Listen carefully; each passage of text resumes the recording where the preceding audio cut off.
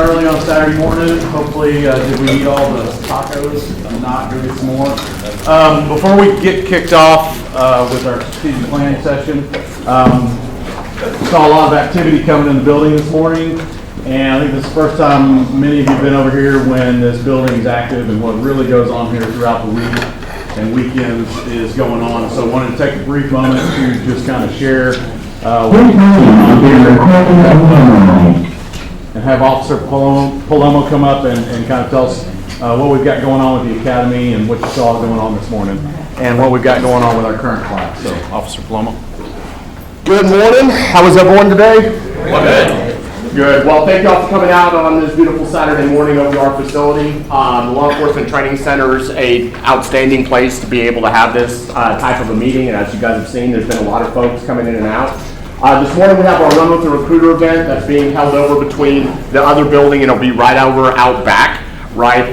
So you'll see some folks in PT gear coming in and out. Our recruiting folks are all over there working hard to be able to get some familiarization with our course, so that way when they come out to test for us in February, they're aware of what those physical standards are for them to be able to get over, to get through our hiring process and give us more applicants. So it's a great thing that they're getting to be able to push out over to the community and get us some insight with our applicants coming in. So inside of our training center right now, we have our next Pearland Police Academy class, which is class 7, which just started out 3 weeks ago. Inside that, we have 9 different agencies represented, including us. We have 27 cadets total inside of that. So Pearland, Leeds City, Brazoria County are common ones that we always have, but we've been very successful with other agencies coming over to us with the interest of having their training done here. So we now have West University that's over here for the first time, and they put 7 cadets over with us. Friendswood just returned. They gave us 1 last class. We're up to 5 from them now. So we have South Houston that they returned back over to us. Deer Park actually sent us over 2 cadets on this one. That's their first time over with us. So Webster is another returning one that come back over. We've had them a couple times before. So we have a lot of agencies represented with us that are hidden.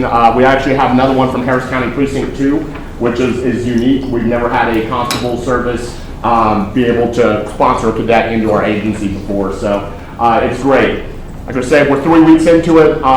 This cadet class is doing amazing. We actually started with 27. We're still there, which is very, very good for this class, because normally we have had at least 1 or 2 drop, if not starting to fail out by this point. So this class is doing phenomenal. But we got a long road ahead of us still. We're still about 25 weeks away from graduation. So you guys get an opportunity. If anybody wants to come by and ever see what goes on over the building when the cadets are here, you can always stop by, right? This building is very different when you see, a whole bunch of police cadets running around and doing their PT and having to be able to, exist in this building with me. So it's a fun time. So short of that, again, guys, thank you all for coming out and looking forward to a good retreat. Thank you, sir. Thank you.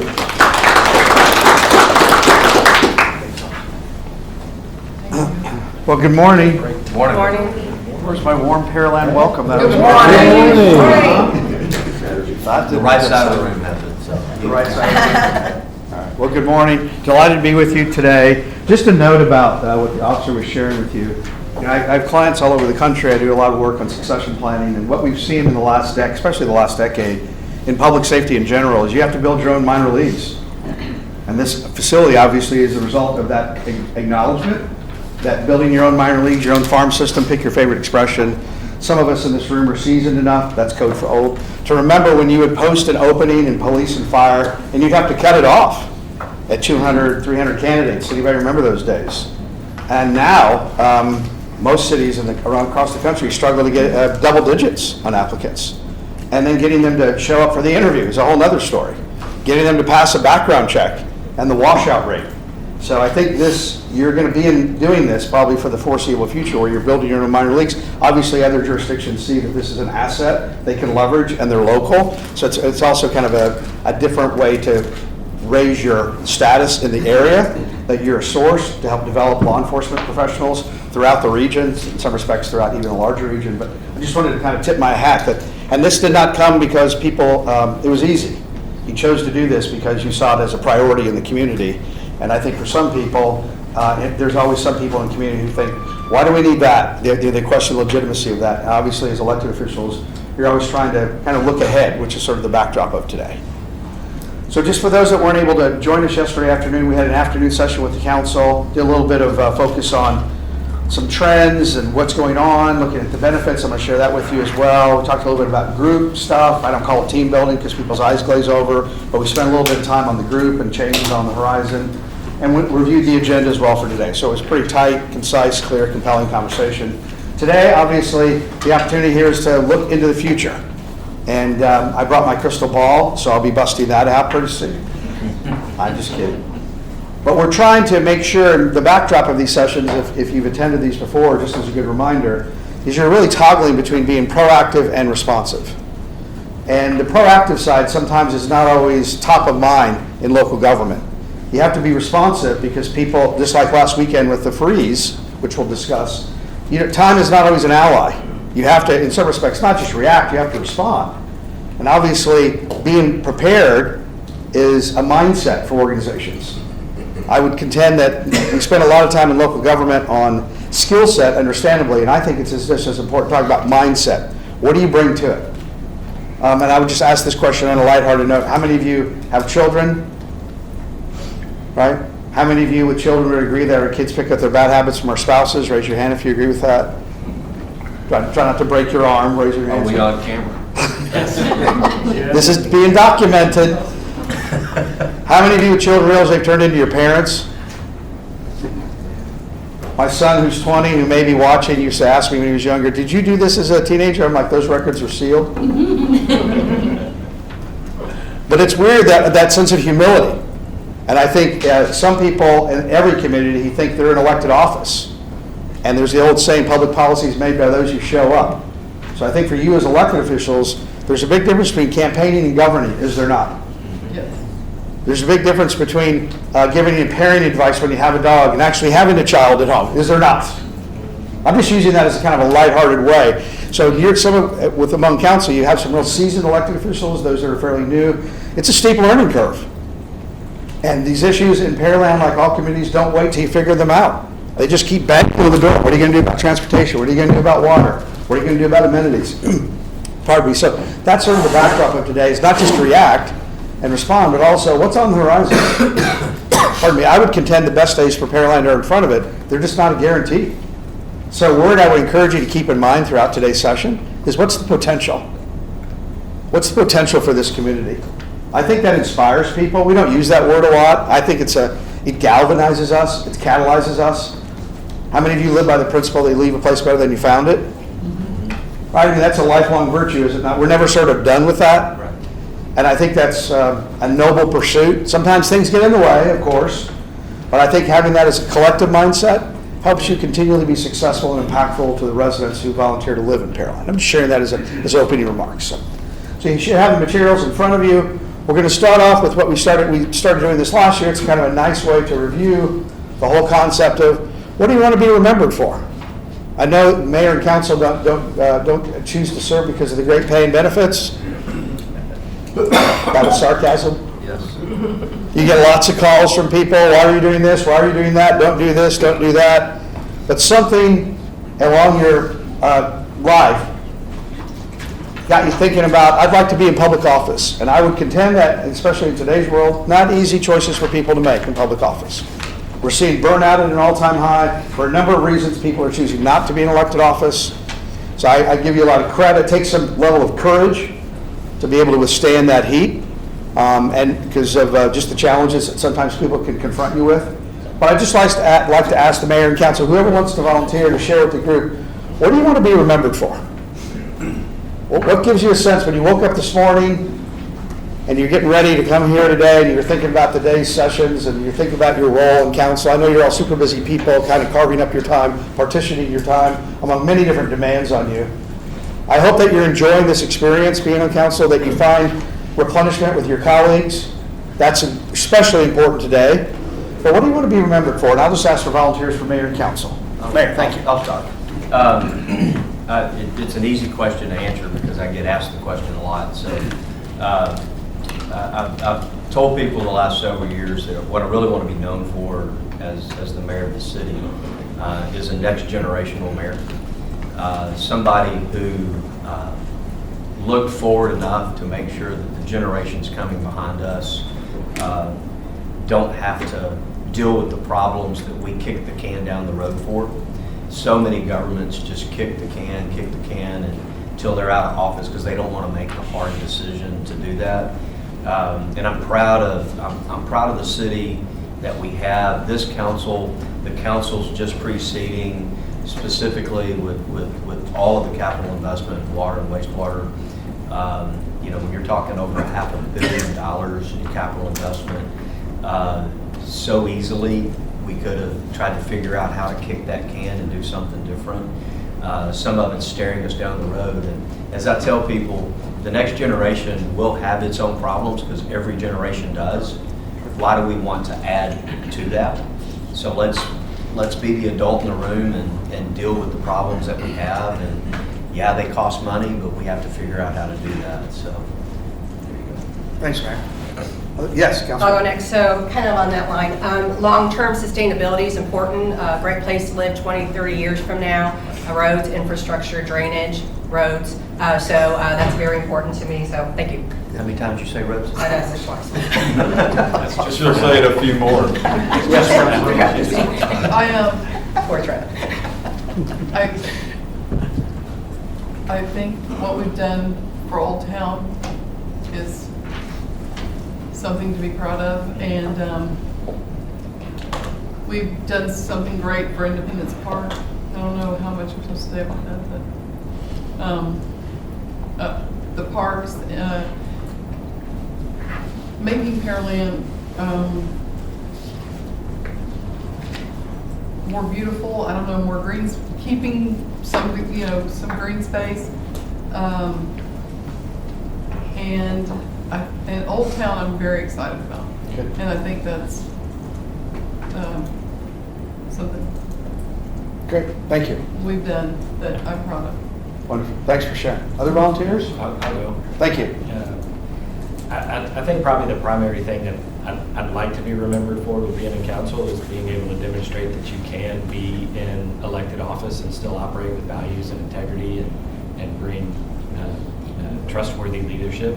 I know nationally and across large swaths of our country at this point, people believe that everybody in government is corrupt and crooked, and there's got to be something going on behind the veil. I'm proud to be part of this council, and I think everybody here operates in that manner, and so that's what I'd like to be remembered for. Very shortly after I got on council, I was told that this group, from some of our longtime residents, is one of the best councils that they have seen help lead this community, and I think that's fantastic. So if I can do my part to help move that forward, that's what I'd like to do. Great, thank you. Yes, Councilman. Other volunteers? Yes, Councilman. Being in the service business and being one of the folks that kind of said we'd like to have customer service in the city, help the citizens when they have issues with the city and take care of their responses and address their issues. Great. Yes, Councilman. I think we sit here and for me, you look up and you see a report one day that says, hey, you're the #1 best place to live in the state and 3rd in the nation. And like that's because of staff and the councils before us. And I think continuing that legacy, focusing on public safety and the infrastructure balanced with the budgetary constraint. If we tax everybody out of house and home and tax the business to death, it might be the best place in the world to live, but nobody can afford to be there. So I think it's that continuing struggle, taking care of today, but looking to the future. Okay. Thank you. Yes, Councilman. For me, I'm the newest member on council, and it's such a pleasure and an honor to be here and sit beside great people. For me, I believe it's all about people. It's all about relationships. It's all about getting to know and listen to people, bridging that gap between confusion or people that just simply don't know how government works and being able to bridge that I'd like to, be remembered, for someone that, maybe united, brought unity into the city, to better prepare the next generation, to want to live here. And then, for me and those that know me, a man of that's faith-driven, known for his integrity, loves to serve, been serving, for many years, and just continue driving the city forward. Just loving on people, staff, city staff, the residents of Pearland, listening, driving it around people. And then, of course, yes, there's a lot of great categories that members of council mentioned that are just as important, but just really doing it from the heart and remembering that we are here to be the voice of the people, and so that's my legacy, what I want people to remember of me. Yeah, thank you. Who else? I don't know. I think sometimes I feel like I shouldn't be remembered because it's 7 of us plus the mayor. I don't think one person who really doesn't, you can't even do anything by yourself, right? I think it's a team effort. So I think as a group, I hope we're remembered as being proactive. That's the word we've been using in our business this year. Be proactive. Don't wait to be reactive. There are going to be situations where we are as a group going to have to react, but I think as a group, if we plan ahead and we're kind of aligned with the same thought and processes and agreeing to what the best solution is, and we work towards it together, I think it's a group effort. So I don't think as an individual I want to be remembered, but as a group I want to be remembered that, hey, they were proactive. Well, thank you all for sharing that. I think we talked to everybody. Obviously, there's a lot of similarity between all of you about the sense of service, the impact, kind of the shared responsibility, a sense of humility, that your contributions may go unnoticed to people. I think I could say with a very high degree of confidence that all of us in this room, staff, council, myself included, we're all kind of nerdy about government, right? We sort of see things that other people don't notice. And I think what we recognize about local government, some of the items you mentioned, they're invisible to the general public. Yet at the same time, they're the backbone of their life. They're highly dependent upon it. And that's part of the opportunity I think you're continually having in these types of sessions, is to the mayor's point and to some of the other points, is you're always trying to look at things that are not always so outward facing. Water and sewer are literally under the ground. Yeah. People don't always notice that. And people are always very, all of us tend to be a little selfish about streets and roads. So what are you fixing my street? That sort of notion. My commute, fill in the blank. I'm a big believer that communities have self-esteem, and when you drive through them, you get a sense. What's the right-of-way feel like? Doesn't have to look fancy, but is it well maintained? Clean. Does it clean, the beautification, the aesthetics, all of that, it gives a feel. I think that's more qualitative than quantitative, and I think, as we all can appreciate, local government plays a role in that pursuit. It's the old saying, when the city is trying to require somebody to comply with the code enforcement and they don't do it themselves, it looks hypocritical. And I think that's a fair characterization. One of the items that many of you mentioned, and I hear this a lot, especially in Texas, when I'm here in Texas, I have a lot of clients in Texas, you all talk a lot about character. And I think one of the words that we're starting to resurface, which is a little bit, to some people it's a little corny, but I think it's a source of strength for people, and that's a sense of pride. If we have the belief that people want to be proud of the work they do, whether it's elected officials, staff, or just members of the public, they want to be proud of their community, they want to be proud of fill in the blank. Sometimes that gets lost, things get in the way of that, but pride is not only a pursuit, but I think it's also a source of energy for people. People draw positive emotional energy, that notion of leaving a place better than you found it. Something we discussed yesterday that I want to set up as we go into this today is the whole notion of, and many of you kind of alluded to this, the ROE, which is the return on experience. Government is an experience provider. I would also contend that everybody in here and all members of your staff, and for that matter, everybody in local government, fundamentally, your role is to be a community builder. Staff, if you join an organization, I might be a police officer, I might be in community development, I might be an accountant, and the employees ask, what's my role here? I think their role is to be a community builder. Now let's talk about your responsibilities in that pursuit. But the city is an experience provider, keeping in mind that some of your employees have to tell the public no. Fair enough? You're both an advocate and a regulator. You are a regulatory agency about some aspects of what you deliver. Some of your employees see people on their worst day. It's a pretty unique portfolio that's hard to compare to any other industry, I would contend, in the country that has such a vast portfolio and a role.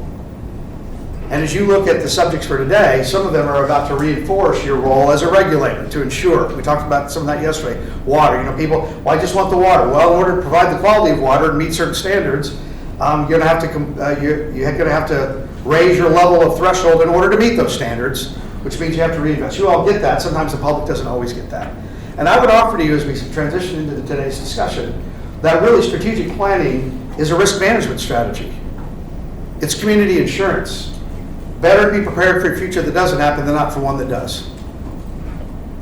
And I see this all the time, and I would offer to you, and I think I've been doing this almost 24 years, that I think one of the primary differentiators between communities that pursue their potential intentionally and those that don't, do this. I've seen cities with bigger budgets, but money masks problems. Some cities think, well, we just had more money. We could do this. Well, if you're not really prudent and thoughtful and deliberate about what you invest the money on in order to get that return to deliver better experience, more money doesn't always translate to better outcomes. Just like more staffing doesn't always translate to better performance. So some people might say, well, why are you doing this? And as I've shared with you the last years, this is like your annual visit to the gym. So hopefully you have on your sneakers and on your fitness trainer. This is how you stay in shape. You don't let things linger. Before you know it, oh my gosh, you got to rehabilitate. So this isn't deficit closing. This is to capitalize on your strengths, of which you have many. And if you simply come out of today's session reaffirming the initiatives already underway, there's value in that.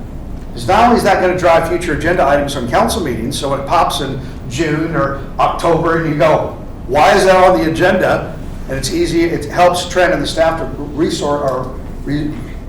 to help you kind of reconsider that the reason that's on the council agenda is because it was established in the strategic plan. That wasn't just some sort of wild hair that Trent had and said, let's put it on the agenda.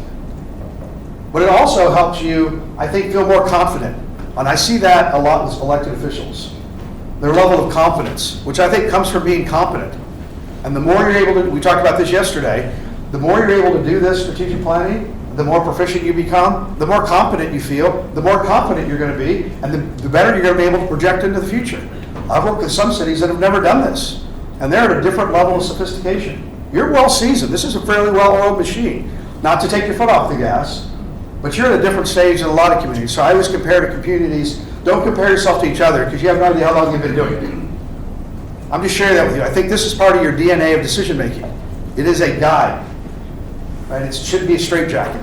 So I hope that gives you some sense as we go into this discussion. And as I shared with you all during these pre-session phone calls, if these issues were easily solved, you would have already done it. Some of the items that may come up today, you might be scratching your head, and that's okay. It gets a little messy. And I just want to remind you before we get into this, some of you kind of alluded to this. There's two different ways of thinking, at least. There is one way of thinking, which is convergent. There's an issue, there's an opportunity, there's a challenge. By the way, spell check applies to the balance of the day. Convergent, you get to the answer. Right? And another way of thinking, not better or worse, just different. There's an issue, there's an opportunity, there's a challenge. This is divergent. Here's an answer, here's an answer, here's an answer, here's an answer. Engineers in the room, raise your hand. Any engineers in the room? Put away your slide rule, raise your hand. Come on, Lorenzo. You're the only engineer? Finance people, I know we have some finance people in the room, raise your hand.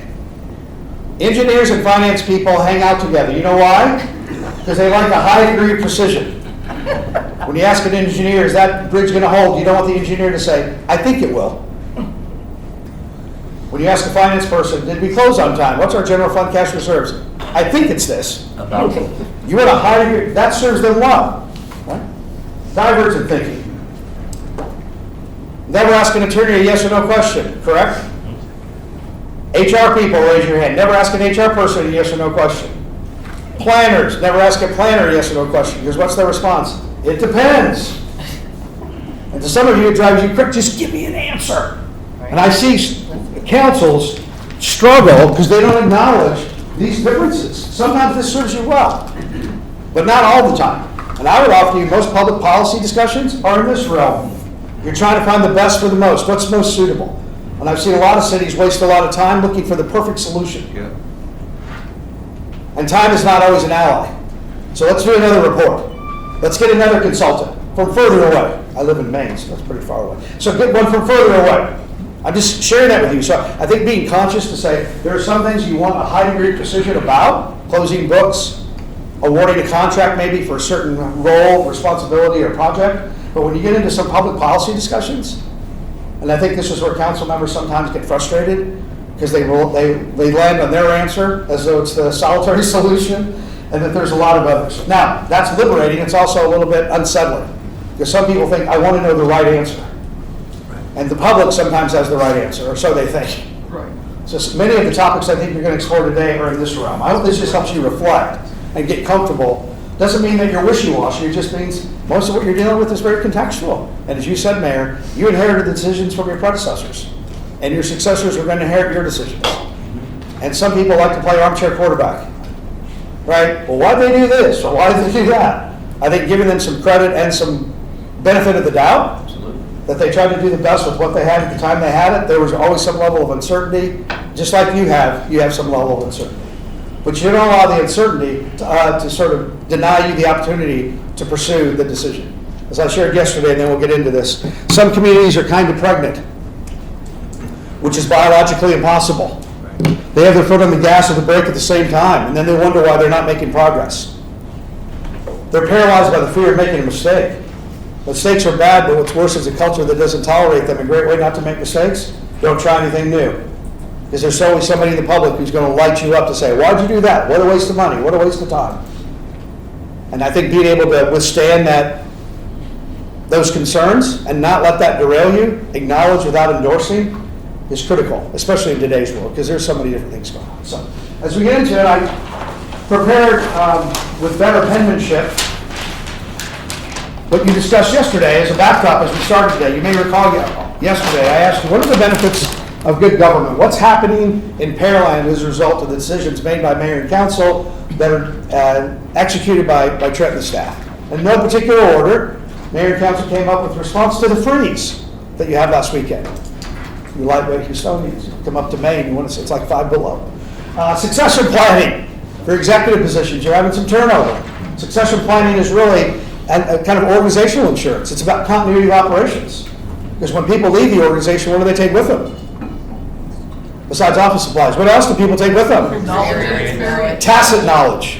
I would offer you can replace credentials. It's hard to replace the Pearland way. There's a lot of tacit knowledge in people's heads. It's often not chronicled. And I use the example of teaching somebody to ride a bike or drive a car. Most of that is tacit knowledge. You don't give your 5-year-old, here's a manual, go ride your bike. I know that sounds ridiculous, and I think in government, and Stafford I think would reaffirm this, much of what they do is based on their interpretation. It's not always about policy, it's about principles and experience and expertise, very contextual. We also talked about the water and wastewater treatment plant. Maybe next year we can have a session at the wastewater treatment plant. There seemed to be a lot of energy about the wastewater. I'm just teasing about that. It was an interesting discussion, staff, yesterday about the We can do the water wastewater plant. treatment We'll do the plant. water plant. Water plant. Yeah. Not the Not wastewater. the, okay. As I had a utilities director tell me long ago in a galaxy far away when I was in city management, the wastewater treatment plant was the rotating salad bar. I'll leave it at that. He had an interesting sense of humor. Talked about drainage. Literally, people don't notice that until their backyard floods. Then why don't we have drainage? And that's an ongoing concern for a lot of communities. If anything, that's an area that's becoming even more hotly contested. Because people think, why do I have to pay for drainage in another part of the community when I don't directly benefit? Right? And I think how you unknot that thread is an ongoing kind of a political conversation. Public safety. So many dimensions to that. Both with police and fire, your community outreach, all the different impacts you're having through the deployment of services, safety and security, which is less about, I would say, it's less about quantification and more about people's interpretation. As we know, people don't base their opinion on facts. They base it on feelings, what was online, what their neighbors are saying. So you're always in the realm of what's your role in public safety, what you're doing. Streets and roads. So, streets and roads. I don't know who brought that up, but it came up once or twice. I'm not sure what the over-under is today by FanDuel on streets and roads, but I think it's pretty high. I'm just teasing. Mona's just trying to get a Chavarita lane, that's all. Renamed Magnolia. Customer service, by the way, let me just pause here. One of the things that I think you all, is one of your key ingredients, I work with a lot of councils, and some they don't want to be in the same room with each other. I've done them where it's people have got up and walked out. I mean, there's a lot of acrimony. I would offer that humor is the lubricant to good group relations. Being able to laugh at yourself, right? We all kind of have our idiosyncrasies. I'm sure we can get your loved ones on the phone right now and find out what they are. But I think that humor helps. What you do is seriously important, but I think the humor helps turn down the temperature. So be mindful of that as a priority, that you continually foster that with relationships. I got to feel we're going to have to be separated, you three, sometime today. But I would, some of you have been on groups before where you cut the tension with a knife. Whatever, it might be you're a faith-based organization or a nonprofit or a council or whatever group. And you just, I had this saying that the hallmark of a well-run group is conversations happen in the room, not in the hallway. Too many conversations happen in the hallway, trust is absent, and trust is fragile. Customer service was mentioned yesterday. You are a service-centric organization. You're a demand-based organization. So what you're delivering and how you're delivering it. The hiring and onboarding of the organization, how you're bringing people into the organization, being more discerning, being more selective. And I shared this lighthearted comment yesterday. Hiring is like dating. You get what you look for. So never marry the bad date. And I think sometimes we overestimate what you're going to be able to do. Because who's the only person on the planet you can change? Yourself. And I think sometimes we overestimate, I'll change him, I'll change her. How'd that go? So I think being more selective is going to allow you to it's going to narrow the pool of candidates, but the people that you hire into the organization are likely going to be more successful sooner because there's an alignment of fit. And then placemaking. Had a good conversation yesterday about placemaking. What people in some respects are craving, a sense of community, a communal experience. My own estimate, I have nothing to base this on except, trends, but I think the next thing to go by the boards are movie theaters. Even though AMC just reported high numbers, yeah, you're reporting high numbers because you're raising ticket prices. I'm not sure you're getting more people in the door. But we have a whole generation of people that really don't go to movie theaters.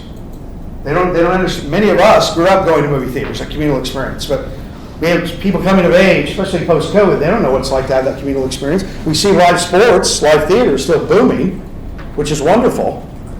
And I think communities, we talked yesterday about the library and what that's doing to create a sense of place. I think you're going to continually see those opportunities. And I mentioned some of us were at the West Pearland Library on Thursday. And as you just walk through the facility, and I bet if we went 2 or 3 consecutive days, we'd see the same people, young people studying, young kids in there for programming, older people there to kind of socialize and network with other people. It's a gathering place. And I think that's where libraries, as we talked about yesterday, just so the whole group understands, they're probably going to be even more pivotal, creating a sense of, and celebrations. I always find it disappointing when cities' budgets get tight, the first thing they whack are events. And I think that's where residents gather, kind of replenish their own self-esteem. Plus it allows you to go out and mingle with people that you may not always see, whether it's fireworks or an Easter egg hunt or Halloween fest. Those events give people a sense that our community is thriving. Our best days are in front of it. I think it's restorative to a lot of people. I'm just sharing that with you as a point of view. So these are the benefits of good government. And I would offer, just to reinforce what we talked about yesterday, these are also fragile. These are not automatic. Achieving these outcomes are the result of the decisions you make and the staff executes. And that's, in some respects, what you're trying to do today, to make sure that you're successful by choice, not by chance. Hard to replicate serendipity. So you want to be successful by choice. So anything else to add to this? Maybe it occurred to you last night, or maybe as I'm walking through this morning, other benefits of good government? And that would open this up to the entire room. Yeah, I would add culture creation. Culture creation, okay. I seem to be hearing a lot more that the interaction with the city of Pearland, whether it be from residents or from the development world, especially for people who haven't been around for a while and they kind of show back up, is night and day of what it used to be. It used to be very difficult to get anything done. It used to be very difficult to get answers to things. And that has a lot to do with the culture that's been created within the organization led by CMO's office. But I think that's been a huge change in the community. Good. Yeah, a lot of governments are very rule-centric, and I think what you're seeing here, you're very result-centric. That's a shifted mindset. So, thank you. Any other want to share? I think last year, Victor and his team rolled out like the new financial reporting. If you look at your Thursday packet and look at the financials.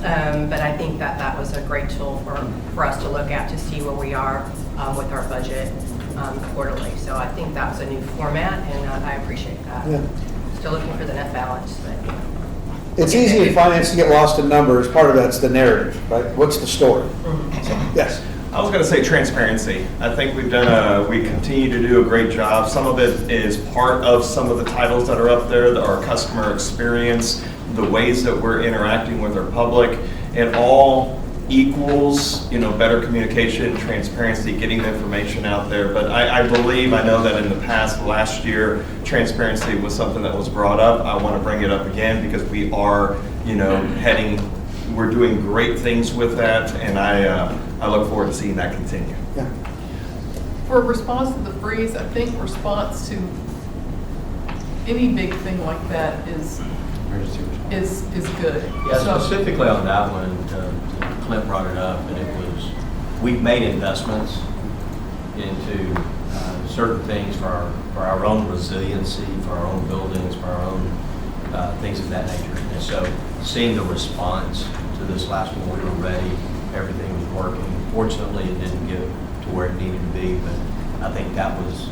No, we- but we- what- Yeah, I know. what Lenny's trying to say we is made in these, general. But then in general, just going back to Peter and his team and how it doesn't matter what comes along the way, being prepared. We're prepared. Right. I don't want to jinx it by saying we're prepared, for anything, but that's the mindset, and that's where you have to be. Yeah.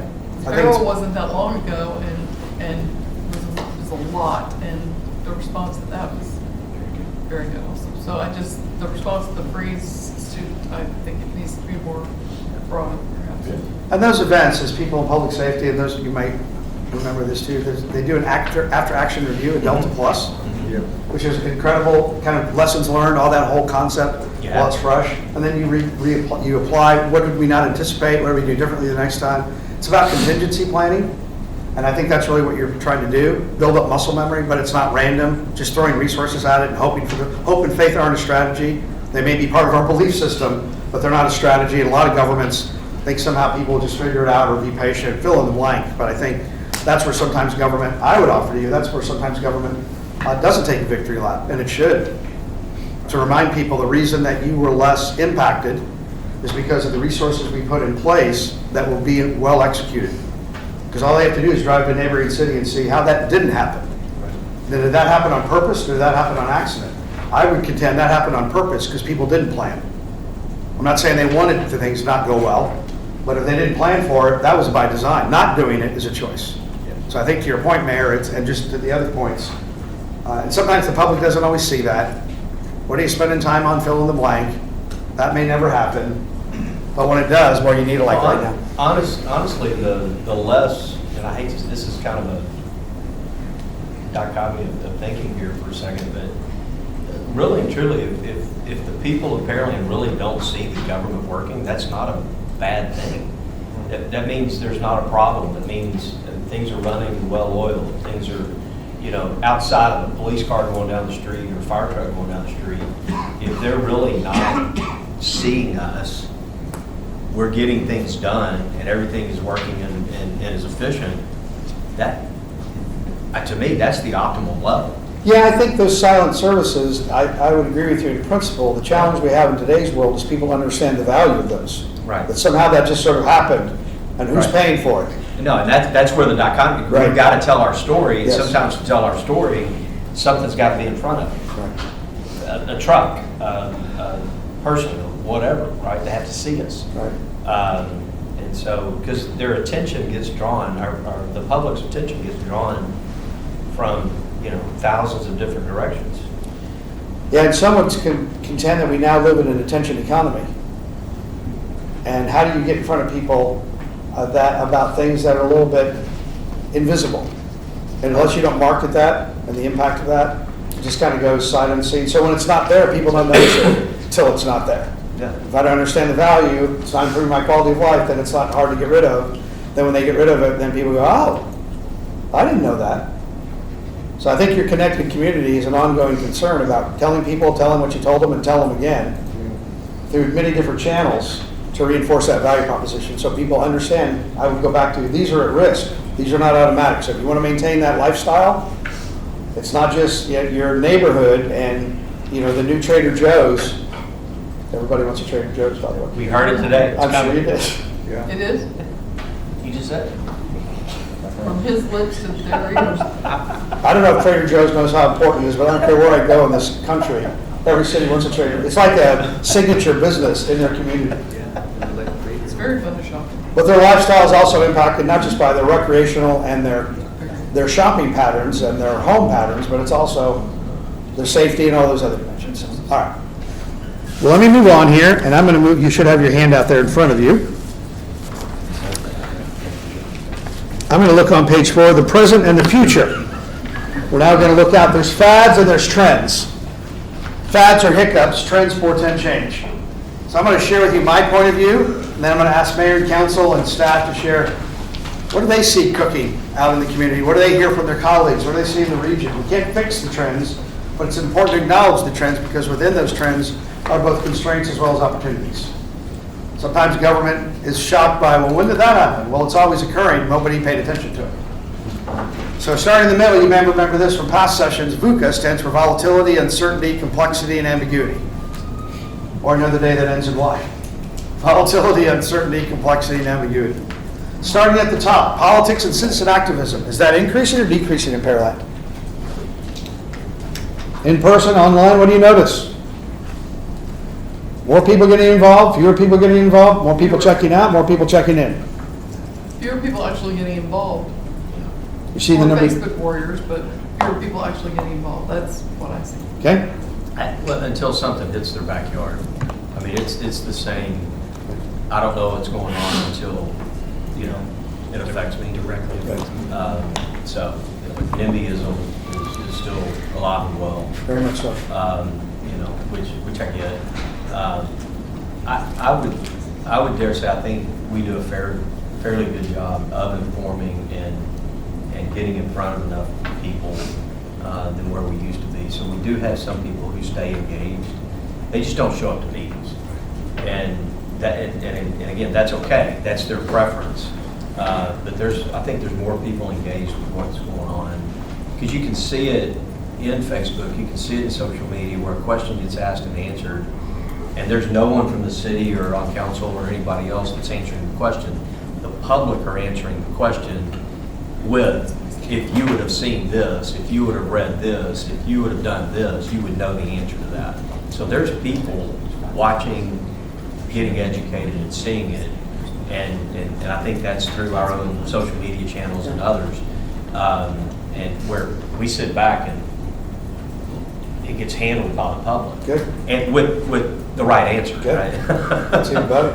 But I mean, what I really specifically meant, it seems like fewer people are running for our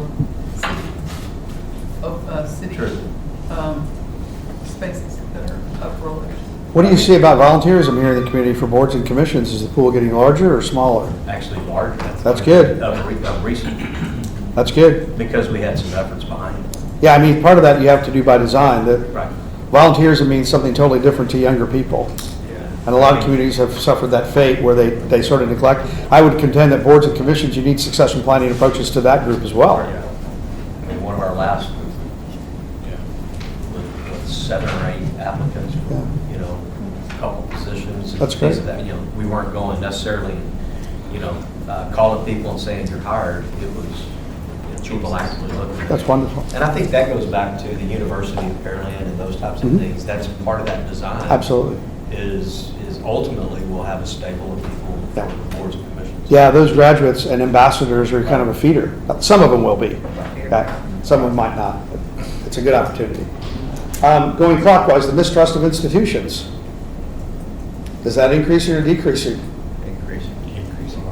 Yeah, I think people make these broad sweeping generalizations about government as though it's one entity. And other entities as well. A little bit of mistrust. We're seeing some backlash against corporate America. Yeah. So it's not just government as an institution, large organizations are institutions. Universities, you fill in the blank. This mistrust has been continuing for decades. There's hiccups, but it continues. The evolving economy. What direction is that going? Yes. Right. Depends on who you talk to. Yes. That's what I was about to say, in my world and in my business world, it's very uncertain, very ambiguous. All of the traditional markers of the Fed does this, this happens, and aren't happening. So it's rather confusing. It's not a typical economy right now. Yeah, I think economists, Harry Truman had this famous quote about economists when he was in office. He said, "I'm looking for a one-armed economist," because they always say, "on the other hand." So, not to be insensitive about that, but what we're finding from economists, leading economists, is I think they're as puzzled as anybody about, especially post-COVID, people's spending habits. I think they saw what it might stall. I'm on airplanes every week. Every flight is full. People are still traveling for recreation and business. So the airline industry, in some respects, is booming in that sense. Right. We're not seeing a hiccup. And that's usually one of the first things that is an indicator, is people stop the discretionary spending, going on vacation. But at the same time, the last, GDP increase was 4%. Yeah. When you hit those numbers, it's roaring, to your point. At least it should be. So these- I'll say this, a little controversial, I can't back it up, but I'm gonna say it anyway. I think at some level, it's manipulation of the actual economy. Oh, okay. Depending on who's in office, depending on various things, I think there's a manipulation of the actual economy. And it goes back to, but yet our sales tax is increasing. So if it was really in the toilet, sales tax wouldn't be increasing. There goes to that distrust of government. Yeah, but that could be also the same thing as AMC, costs have gone through the roof. Yes.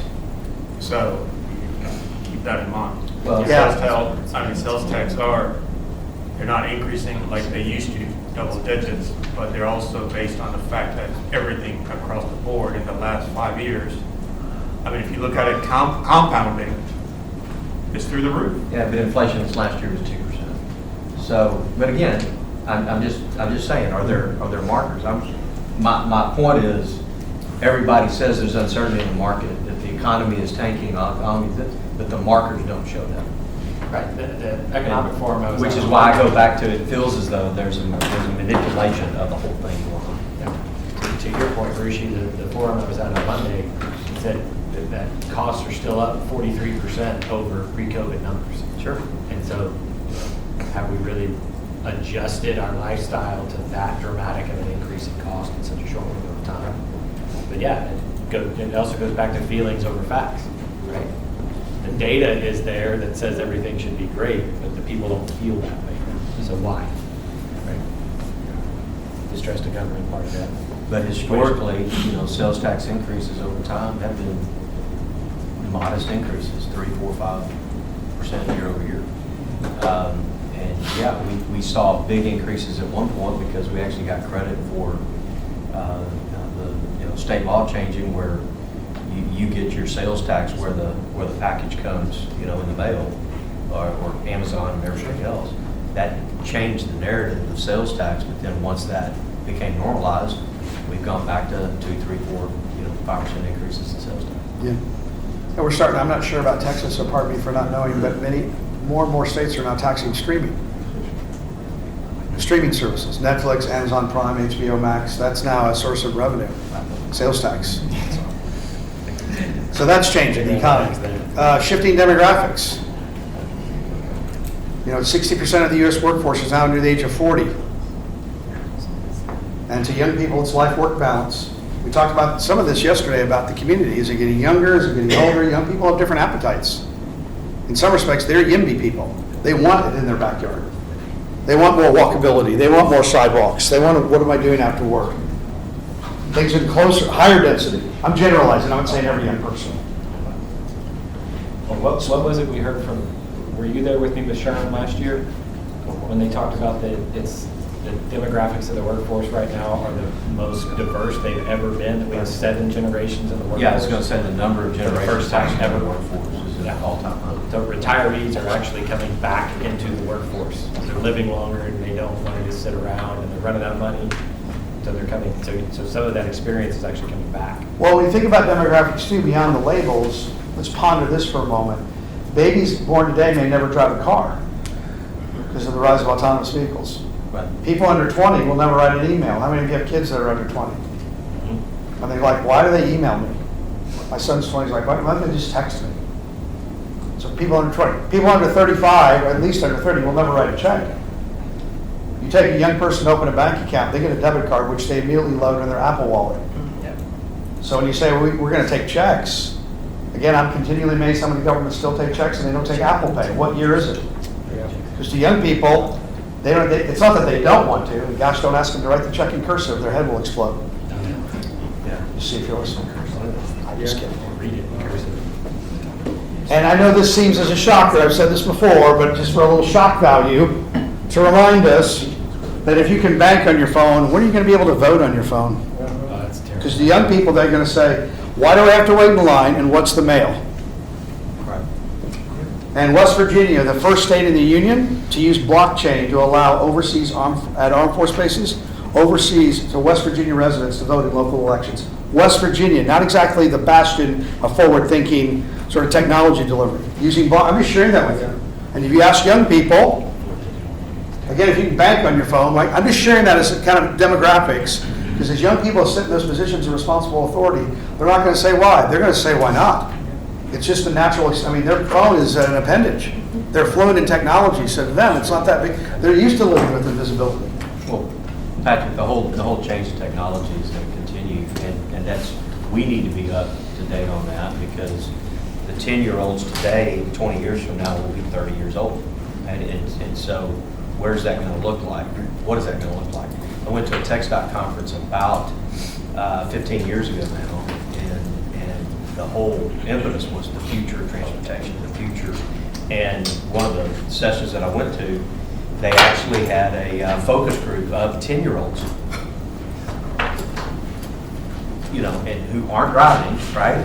But when you're 30, so 20 years, so that focus group will be 30 5 years from now.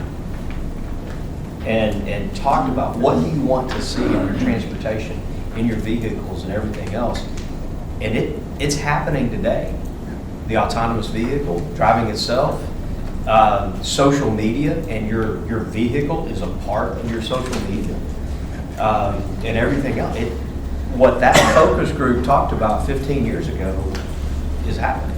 Yeah, I rent cars all the time on my business trips, and cars are now mobile devices. That's just because who's designing cars? Younger people. Some of us in this room were thrilled when we got power steering. Anybody remember that? Yeah. Anybody learn to drive on a manual stick shift? No power steering, no power brakes. The steering wheel's about like this. And the first place your dad took you was on a hill. Yeah. Anybody remember those days? Didn't last very long. And speaking of that, more and more young people are waiting to get their driver's license till they're 17, till they're 18, till they're 19. How many of you in this room, when you turned 16, that day you went to the DMV and got your driver's license? Young people today, I saw this with my son's friends. He got his. A lot of his friends put it off. Somebody else would drive. So we're seeing, these demographics are not just about kind of the goofy things, but it's also their lifestyle and what they bring to the table. I shared with you yesterday, I have a lot of clients in California, and one of my clients there is this 5-member council, city of about 60,000 in LA area, and all 5 members of the council are under the age of 40, and the youngest is 22. And so they're just, not better or worse, it's just different. They look at things through a different lens, because we're all a product of the times in which we grew up. Just sharing that with you, right? So as this community turns, as the council starts to turn, you might start to see some different topics, different approaches to kind of dispel the notion we've always done it that way, which can be a real choke point for communities. Because comfort can breed complacency. We're all creatures of comfort. The service delivery, to the point. I'm sure as staff would contend when they go to a state or national conference. I went to ICMA last fall, the International City County Management Association. It was in Tampa. Some of you were there. You know, you go up to the exhibit hall, even TML or TCMA or, you know, the alphabet soup. Most of the vendors are software sales, which is a big change. It used to be engineering and heavy equipment. I would say now 80% of their vendors in those exhibit halls are selling software, which tells you they see money on the table. And there's an app for that. No matter what you're doing, there's some sort of app. So, and to the public, some of them say, why do we have to come down to City Hall? Can I do this online? You know, what's the city's e-commerce strategy? I was in Denton a couple of years ago working with their council. And they were talking about, you were saying, being more business friendly. Sound familiar? I've never got a contractor that got a permit fast enough. Have you? So it's always the permitting process. Architects, planners, all that, right? Just that whole ecosystem. And one of the things they started digging into was they were looking at the zip codes of visitors to their community development website. And what they were finding is they were getting zip codes from around the world, which told them that they need to be open all the time. Because they got people on totally different time zones looking to invest in Denton. They can't wait till somebody's in the office. I'm just sharing that with you. So it really kind of was transformative in their approach about the content and the delivery of information and services on that website.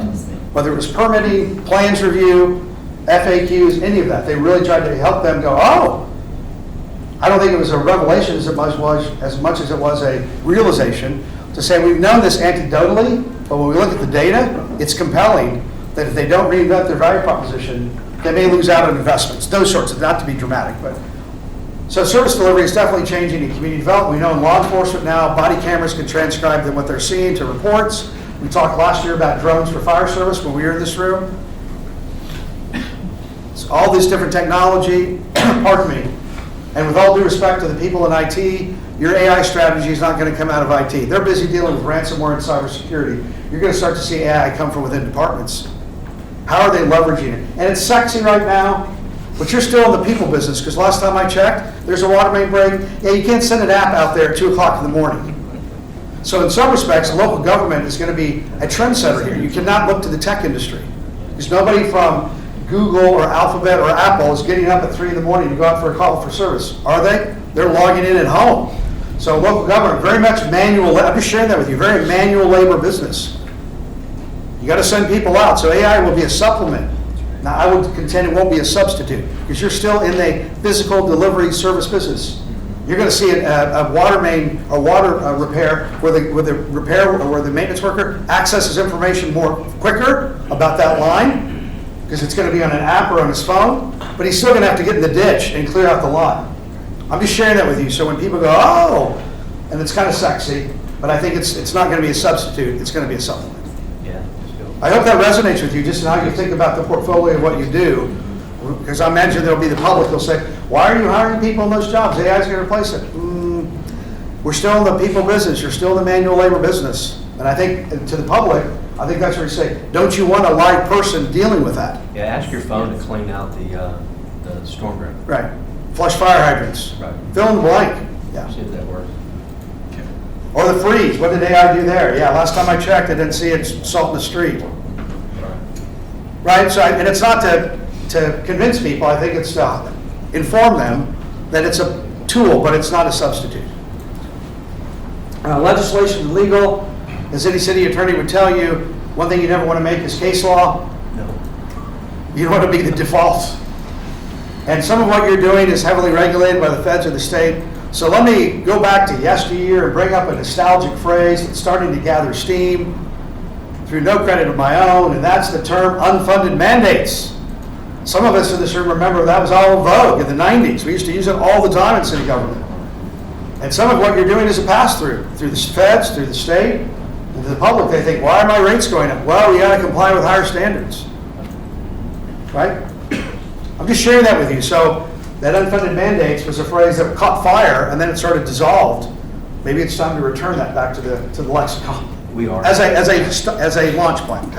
We do. Yeah. And then, last but not least, social media. If Facebook was a country, it'd be the world's third largest. China, India, Facebook. So what time is it, right? It's exploding. Kind of scary. Yeah, it is kind of unsettling. And with the convergence of social media and AI, it's anybody's ball game.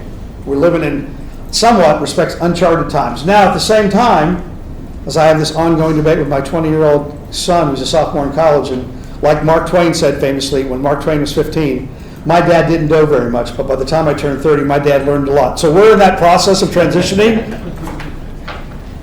So when I talked to Maximilian, and he says, Dad, AI is going to change everything. I'm like, well, people said that about the radio. Then they said that about television. Until I was 9 years old, my name was Change the Channel. Anybody the remote? For the 3 channels we had in our house. And then you bust that off and use a pair of pliers, and somehow we survived. And then my dad talking to me about being on the telephone. What are you on the phone so long for? For the avocado green, what were the colors? There was like 3 colors, all handheld. Yellow, there was 3 phones. Colors of phones. Then television, right? All that's happening. Then came the internet. Anybody remember the super information highway? Remember that's what it was first called? In the late 90s and 2000, look at the young people thinking. And that noise to get on it. Yeah, the dial-up. Yeah, like a fax machine. I had a client ask me the other day, what's your fax number? And I said, what year is it there?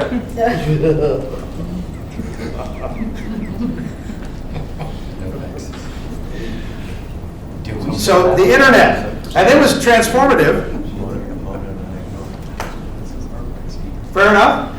The internet was transformative. We learned, we're human beings, we're highly adaptable. We learn how to optimize and maximize and navigate and maneuver. AI is very sexy. The 5 stocks that are driving Wall Street are AI connected, so we know that. Huge investment. But if we overreact, I think then it just frightens people. I think it's how do you leverage that? And social media is part of that, I would say, that ecosystem in some respects.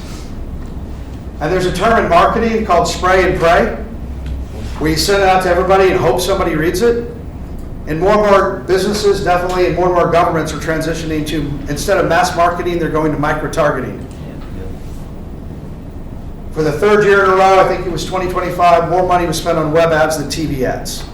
And we're just going to see that will be trending. Now the only TV ads we remember are the Super Bowl ads. Right? Yeah. How about those Texans? So the Super Bowl ads. I just had to get my dig in there a little bit. Stop throwing stuff at you here in a minute. I'm assured clear distance here. So what do you notice? What are you hearing from businesses? This is my version as we discuss this. We can't fix the trends, but what else are you noticing? What are you reading? What are you hearing? What are you watching? What are you hearing from neighbors? How about business owners? What are business owners in Pearline sharing? Used to be they can't find anybody to work. First time we've seen most of our lives where businesses are now closing because they can't find somebody. They're open 12 to 8, Monday through Friday, because they don't want people to work. They can't find people, and they don't want to pay overtime, so they're closed on the weekends. I'm just using that as an example. We've never really seen that. I think from our BizConnect program, we hear kind of the same things routinely through the business community. And I'm talking about kind of the primary employers, that we visit with. And workforce development training is a key for all of them. Finding people who are employable is still very difficult. They all, at some level, have attention to AI and how it's affecting their business, how it's going to affect their workforce, how it's going to affect all of that. I will say, because we ask the question often from the city's perspective, what, where, and how are we helpful, impediment, all those kind of things, and we really don't get much. The the city's not really being an impediment or anything of that nature for most of them. Good. There's always going to be the one-off Sure. where there's something that goes on. And then power distribution in some of our larger folks out in Lower Kirby, power distribution is a huge deal, because if they have a glitch in power, it could cost millions.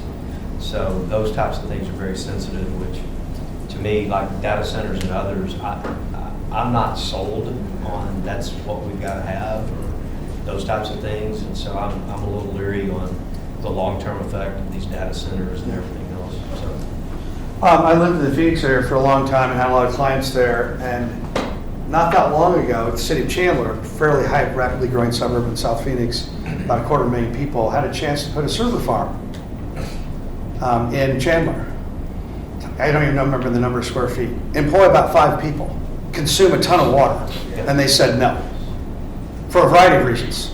Beyond the property tax, which was they were going to get huge rebates, so what's the point? They were not going to be a large employer. They were going to consume a lot of water, and the impact on their budget was going to be not in a positive way. So I think to your point, we're seeing that more and more around the country, around data centers.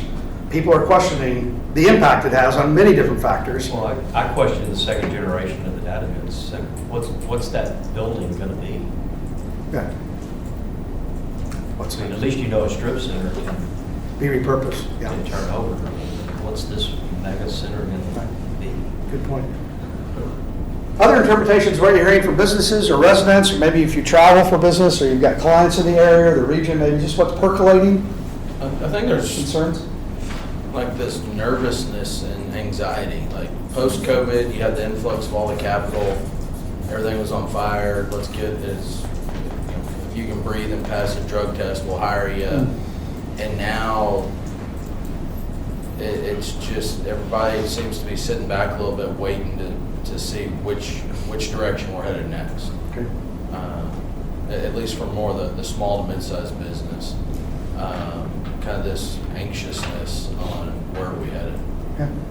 I agree. I think that, the unknown, inflation, what's happening with that, costs of the shipping containers coming across, what is that doing to the goods? There's a lot of businesses that are trying to forecast.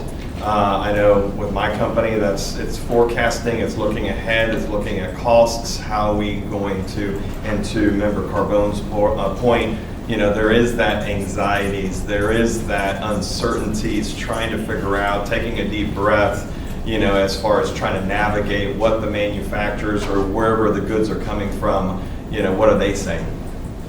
Yeah, it's an interesting situation we're in, right? There seems to be a lot of ambiguity, and we know markets don't like that, businesses don't like that, kind of is another choke point. If in doubt, I'm good. It's kind of managing risk thoughtfully. And what private business, Shell was actually the company years ago that coined this phrase, and they were sort of a leader in the industry because they're a multinational company dealing with all sorts of things, as we know well. And I mentioned this in passing yesterday, and it's not apples to apples, but the concept of scenario planning, contingency planning. Governments that's not always their strong suit. You all have flirted with that the last few years. Kind of what's plan B? Not to be a doom and gloomer, but to also understand that the growth, whether it's the budget on the revenue side or the volatility of the economy or the aggressiveness of the state and whatever they're trying to do, is trying to say, what are our scenarios? How will we handle that? You do that on emergency planning, a hurricane, we're going to do this. Ice storm, you're going to do that. That's a little bit more of an event-based. So it happens, you respond.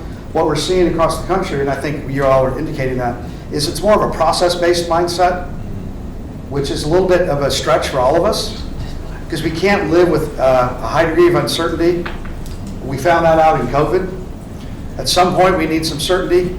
That's what I was going to say. COVID, I think, as much as there was a lot of negative, or there's a lot of sadness because lives were lost and so forth, but as far as from a business standpoint or economic standpoint, it was a reboot for the whole world.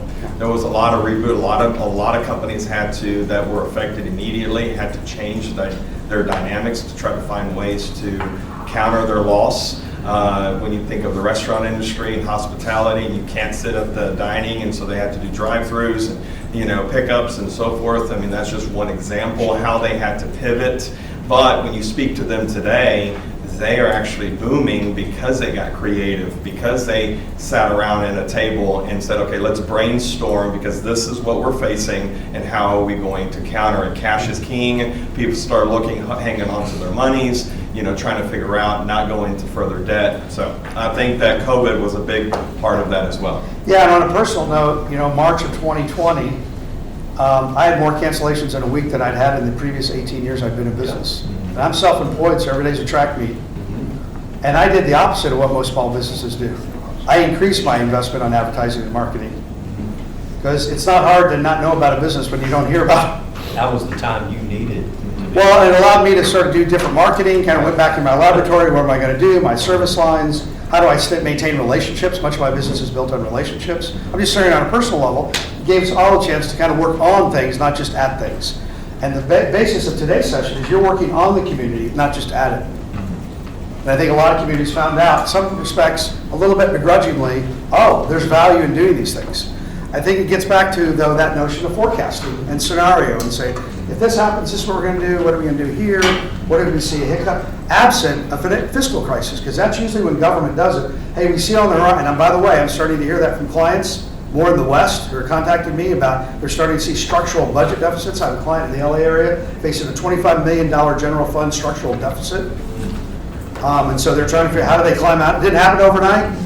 I'm just sharing that with you. And so they're trying to deal with it and say, what do we do structurally? Tough decisions they're going to have to make about many different things. But back to the point, Mayor, it's trying to be more of a longer time horizon, not overcommit. Easy to say, but then some of that times you just inherit that. But I imagine if I'm with them next month, they're going to have some really tough decisions to make they may not have a lot of experience in making. It's not and so most governments, when they look on the horizon, oh my gosh, then there's the emotional impact. Oh my gosh, we're going to have to do things. But then as soon as it clears, we're good. And they go back to business as usual. And then they build up things. And then, so I think to your credit, it's trying to be disciplined, not getting over your skis, pick your favorite idiom expression. But I think it's that forecasting. Well, and I think Laney brought this up yesterday about placemaking. That seems to be a trend that keeps coming up as well. That we hear the term walkability a lot.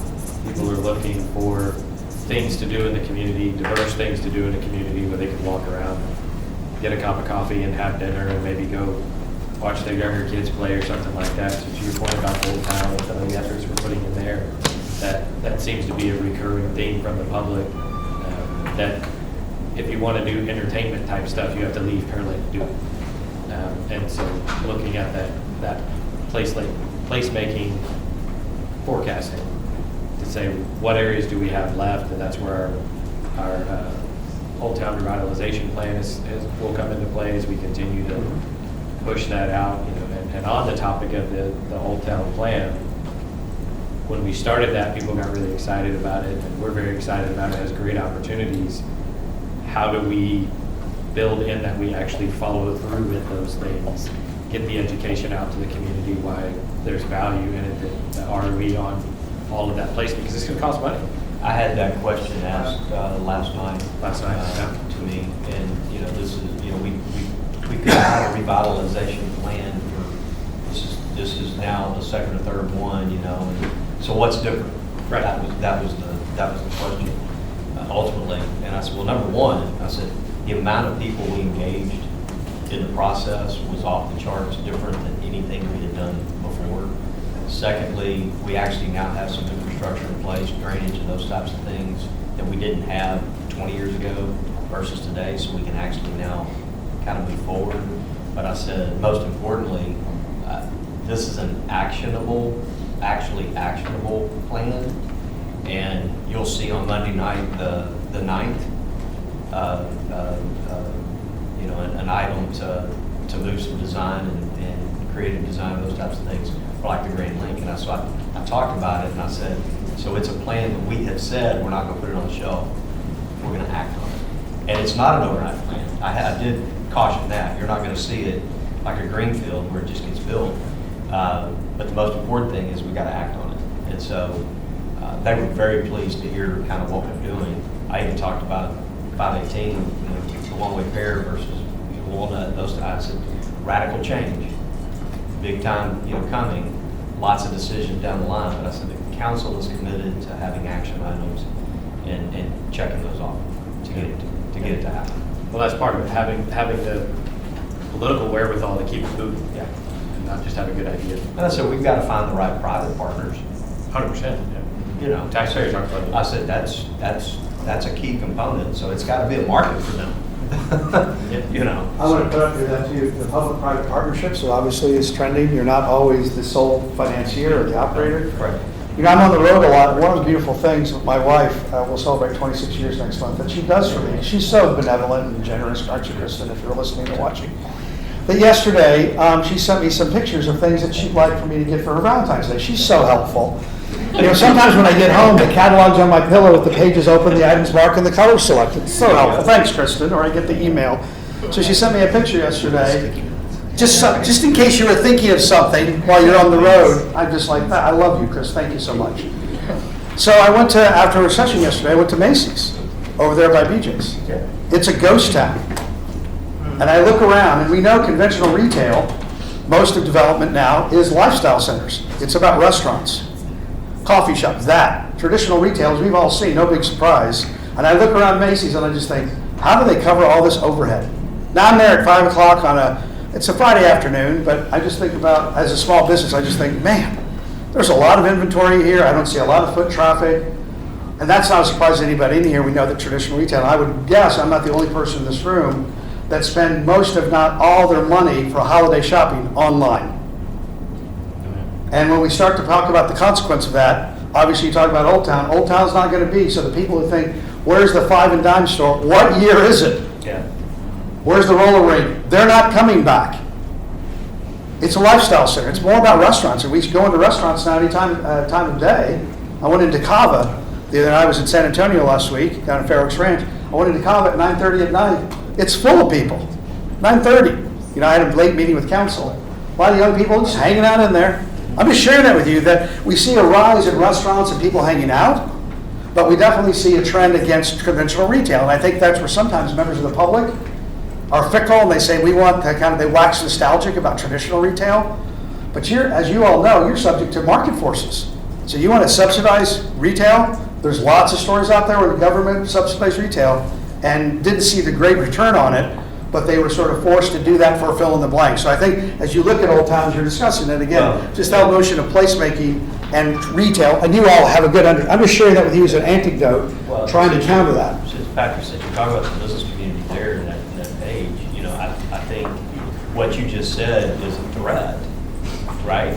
I mean, what's going to happen to some of the big box if and when, right? Now, we keep getting reports that the town center is doing well as far as their portfolio is concerned, but every Monday that passes by and Macy's and Dillard's is not on the chopping block, and if that were to happen, what happens to that whole center? And now, it's not ours, it's in private hands, but, what is their plan B or C or D, if that were to happen? And so that's a threat, to our local economy if and when something like that happens. Dave and Buster's main event. No, you're exactly right. I mean, it turned into an entertainment thing. Right. Yeah. Hopefully. Yeah, we're seeing more and more destination entertainment centers, recreation, dining. Again, and we have 2 generations coming of age that don't even understand conventional retail. Well, it even goes to zoning. It goes to land use and comprehensive planning. If you're a city that's experiencing massive growth like Iowa Colony, Manville, and the like, my thoughts to them is, I wouldn't necessarily plan lots of big box retail. Now, you're going to have some grocers because that's going to be there. But I said I wouldn't necessarily plan for just thousands of acres of big box retail. It's not going to happen. Yes. Patrick, yesterday you mentioned you're seeing some EDCs focusing on residential that helps drive Retail? retail. Yeah. Now that Matt's in the room, can you hit on that? Yeah, I was just sharing yesterday that, the conventional wisdom is that retail chases rooftops. And for generations, local governments did not have, as part of their economic development strategy, residential development. They left it to the market. They did zoning, but that was about it. And for a variety of reasons, more cities are now being more intentional, whether it's about vertical growth, multifamily zoning, because they know depending on the type of housing goes in, it's going to generate a certain retailer. Some that they may want, some that they may not want. So they're trying to look at residential development no different than commercial and industrial land for economic development. I'm just sharing that as a trend. I don't think the city's shocked, but for a long time that was not part of their strategy. They left it to the market, but they're trying to be more conscious to say, what kind of retailers do we want coming to that part of town? Because we know they're going to follow. It's an algorithm. They're going to look at discretionary spending, traffic patterns, and if you get a certain high-density zoning, guess what kind of retailers you're going to get? I think in some ways, with the Smith Ranch Road and funding the bid dollars through EDC, it's not a direct inducement, but it's the impetus to make that happen. So, EDC's been involved in that one a little bit. I just thought of that one as one we're there, because that was the natural to figure out that donut hole. And I think maybe, not now, but having that intentional discussion to say, okay, if everybody wants a Trader Joe's or this or that, absent the city stepping in and incentivizing it, which I don't think makes sense, what can we do? Not incentivizing residential, but at least, okay, if we want this type of place here, what does supporting residential look like? And is our UDC and zoning and everything set up to get us there? Yeah, I think, like, for example, the support would be allowing higher density or whatever to make that happen. Not necessarily cash inducements, but allowing something in our rules that, as a result of that, this would happen. And if you want a Trader Joe's, you're going to have to be higher density. Right. Yeah. And I would share that trending across the country, and has the last few years, is higher density and vertical growth for a number of reasons. And that's what Pearline Town Center told us for that apartment complex south of it. So the point here was just trying to flush out, we'll come back to these. Okay, Yes. So those are in C4 and C5, I would say, of our economic development strategic plan, what we're talking about here. Yeah, I think if you look at the broad overall look at Old Town, there was infrastructure money put into that by EDC that supported Sullivan. So I think fruits of that, they can take a long time to ripen with all the other stuff we got planned in Old Town, but also what we're looking at in the PCD development. So I think we got bits and pieces of that, but absolutely, I think we got to take probably a broader, more specific look at it. Well, I think we'll hear the Trader Joe's comment, with PCD, and it's going to be the density and, but yeah. And that's the balancing act on council, is because all the current residents want these certain set of amenities and stores and everything, but nobody wants multifamily in their backyard. Right. And it's, how do we navigate that? Right. And in the right location? and what's coming down. Right, yeah. Well, the intent here was to flush out these trends. We can't fix them. I think it reminds us that there are some things that are happening despite your best intentions. They're driven by the market or habits or many different factors, demographics. Within these are both opportunities and constraints. And I think that's where we want to be mindful as we look at the strategic plan, to not have, this should reduce your blind spots. Say, that sounds like a really good idea if we do this. Is it going to be supported? And I say in a very lighthearted way, and this is an easy call, I'm not going down a limb or anything to say this, cities don't build tennis courts anymore, they build pickleball courts. And I'm married to a pickleball player. My advice is don't get between a pickleball player and their paddle. This is serious business.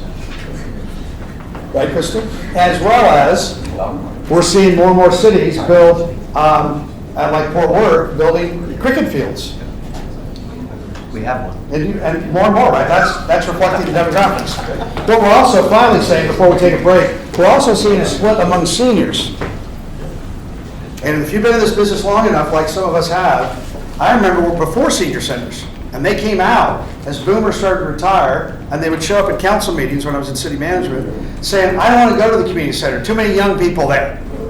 We need our own place to go play pinochle and cribbage and shuffleboard and commiserate, right? Patrick, ours has an active poker game. Right, there you go. But now, as we see younger boomers, We got that under control. I'm just saying, but as young, When the gambling stops. we're seeing as younger boomers retire, they want to go to their parents' senior center, and it's passive. They want to go to someplace that's an active lifestyle center, where there's, wine tasting, maybe some speed dating, and some guest speakers. They're more active. So I think it just reminds us that when you look at the community, it's not residents, it's demographics. Whether they're little people and their appetites, middle-aged people and their appetites, or older people and their appetites. Not better or worse, but I think the city obviously plays a critical role in addressing some of those, not solely, but partnering. I see more and more cities partnering with YMCA's to essentially serve as their pseudo rec center. I've seen that in places because they've got just different roles. It's like, well, they already have a rec center. Do we need our own? Why don't we just sort of partner with them? I'm just sharing that with you. I'm not saying here, but trying to think of that public-private partnership to say, who are the nonprofits or private business where we can work. I have a client in my hometown of Kansas City, go Chiefs, where the city actually partners with Planet Fitness to give them a subsidy, to give the residents a subsidy to go to Planet Fitness. Because the city's not that large enough to have their own. I'm just sharing that with you. I thought that was clever and pretty creative to say, well, instead of building our own, why don't we just partner with somebody that's already doing it, get our residents a reduced rate, and we're putting money on the table, but now people, they just want to go work out. Doesn't really matter, it's a city facility. So on that note, why don't we go ahead, we're about at the schedule, I know we've been sitting a while, but why don't we go ahead and take a break? I got 9:55, be back at 10:10, and we have to wait before, right? Can we go ahead and take a break? We can break. Okay, so we go ahead and take a break, but the mic will still be on until, right?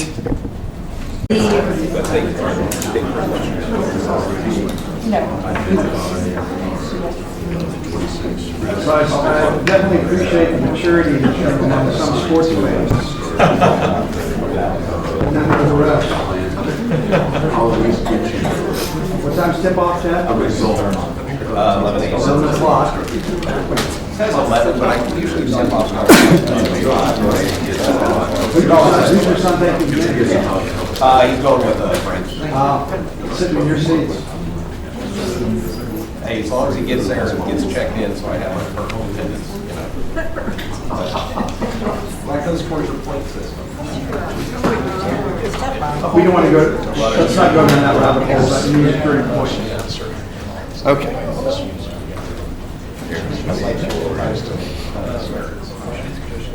And I figured, because I've been to Texas so many times, I've been visiting Texas for over 20 years with clients, that I'm starting to dip into the traditional Texas breakfast, so when in Rome. Nice. And you're still the only state I know that call them breakfast tacos. When I'm in California, they just say, what's wrong with those Texans? Anyway, much to your chagrin, I will share this with you, for some of you, much to your chagrin, cities in Texas and California have a lot in common. We don't want to hear that. Yeah, you do. People. Not ideologically, but both of your states, which I think are unique in this country, what you share in common is you swing for the fences a lot. I'm going to some states, I lived in Arizona for 20 years, they're thrilled when an exit ramp opens. They don't swing for the fences. In the Northeast, where I live now, much different, not better or worse, it's different, but you all swing for, you try to do things that, when people say you can't do it, you try to do it. California does the same thing. They're trying to be somewhat bold, pragmatic, bold, and then when things don't turn out, get back in the batter's box, dust yourself off, and get back. I've seen some places, they don't even know where the stadium is. They're overly cautious. And then they wonder why they're not able to kind of move their community forward. I'm just sharing that with you, so. I'm sure that made your day that I should comment with you. Well, let me refer now to the handout. We're going to just reaffirm, as we do every year, about the strategic priorities. And in no particular order, these are trusted government. Trent went through these yesterday, but we just want to reaffirm these to make sure they're still in place. I'm going to go through them and then come back to them. There's trusted government, strong economy, safe community, sustainable infrastructure, resilient finances, and connected community. Sometimes elected officials will ask me, well, how long do these strategic priorities stay in place? My response is, well, as long as you think they're relevant. Most communities have 5 or 6, so you're right in a good spot there. There's no expiration date on these. They're fairly conventional. They're all about wordsmithing. Most cities have something similar. I think it's manageable that you have six, right? Six. I think it's good that you don't number them, just cosmetic thing, because when you number them, the public interprets that's the most important priority. We just have this habit of the 1, 2. I'm just sharing that. So if you say, well, do we need to update them? Most councils reaffirm them, maybe they a little wordsmithing. Unless there's a tremendous turnover on council, then they may go back to the laboratory and say, let's revisit them, but there's no particular expiration date, much like a vision and a mission. Some of those are just long-standing. I'm just sharing that with you that there's no guarantee, there's no expiration date, and if you feel as though they're still good and solid, you just touch base and move on. Unless there's discussion. Everybody good? Okay, we want to make sure. So, okay, that was good. Now what we want to do, we're the balance of the day, and we have time frames on here just to make sure we're moving along here. Keeping in mind that some of you, the diversity of your background is a source of strength.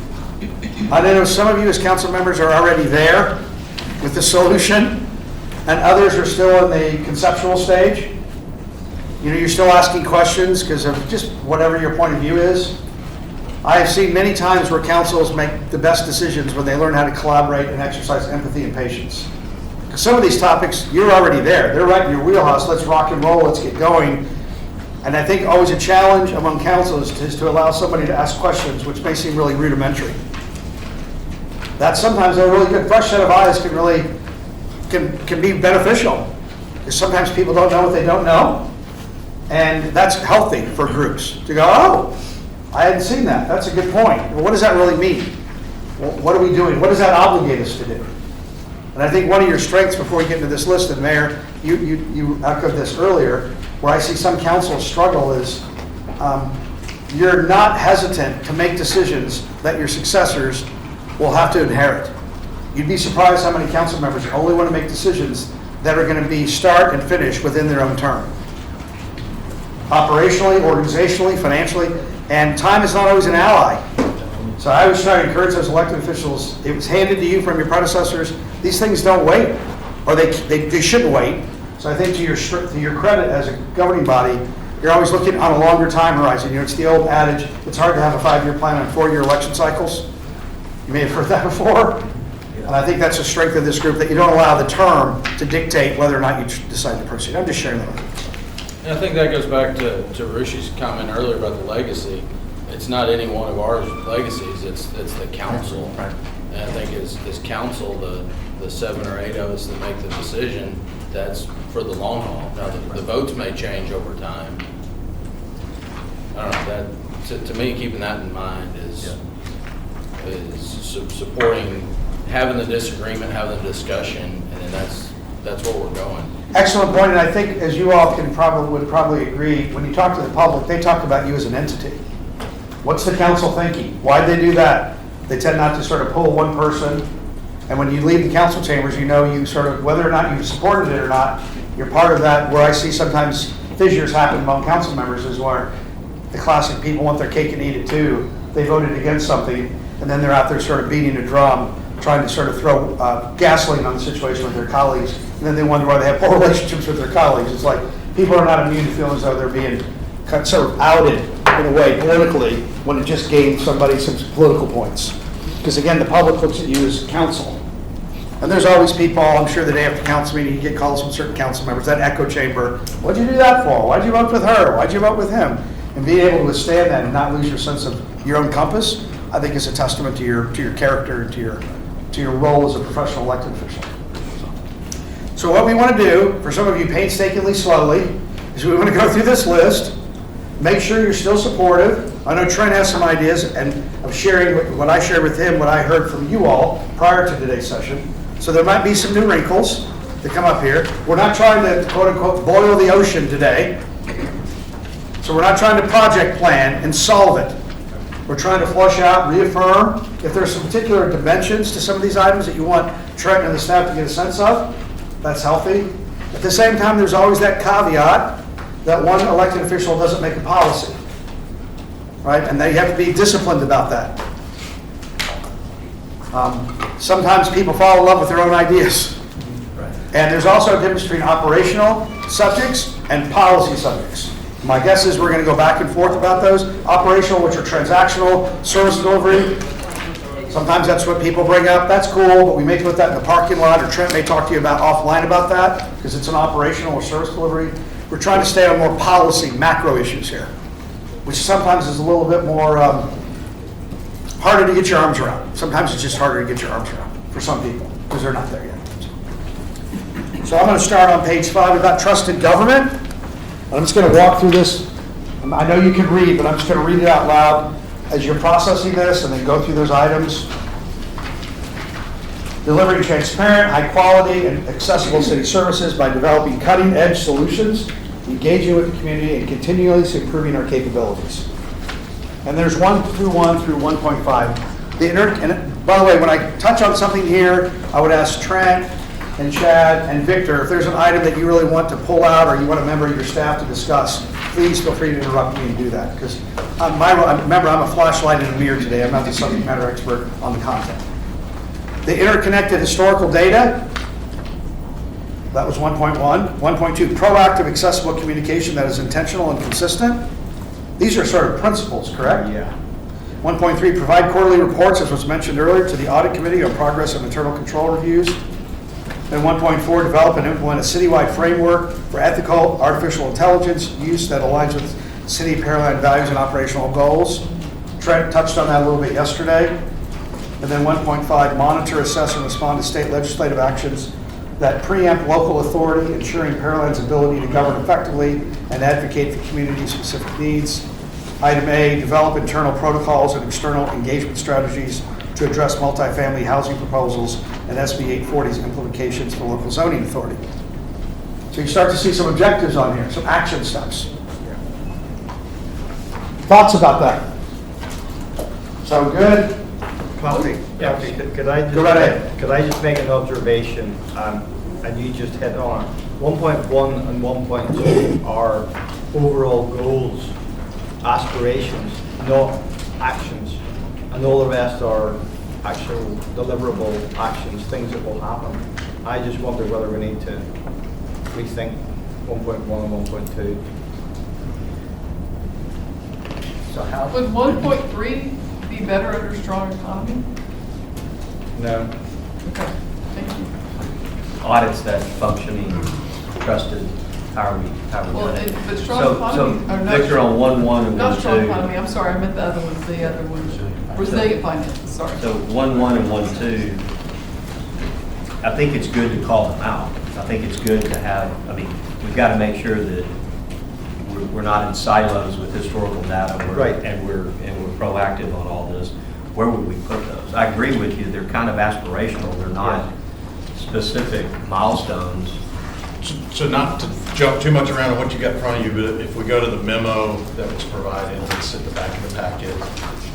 Kind of, this is page 3 of the memo, 39 to 45. We start the memo by kind of saying these are the milestones that we've really completed.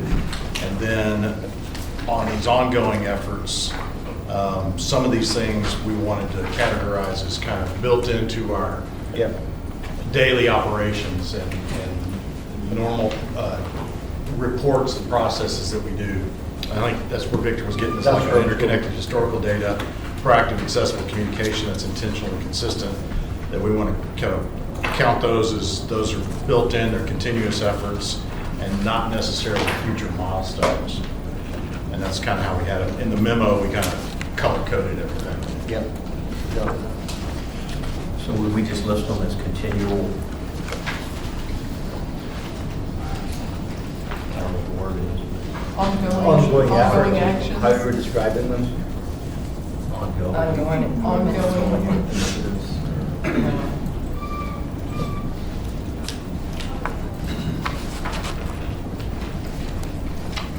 So we don't set them aside and forget them. We make sure those are still part of our ongoing efforts, but really the future focus is on the remaining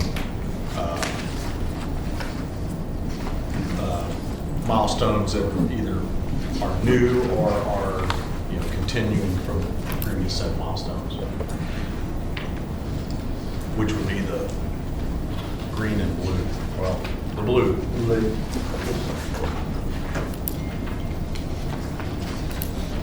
Yeah, I think to your point, Victor, 1.1 and 1.2 are more kind of ideological drivers of the strategic priority than they are tangible goals. Yeah. So, making sure I understand what we're doing. Are we trying these bullet points underneath each strategic priority? Are we trying to get to where every one of those are tangible goals? Yeah, those are intended to be milestones, so really a general direction and some time frame we want to get that accomplished within. And I think, so trying to get to where they are all more milestones and some of those more aspirational ones, just those, especially the ones we feel like we've got built into the way the organization operates, that take those off the actual milestone list. Yeah, so 1-1, if I recall, that hit here 2 years ago, or last year, one or the other. And it was really a comment about things happen over time, and we need to make sure that we're capturing historical data, historical mindset, because that may be something that happened 5 years ago, 10 years ago, or a decision and data from there is what's still driving, some conversation or, project or whatever today. And I think the conversation was with people coming in and out, staff coming in and out, council coming in and out. How do we have that as part of the framework of, well, why are we doing this? Right. And it goes back to that. So from a goal standpoint, rather than an ideology standpoint, So- it's establishing protocols and, right. or establishing controls and infrastructure to maintain historical data. Right, so the things we've done is in our Thursday packet memos, providing links back, not just saying, hey, there was a memo 4 years ago about this, but actually linking back to that memo, providing that kind of linkage of previous decisions back through agenda requests and things like that, so. So if the controls and the infrastructure are there, why not take it off? That's a That's where I was headed with this. Yeah. We're really doing it. Yeah, we built that in, and so I think as a milestone, it's completed. Yeah. It's just the vagueness of the language doesn't really let you say done, right? Exactly. So we've really done it, and we ongoing doing it. I agree with you. Should it even be on here? It's a practice that we're doing now. So, And pretty common in strategic plans, things are on the list, and when they're completed, if it's a project or if it's a Right. point of view or a protocol, at some point, things come off the list. not come off. Yeah, they just do. Doesn't mean they're less important, but it may be, you've operationalized it in a way about how you're doing business, and so, or a project has been finished. Right. That's easier, but. I will say on 1.4A, probably should add SB 15 to that list as well. 1.5. Huh? Mean 1.5 there. Oh, I'm sorry, I'm looking at the memo. Oh. Yeah, why don't we focus our attention on the memo, because I think this is better information. for you Okay, to- sorry. I got the memo and went there. We need to add SB 15 to that, so it's not just SB 840 and the multifamily side, but if you'll recall, the SB 15 was the tiny lot bill that we got raised from, 90,000 in population to 150. So it will affect us, come 150 in population. And so we need to be building in what our strategies are for that. Under 1.4, you said? Yeah, so in the memo, page 3, Yeah. 1.4A mentions 840. We need to also talk about SB 15. That was the tiny lot bill. Thank you. Because there's some things, for example, the one over off of McCard Road that was denied, the 7-8 acres. John's place over there. SB 15, we don't need to see that. It'll let it happen. Yeah. Before we jump up, so, sorry, you know how linear I am. Are we striking 1.1 and getting that off the list? So I'm fine with it, I just, Yeah, we didn't. I mean, I think it's something we didn't resolve that. if we processed it into our way of thinking, then it's there. That's, I mean, we accomplished the goal. yeah. Yeah, I mean, that was, I think, Patrick's first year he was here, and we came up with those. I'm good with it. I mean, we came in. Are we putting it somewhere else, or we're just removing it? Yeah, It's done? It's been accomplished. It's accomplished and it's happening through our That's fine. operational procedure. Thank you. Sorry, I didn't want to You're derail. good. So SB 15. You're good. We just need to make sure that, and maybe that's 1.4B, and you're restating it, but we just need to have something about SB 15 and what our strategy is, how, what, and where. What's going to be the reaction to it, how do we respond, react, and everything else when that happens. Be prepared for it. Does there need, along this topic, does there need to be a larger conversation about council's physical engagement in Austin? As we know, Austin is going to come for local control more and more and more and more, rather than just relying on I guess the staff. question is that under trusted government, where does that fall in our goals? But, I mean, I think, yes, the more engaged we are, I mean, the different profile that we've brought Joel to and everything else, our engagement in Austin during session is far different today than it was, 2-3 sessions and prior. So, Yeah, I agree with that. So obviously, these got passed despite our efforts to, But I think that goes back to the elected official and That's what I'm saying. the interest in what they carried or not carried. right.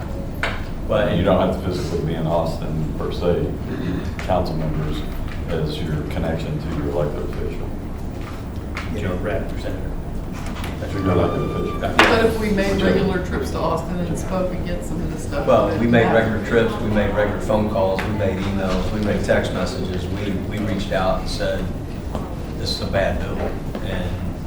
And while we didn't get it to 200 or 250, we did get it, From we did buy some 75. time. Yeah. Because had it not happened, we would have already been under it. Okay.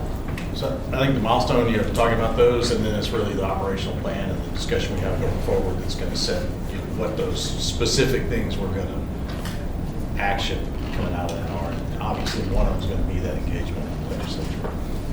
I think I kind of answered my own question when I reread the description of trusted government. So, Just in the sense that it's more local, this is more local based, not external based. So, Fine, I'm good. we didn't have a lot of time to react other than we don't like the bill and we don't like certain things.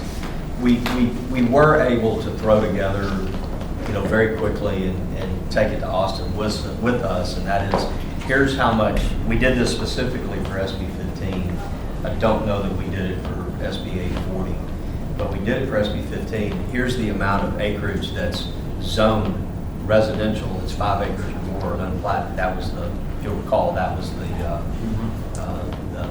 nuts and bolts of it. And so here's what that would translate to with the number of residential units if 100% of that went to a 20-foot lot. And we've got those memos and we've got all that stuff. What we didn't really have the opportunity to do just because of the timing, so this is something to gear up towards the next legislative session. And here's what could happen if this goes into effect in our community. We've got to have ongoing education of the legislators. The hit to water and sewer, the hit to roads, the hit to police and fire personnel, so forth and so on. The question is, do they care or not? And They passed their deal and they moved on. And one thing to help with the influence is if we have other cities that are similar to us in similar situations, instead of just us by ourselves. Right.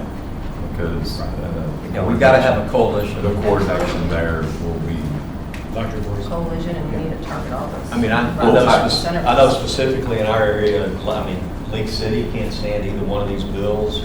I can tell you through, prior to me being elected, just speaking at council, I had people from all over the country reach out to me about short-term rentals and EUs. Yeah. And there's one lady up in Irving that is about as smart as can be, and we had a bill come down that she wanted to help get squashed. And she asked me how well I knew Ed. And so, I mean, that activism helps, you know, amongst just outside of us. But I think in addition to just monitoring and understanding what the legislature is doing here, because that's what the goal is, I think in both 840 and SB 15, there may need to be something, and I don't know if it falls under trusted government or strong economy or infrastructure, exactly where it falls, but we need to be proactive in knowing what that's going to look like physically on the ground and how that's going to affect us. And how do we prepare for that? I'll give you some, I don't mind if this is on tape or not, but I remember getting with Lawrence and Darren and saying, okay, do we proactively rezone every commercial business piece of property back to SD? So it's not zoned. And just effectively cut it off. That's radical. I'm just saying that's a radical move. But what can we do to position our city so it's not just coming in by right and we have a say in what's going on? It's not far off from what some other cities actually have done, that we're over the 150 threshold. So I'm just, and fortunately, we've had some cities, you know, do some of that, but so, and should that be a goal that we look into and position ourselves on a defensive posture so we understand, you know, or not understand, so we protect our city from these. But, and I would also go in, we're talking about two bills at the micro level, and Patrick said the micro, the macro. We don't know what's going to come at us next legislative Correct. session. So it needs to be something more than just these two. That's why I'm saying both of these, should we have another goal somewhere in here where we're devising a plan for us to combat both of these? Yeah, no, Because it's done. I'm saying these two, but what Yeah. else is going to be coming? Right. Because there's going to be something coming. Well, So it and needs these to be- two could break, I mean, they could change the numbers. So, anyway. They're going to be tied together, so if we could, maybe keep them in one. And I know they touch multiple strategic priorities, but I think what I'm getting at is, yeah, we want to have the advocacy, we want to have that, but we also need to do this deeper dive into the true impacts of these things. And now that it's done, what's it going to Like we did last time, was saying, hey, if SB 15 went, instead of, 1,000 additional units, we're going to have, I think it was 7,000, it was ridiculous. It was like 29,000. 29,000 additional units. We can take that next step and say, we don't have the water for that. We don't have the wastewater capacity. Have fire. That's kind of, that, yeah. We can take those next steps and so that we have that data and information to provide to our state legislatures, the folks that are going to advocate alongside us, those sort of things. So I think that's kind of what I would hear. So maybe rather than 14A to, I think where you're going in your brain, correct me if I'm wrong, maybe rather than it say develop internal protocols, external engagement, yada, yada, and SB 40's implications and SB 15's implications, more a matter of developing internal protocols and external engagement strategies, as well as infrastructure predictions for affordability control coming from the state. Yeah, because I mean, who knows What other bills are they going to throw at us? Yeah. But I think I mean, also. we didn't know these two were coming at us this past session. Yeah, not that we want to ignore the bills, but the implications of those. Generically, those types of bills. yes. Correct. Yeah. Something that's more. But I think also knowing and understanding best practices of what cities over 150 have been doing, so we get an idea of what that looks like. Have there been any court challenges to it? Have How's there the, been- how's the legislature going to react to this, this next session? Because they're going to close off some of those loopholes or step aside. So I think we considered, some of those have been done, and the legislature's going to close those off. So are there other options? What's the next step? What's the next? I mean, I think yesterday we talked about looking at fees, right?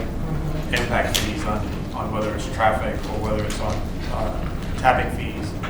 I think that's a big cost. I mean, obviously, we were talking about if we had the water capacity or sewer capacity, but I think maybe just making it financially, beneficial for the city to, recoup some of these costs if they're coming and let them pay for it.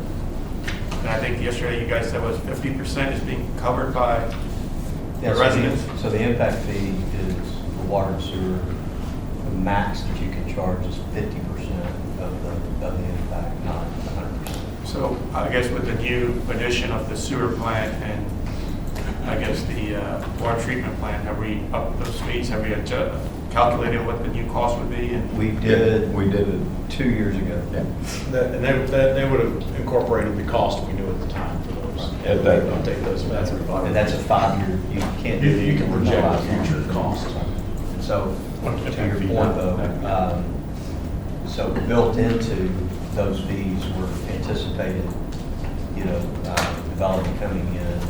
And so, for example, if an apartment comes in, they're gonna pay a different impact fee than a housing that's gonna come in, because it's based on meter size now. So they're gonna pay 50% of the cost of that. yeah, I mean, I guess, I don't know how the traffic impact would work, but obviously a traffic impact fee would be considered, I would say consider that, if that's on the table, if that's something we can put on the table. So I think it's part of like a goal and milestone. We want to have something in there, what are the strategies to thwart these efforts by the state? Whether it be regulatory, based on water and sewer capacity, some sort of fee structure, alongside gathering what are the impacts on public safety and the cost associated with that. So I think it's really kind of look at all the different strategies and options for insulating ourselves. And once we go the impact fee route, I think, Matt may want to weigh in on some of this, is we're going to impact some of the development of new business coming to town that we want. And so let's make sure the unintended consequences covered as well. How do we deal with that? We have Lower Kirby where we've got 2 million square feet that's still looks like it's coming, 2 million plus PCD and everything else. What does that look like if we do road impact fees? We've got a structure out there for handling that and getting reimbursed for that. What does that look like on top of it? So that's an unintended, where you're headed with it, I think it's something we ought to have a conversation, but we should also know what the downside is. Yeah, but I think we also have the leverages to pull to say the incentive packages we give, right, on rebates on city taxes, or whether we pay for their impact fees. So we do have some other leverages for businesses that we do want, right? I mean, I think the thing is we want to balance out residents versus commercial, and I think we just have to figure out some other levers to pull. Well, we also have to think about the stuff we talked about earlier with what the community's asking for, with that entertainment, that walkability, that outdoor lifestyle. Why isn't that here now? Right? I mean, it's not that we have a small population. Why isn't it here now? Are we going to focus on being only a rooftop community?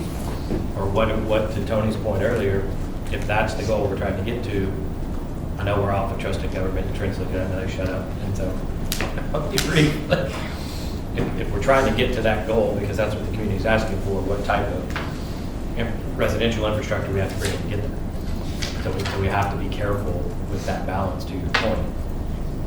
How do we balance all of those things?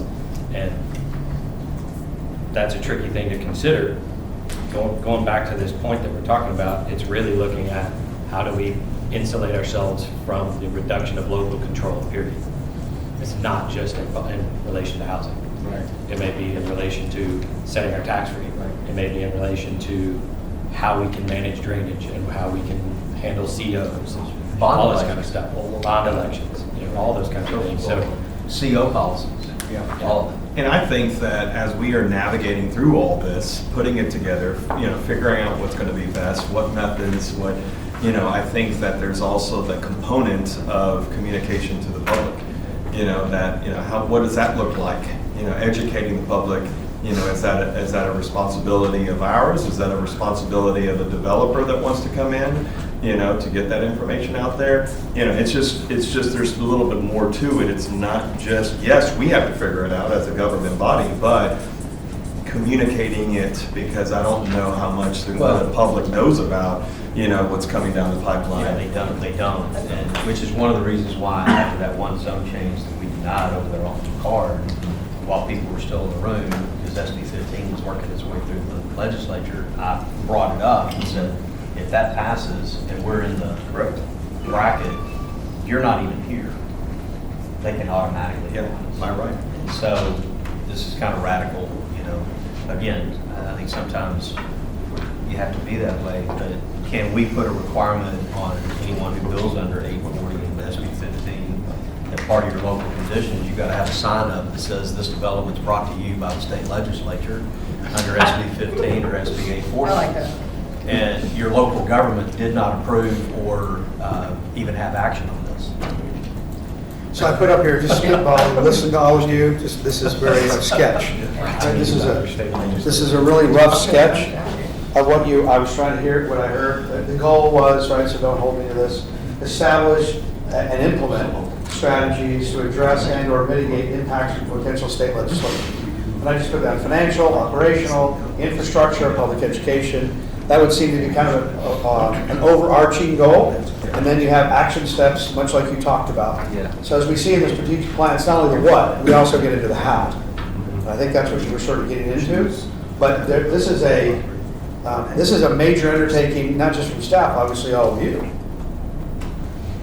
And my guess is that you're going to be in this business for the foreseeable future. It's not a hiccup. By the way, this is trending. Yeah. I was in North Dakota over the summer. They're dealing with it. My home state, Missouri, is dealing with it. California's been dealing with it since the 70s, so they're very accustomed. Talk about best practices. This is a time to talk to some cities or some of your colleagues through the National League of Cities or other outlets, not just TML. How have they dealt with it in other states?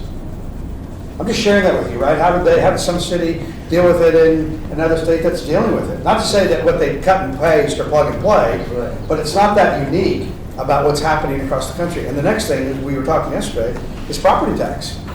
I mean, it's already, this isn't a matter of if, it's when. And we're seeing that on the ballot this fall. Florida's putting it on the ballot, Missouri's talking about it. They've already put it on the ballot in some states, it was voted down, but they're still coming back. So I think this gives you, it's a point of emphasis.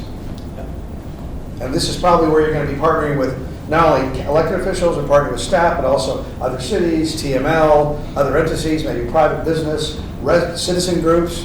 You can bring a lot of attention to this if you're intentional about it, as opposed to, oh yeah. So I think a lot of cities take a passive role. It's one thing for Trent or the staff to show up at a hearing. It's a whole other thing when elected officials show up. You walk in the room, you have a different level of gravity. You just do, you're an elected official. I'm just sharing that with you, right? So it's never convenient. No. Right, it's never convenient. Somebody, do you have something? I guess on the trust of government, we think about it from a citizen standpoint, but let's go think about it from the developer on Magnolia and the Motomedi's development. And I think they'd probably laugh at us when they say trust of government, when they spent however much to get to the final one or second vote. And so I think we've got to dig into the multifamily discussion so we can give them some clarity so that they can trust. Because if any developer was watching some of that process, apparently it's not business friendly at all. Right? We'll string you along till the very end. Yeah. I didn't string anyone along. I wasn't for that development period. Yeah. So- No, but I mean, council as a body, we Yeah. strung them along to the very end, and that's not building trust, I'd say, on either side. But would you say that's democracy? I mean, people came and showed up that they didn't want it. Your Yeah. community was engaged, Yeah. right? They were falling asleep the first wheel, but as soon as they found out, some people actually came and said, hey, I didn't hear about this till yesterday. So Then we the fix the developer wasn't that, process. hold on, Right, the awareness. developer wasn't that trustworthy either. He didn't really go out there and communicate with the residents like he said. So it's a two-way street there. You had one citizen that was out of town until the last meeting. But you had 108 people show up, I believe, for the one on Magnolia, right? I mean, they had time to come up and kind of understand what the project was about, and people organized. So you can't say the council was not trustworthy. No, I'm saying that the process in general, if we would have notified them up front, 108, even if there was 50 that showed up front, that would have saved staff who knows how many hours, that would have saved the developer who knows how many tens or hundreds of thousands through the process. I think that would be much more fair than going all the way to the final. So then let's spread our notice. Yeah, that's what I'm for saying. apartments to more than 200 feet. So to me, that the milestone is examine the process and see if there's a way Yes. that we can address those type of things. And when, Yeah, when. And so back to your point, we have a workshop, earlier, on in the process, and no one gets notified. Invite all. So then the question is, what catchment area do we notify, and how does that look, showing up for the workshop, so they're engaged from day one? Because even people who are showing up at the last minute were spouting things about the development that just simply wasn't in the development. It was what they thought or maybe heard or, eighth-hand information about something, not firsthand. And so if they're invited to the table from day one, there might be a different outcome and a different look on the back end. But it also goes back to Tony's point. If we truly believe that we want to give you a cheap no, we need to follow through with that and have a process in order to do that. I mean, you build in other communities, and you don't want to go out on the hook any further than you have to go to. And if you can get a cheap no, you'd rather fold your tent and move on down to the next community. But if we're going to go past a certain level, not to say that we make that decision there, because you can't, it's in the final details. But that's your point. How trusted are we that once we've gone through a certain point?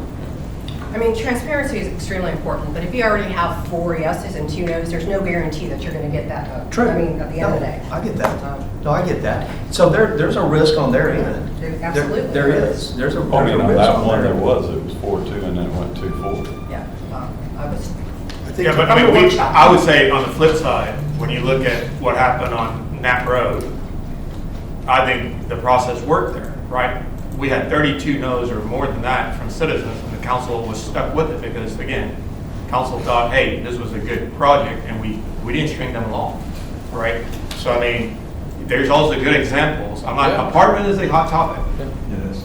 And that's why I go back to information. I mean, to your point, Member Carbone, is that, if we bring the public in early at the workshop and so forth, but also somewhere along the way, if it's the developer, if it's the city, someone bringing in Senate Bill 840 or if it's a multifamily, and educating them that, okay, this is what's coming down the pipeline, this is what it looks like. Today, the setbacks could be this way, the quality of the material and the overall look could be this way, but in 4 years from now, when the census comes through and we are at 150, we're not gonna have that choice, nor will it come to us because it's by right.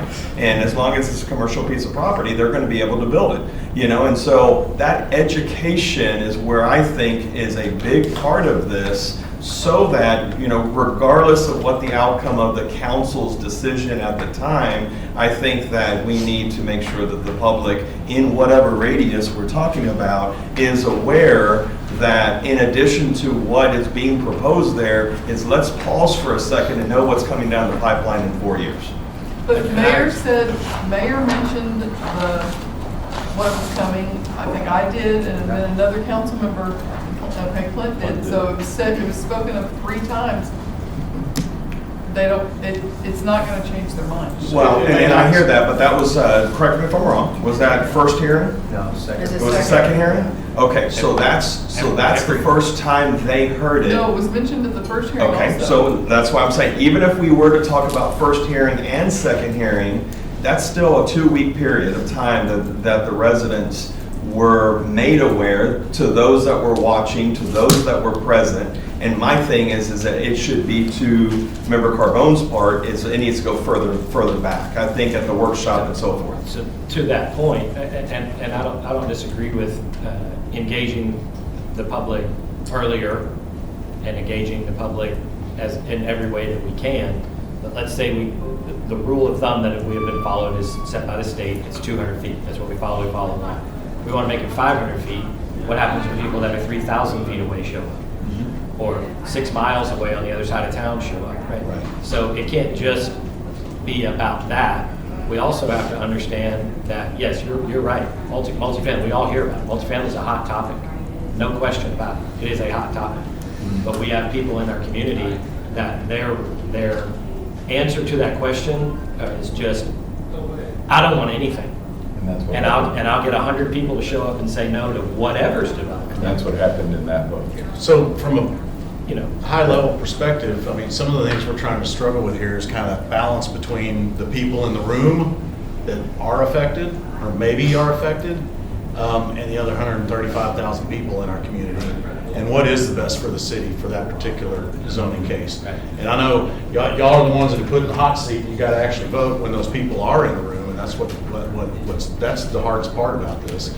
But trying to balance that versus what is the best for the city long-term. And I think looking at some of these potential process changes, educational changes help that. But again, I think we're always going to have the people impacted. What we got NIMBYs and go through your. Oh, okay. Yeah, we know NIMBY people, not in my backyard. Then there's cave people, Citizens Against Virtually Everything. Banana people, build absolutely nothing anywhere near anything. And no, not on planet Earth. So let me interject here for a moment to kind of build on, if you would just bear with me for a second. Because I'm seeing this around the state and kind of a microcosm around the country, but in Texas, it's particularly unique because, you know, it is Texas. So we talk about land use as the centerpiece. That's kind of fundamentally what we're talking about, right? And what we know, or what you all sort of espouse, is property rights. Texas is a strong property rights state. That's probably an understatement. Then you have local government. Fair enough. Then you have community standards. Depending on who you ask, they're different. What am I missing here? This collision. The state over. The state. There we go. So I think and I'm just showing this, that who tends to have the most prominent voice? Well, in Texas, what I've gathered from 20 years working here, is property rights tends to be sort of the king of all this. I'm going to do what I want, when I want, however I want. If people next to me don't like it, that's too bad. I was in Fair Oaks Ranch last week, which is a suburb, about 10,000 people just north of San Antonio. If you know where you know Fair Oaks Ranch, right there off of, I think it's 10. I'd never been there before, and I'm driving from the San Antonio airport, and I get there, and it's contiguous. And then we had community meetings. I moved here for the rural atmosphere. Have you gone outside on I-10? It's not really rural anymore, maybe when you first moved there. And they're in 3 counties. So you think their point of view is not diluted, it really is. And they have over 60 HOAs. Imagine that, 60 HOAs, who are essentially quasi-governmental agencies. We think cities are restrictive. HOAs are a lot more restrictive. I'm just sharing with you, but at those public meetings we had last week, there was a big discussion between property rights, the local government, community standards, and the state government. This is calculus. Yeah, and Pat, if you throw in the middle of that, there's market forces. Yes, there's the market. Right. that are happening out there with affordability and all of that. And so you take the property rights, when they can't get what they need, they go over to the state government and put pressure, put a lot of money into it and everything else, and the state government comes up with a decision based on market forces and forces the local government to do what they want them to do. And then a local community is no longer able to say, this is what we want to be when we grow up. Well, and I would put on the table too, and listening to all of you, and I've heard this conversation many times throughout my practice, the years I've been in practice and being in city government. I don't think I've ever been to a public hearing where somebody was for something. Have you?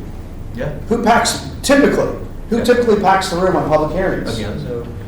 People who don't want something. Yeah. Is it any surprise that you end up getting kind of shoved into a corner and then as soon as the item is over, they leave? Yeah. So I would offer to you, and I shared this with you last year, but just as a good reminder, not only are there 4 types of citizens, now I'm going to amend that to the 3 types. All right? Because this gets at right what you're talking about. There's your fans. Anybody remember this from last year? Yeah. There's your fickle, and there's your frustrated. And frustrated are 2 camps. There's cynics and skeptics. Skeptics drive change. Cynics, some people are miserable and they like it. They think the best days for Pearland are behind it.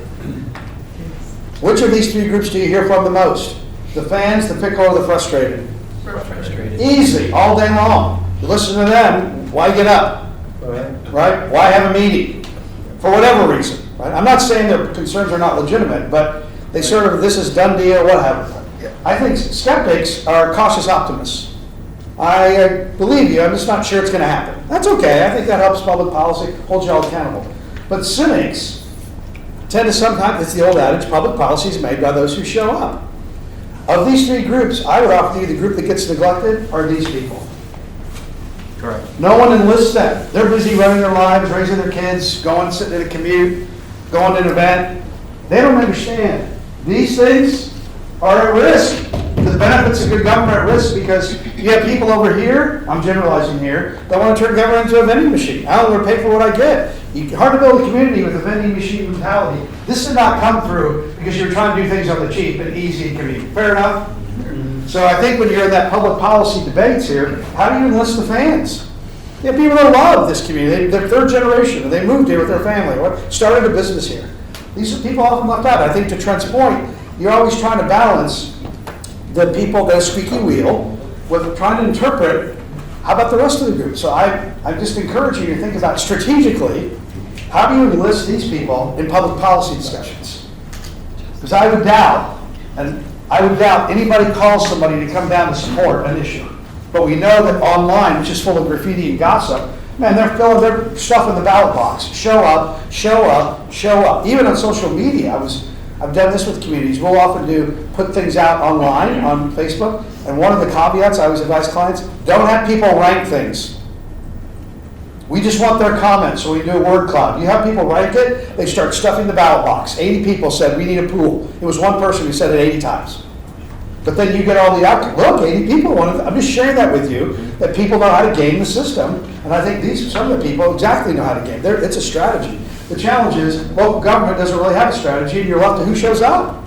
And I think we live in unique times where unless you enlist the fans to help them understand what's at risk, which is this, then I think they may not show up. Yeah, so Patrick, I think, not necessarily in a particular zoning case, but in general, we do enlist fans.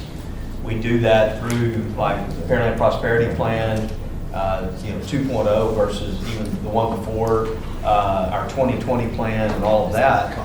And comprehensive plan and the various things where, you have maybe not 80,000, comments in front of people with an Old Town site, but where you may have, several hundred people, 300, 400, 500 people that participate in the process, and they like what this community is about. Those are your fans. Right. They get put into those situations as part of our overall planning, and then sometimes we forget what the nuts and bolts of, the prosperity plan and everything else that we've adopted says when we're in the middle of the zoning fight. Well, I would say you have, the ambassadors and the graduates or your city university. Right. How about calling them and saying, you know what, we got a really contentious item on the agenda tomorrow night. We really need to have a balanced point of view from people that get it from a different point of view. I know there's some level of risk there, but they're often not tapped, and they may be watching at home, or they may not even know. So again, public policy tends to get tilted, and then I think it puts you all in the corner where you're trying to counter it. I think that's challenging. And I'm not, unless you sort of have a strategic approach to counter that, you're going to be left to the devices of people who want to stuff the ballot box and show up and storm the council, put their name on a petition. Most people don't even read the petition; they just put their name on it and then show up. So you had something, council member. I'm sorry, Dad. No, I was just going to follow up on what was being said, and I'm just going to conclude because we're beating this up quite a bit. Is when I speak about information to the public, that's not a catch-all. Everyone's going to be agreeing to it after they know what's coming down from the state. No one's saying that, but I think it is important that we do our part as a city or a developer or whatever to make sure that they're aware of what's going on. At the end of the day, if the efforts are in place and the efforts were said to the residents within a certain radius, or if those efforts were shown, then I think, and I'll speak for myself, that now I know that the residents were told, I'm going to look at the broader picture of not only those that are opposed or those that are in favor, but I'm looking at what's best for the city of Pearland moving forward. But at the end of the day, the information was provided to them so that they're aware that we make a decision today. If we're opposing something, that it could, make a big change in 4 years. Yeah, and I'm just coming back to the point you brought up, so this is not a subtle difference, but I think it's a magnitude, right? Public information, most governments do a really good job of informing the public. I'm not sure they do a very good job of educating the public. There's information, education, and knowledge and wisdom, and I think when you start educating the public, then you have a story to tell. Now you're shaping the story. You're not just saying, here, show up, but you're actually articulating the impact of that legislation. That's a different story than saying, that. Guess what? I'm just sharing that with you. That's a marketing approach, and not just, here you go, show up. So, yes, ma'am. Oh, I thought you had something. Did you have something? I was just going to say, Member Fernandez, appreciate some of that, and and I more just to say the obvious piece of it, taking something from NIMBYism to even open-minded in the time frame the public process gets. Like, I don't like to speak in absolutes, but it's almost impossible. And so I do appreciate just the comment about, if we can show that we've done a certain thing, we're going to vote for the community. But taking you from not at the table at all to a yes, and even from a workshop to the second vote is just a few months. Suffice to say, and I would encourage you, we talked a little bit about this yesterday, this as a kind of a launch pad, but then as you got into the zoning and all that, think of this as a process-based approach, not an event-based approach. While you may change the outreach for public notification from 200 to 5, whatever, right? That's an event, but it stems from a process. It means it's an ongoing concern. You're always doing this. It's a priority. You're never done with it. I think that's what government sometimes starts. Didn't we do that? Yeah, and you're never going to be done with it. It's an ongoing concern, which means it's going to consume a certain amount of staff time to do that. It's not just, oh, by the way, make sure you do that. And I think that's Tony's point to begin with. We want to turn this into a process change, not just an event change. So I think we've got enough to get something written up to make sure it meets that, and then we'll start working through that. That may be all we do this next year. There's a lot in that. No, I'm kidding. Hey, Patrick, I wanted to just back up real quick in the memo, just to kind of knock out, just confirm the completed milestones. We put this memo out, we really haven't discussed it. So on the first page of the memo, we've got 11 milestones that we completed over this past year. It was the agenda information, or the agenda item request modifications. We completed those. We're providing quarterly reports to the audit committee on our internal control reviews. Under strong economy, we completed the Old Town Master Plan. We completed the 518 corridor study with HGAC. Next page is safe community. We completed the unified dispatch feasibility study findings. We got the development of the gun range and driving track underway with the land acquisition completed. Evaluating and considering the incident management team certification for implementation. We evaluated, did not implement. Sustainable infrastructure, evaluating the productivity of the drainage maintenance plan. That was shared at the March 24th, 2025 CIP update series on drainage and transportation. We'll provide another update, but there's no changes recommended at this time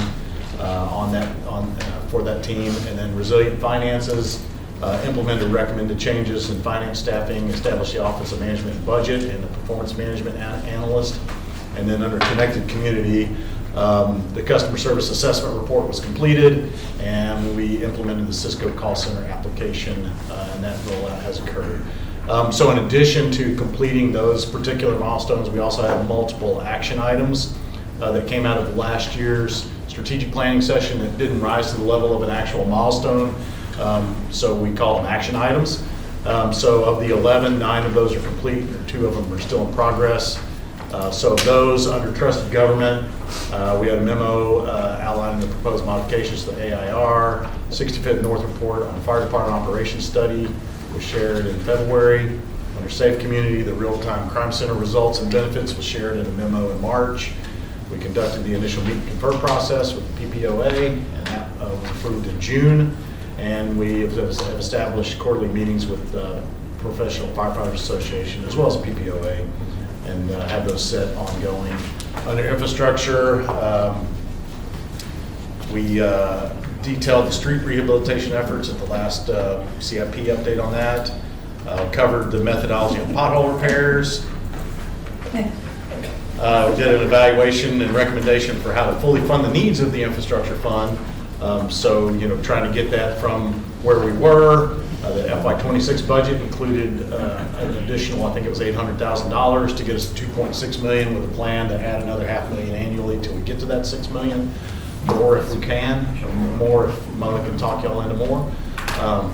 Resilient Finances, a workshop on procurement initiatives, was conducted at a regular council meeting in February. And then Connected Community, these are the two ongoing ones. So exploring transit options for the elderly, disabled, and non-emergency medical transports. So we got Joel taking a look at that. It hasn't been a priority to this point. And then explore the role of nonprofit and other organizations in service delivery. And we've really delved into that as far as emergency response, with Mayor helping lead that effort, along with Peter and his team. And we're going to look at that across the organization as well. So that's really ongoing. So that now gets us kind of where we jumped into a minute ago on the what we call the ongoing efforts that we want to pull out of the milestones, and the blue, the new milestones, or some of these are not blue and they're just ongoing milestones. So I think we got through the trusted government one, so we're ready to go to strong economy. Thanks. Let's go on to something easy, the economy. That was sarcastic. Let's see here, listen. Obviously, and thanks for sharing that, Trent, lots going on. Things continue to be high volume. Remember that some of these are not substitutes, they're supplements. So when you look at on page 4, the first one was 2.1, attract new investments from businesses driving increased sales and property tax.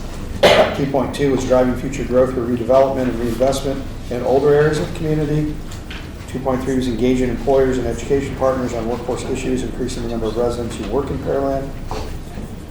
I'm just reading these as you process this. 2.4, continue work with governmental partners to secure state and federal funding. Going on to the next page. 2.5, continue to focus on the priorities outlined in the comp plan and the Pearland Prosperity Plan. 2.6, continue the process to update the UDC. And 2.7, continue to nurture sports tourism initiatives, including tournament recruitment, tournament servicing, and sports facility improvements. So again, on these, we've color-coded these to the ones that we feel are kind of baked into the way we do business. They'll continue to be priorities, but don't necessarily need to be milestones as we move forward. And then the ones that are still in black text, those would continue, along with adding the ones in blue. And we just kind of want to go through and confirm all that. And see if there's anything else that we want to tweak or add as well. I know you talked about under 2.2, item C, that's come up, I think every year I've worked with you all about Old Town, so that's in the throes, implementation of items from the Old Town Master Plan, including the Old Town Broadway realignment and Grand Link conceptual plan. That involves a lot, obviously, more than one sentence. Obligates a lot of departments to do a lot of different things, a lot of moving parts to that. So, and then 2.3, engaging employers and education partners. What we want to try to do on these, as you're processing them, is which of these items, if anything, do you want to at least have a discussion to consider accelerating sooner, faster? What's the time frame on some of these? Do you have an appetite? If you want to move it sooner, faster, it may be restricted because of funding, timing, engineering, what have you. If there's an item, as Trent mentioned, if there's an item that's not on this list that you might want to discuss. Tony, what you brought up earlier about go ahead. Designing our residential around the business that we're trying to bring to the community, would that fall here somewhere? Somewhere, maybe under 2.5. 5. Or 2.6.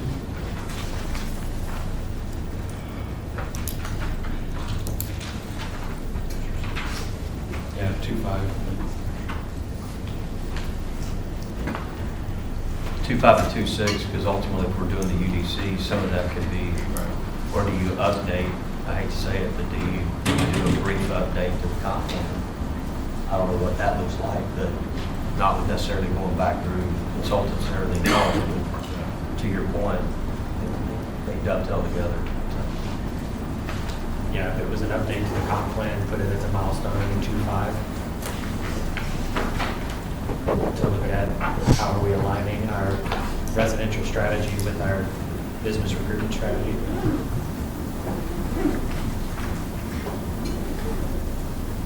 Trying to look at Matt. I'm just seeing Matt.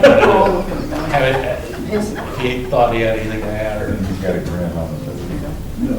I think, residential probably, Dan said it doesn't mean single family, but I think obviously we have a whole section under paramount prosperity about infill and redevelopment, and it's based on the same conversation we're having right now.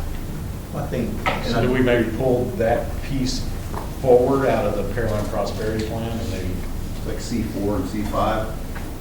C4 is encourage multifamily and compact residential uses on infill and redevelopment sites, and C5 is actively recruit residential developments to support amenities that will allow permanent residents to age in place, which I don't think we really talked about today. Is the compact residential something, we've talked about it, but do we know what that looks like? Compact residential is what the legislature wants us to have. Right. And how do we shape that for what we want versus just what's in that bill? What and where. Yeah. And I think part of that, what Councilmember Carbone's getting at is then, does that align well with our strategy for attracting businesses and potential different retail than we have today? Or how does that part of that strategy, is it aligned with that the way we want it to be? And if not, what is that, and what does that look like? How do you get it moving forward? Yeah, how do you action that? So, to me, the question maybe for Matt, I'll ask Matt this on the spot. You don't have to answer, but it's kind of, if we want, to attract, if we wanted to attract Fortune 500 headquarters, what do we need from a housing mix? I personally never have a company that's ever complained to me that we don't have the housing mix. I don't think that's ever a concern, because we're a newer community, we have great housing. I know some of our employers have expressed concern that there's places that their employees can't afford, but the good thing is we live in a big metropolitan area. We can go 15 minutes down the road and find, so there is we don't capture it all right in our city. I think that's definitely a concern. But I think we just, we have so much housing in our community that we have older housing, newer housing, so. And was there anything like in our retail study that said, hey, if you want this kind of retail? Retail is on rooftops, rooftops and higher incomes. I think is a lot of the things when we talk about Trader Joe's and stuff like that, well, they want higher income people, but. So do we need denser rooftops without losing the higher income? We were talking to retail the other day, they want to know how many apartments we have coming. How many what? Apartments. Okay. Yeah, and where. What kind of retail was it? It was a higher end retailer that moved one. Where about? 288. Yeah. So, but that's density. I think you're going to find a lot of retailers are not. I just want density. I do think if PCD is successful on their residential mix, even the multifamily, but also the higher income, dense, type of product that they're wanting to bring in, I think we will see some of the retailers that you're talking about, restaurants and those types of things that will tailor to that. So I think that goes along, and obviously they're going to have an ask. It's no different. Why is all our retail at 288 and 518? Why is it not? I think everybody sat around this room 30 years ago and thought our retail was all going to be at 288 and Bellway 8, and that didn't happen. And then I think everybody thought, the reason Kelsey's sitting where Kelsey is because that was supposed to be where all the grocery store and retail was in. Everybody thought it was going to go to Shadow Creek Parkway. We missed that too, and then the retailers chose to be at Broadway because, and I think if you looked at where development patterns were at that time, there was more stuff in that Broadway corridor than there was in those corridors up there. And you could see the writing on the wall, so that's why they all chose Broadway. And we thought in this room that they were all going to choose fair. Yeah, fair. Yeah. And I think something else that we're missing, and I hate to put this on the table, but the demographics north of us have hindered that site in the long term. But hopefully with PCD and some of the other things that will change. But the demographics north of the Beltway have changed a lot. There's been a lot of infill development. Correct. There's a lot of new residential. Correct. It wasn't there 20 years ago. But if you go back 20 years when the two were competing, the two sites were competing, you just had a better demographic mix at Broadway than you did at Beltline. But at the same time, I mean, that demographic is moving further south. If you look at Meridiana, you got E-Target just announced, I think, coming at Highway 6 and 288. You got, In-N-Out coming there. I know it's not a big deal, but In-N-Out is a big deal. Yeah. Right? But they chose Highway 6, right? I mean, they're choosing Manual over Pearland on the west side. It's shocking what Patrick said. At 5 o'clock, the town center, I'm assuming you were walking around town center. I mean, I live next to the town center. I know some of you do. It's not the best place to be. I tell my wife not to go there after the evening. We don't go there because of the demographics and the apartments. And most of the times we get these reports from the PD, apartments are the cause or ends up somehow related to an apartment on the west side. And that's the reality. So I know we are talking about economic development and, strong. The west side is a little bit unique than Cullen, is a little bit unique than Pearland Parkway. It's the demographics, if you were to ask, I guess, PD to kind of give me a hot spot of where the calls are, it's probably going to be on the west side. But I also tell you, I mean, we've got one grocery store that brings in 60,000 people a month, you know what I mean? So the volume of humans that we have in that area is just not comparable to anywhere else in the city. And it's good for us. We need to keep that many humans coming to that. If you look at all the retail we have there, you look at those demographics we talked about in the state when I gave the PDC report, I mean, it's phenomenal the amount of humans that are coming to that intersection.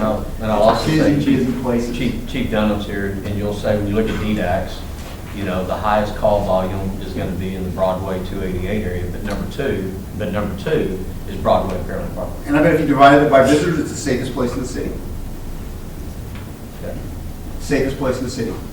Because of, if you got to consider how many people are actually there, and not just compare it to an intersection where it's two people live on a corner somewhere. And I'll also say, if you actually look at the call volume and people who are coming and committing criminal activity in our community, I would dare say 75+% of them live in Northwest. Sure.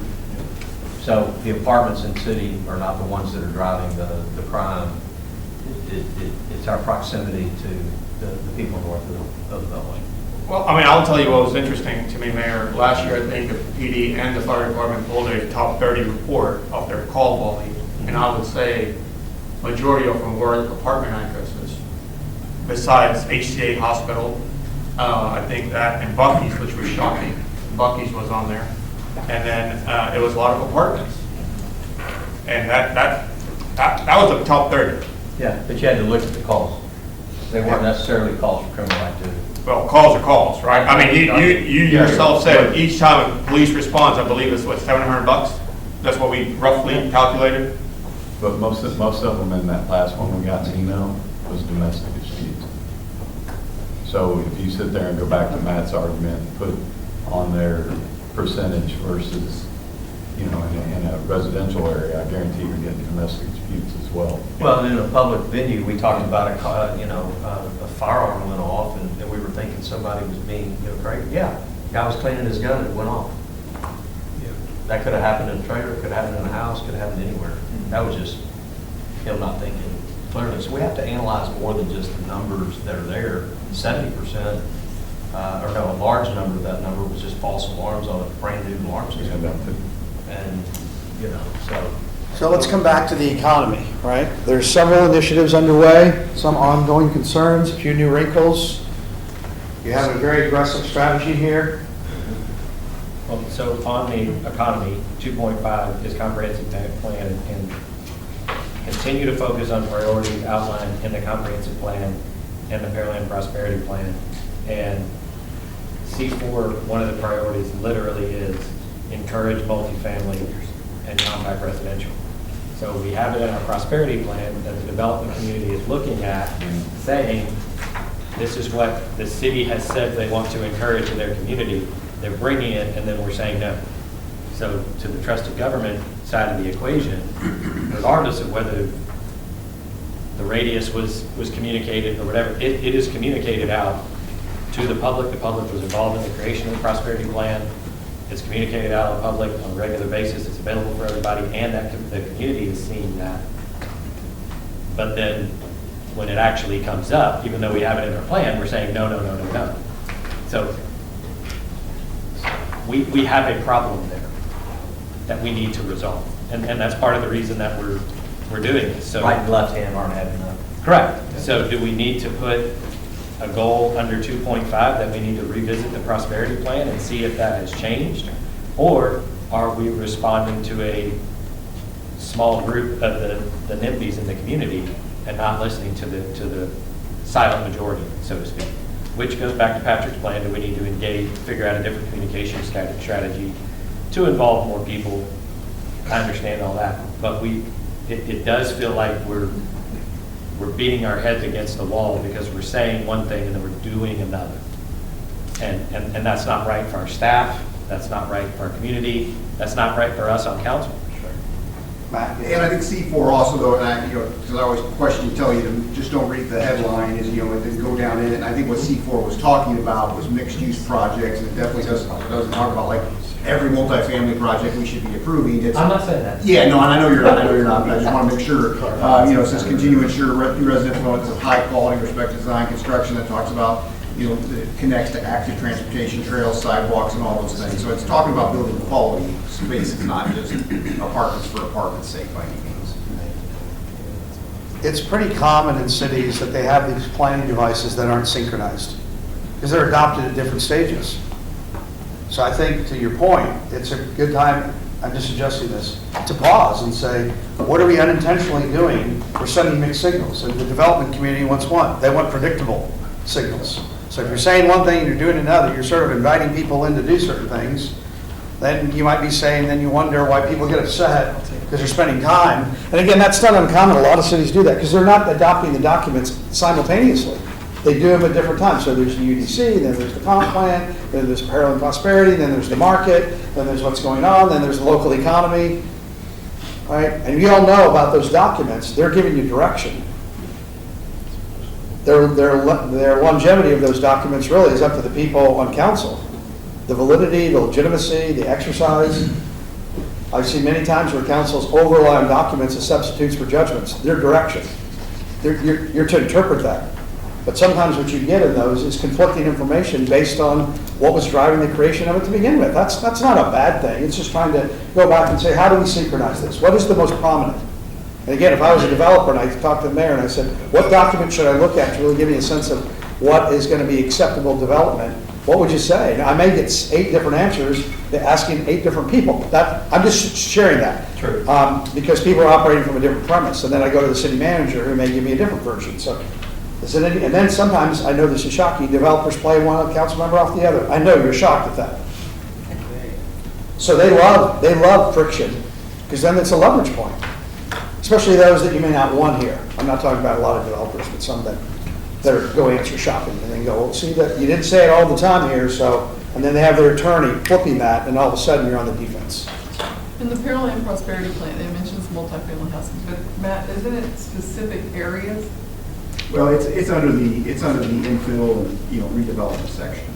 And, obviously, we don't have the land anymore. If we're going to continue to see growth in our community, we don't have the place where someone's going to do 600 acres and put in single-family subdivisions on 60, 70-foot lots. I mean, those days are behind us. So it's really trying to recognize, I think the struggle we're having here today is how do we go back in, and as we become more dense, we're going to get more and more pressure for people to come in and put more and more units on smaller and smaller lots. I mean, you look at what's happened to the 610 thing, it's going to keep spreading down our way because there's going to be millions of more people moving to our metropolitan area. And you can look at I always look at Shady Crest, those big lots that were developed 30 years ago, that or 50 years ago now. I mean, that, 50 more years is where you're going to be denser and denser. So I think that's the struggle, and that's the infill and redevelopment is trying to address that, because we talked a lot about this in the Parallel Prosperity, like we're talking about it here today.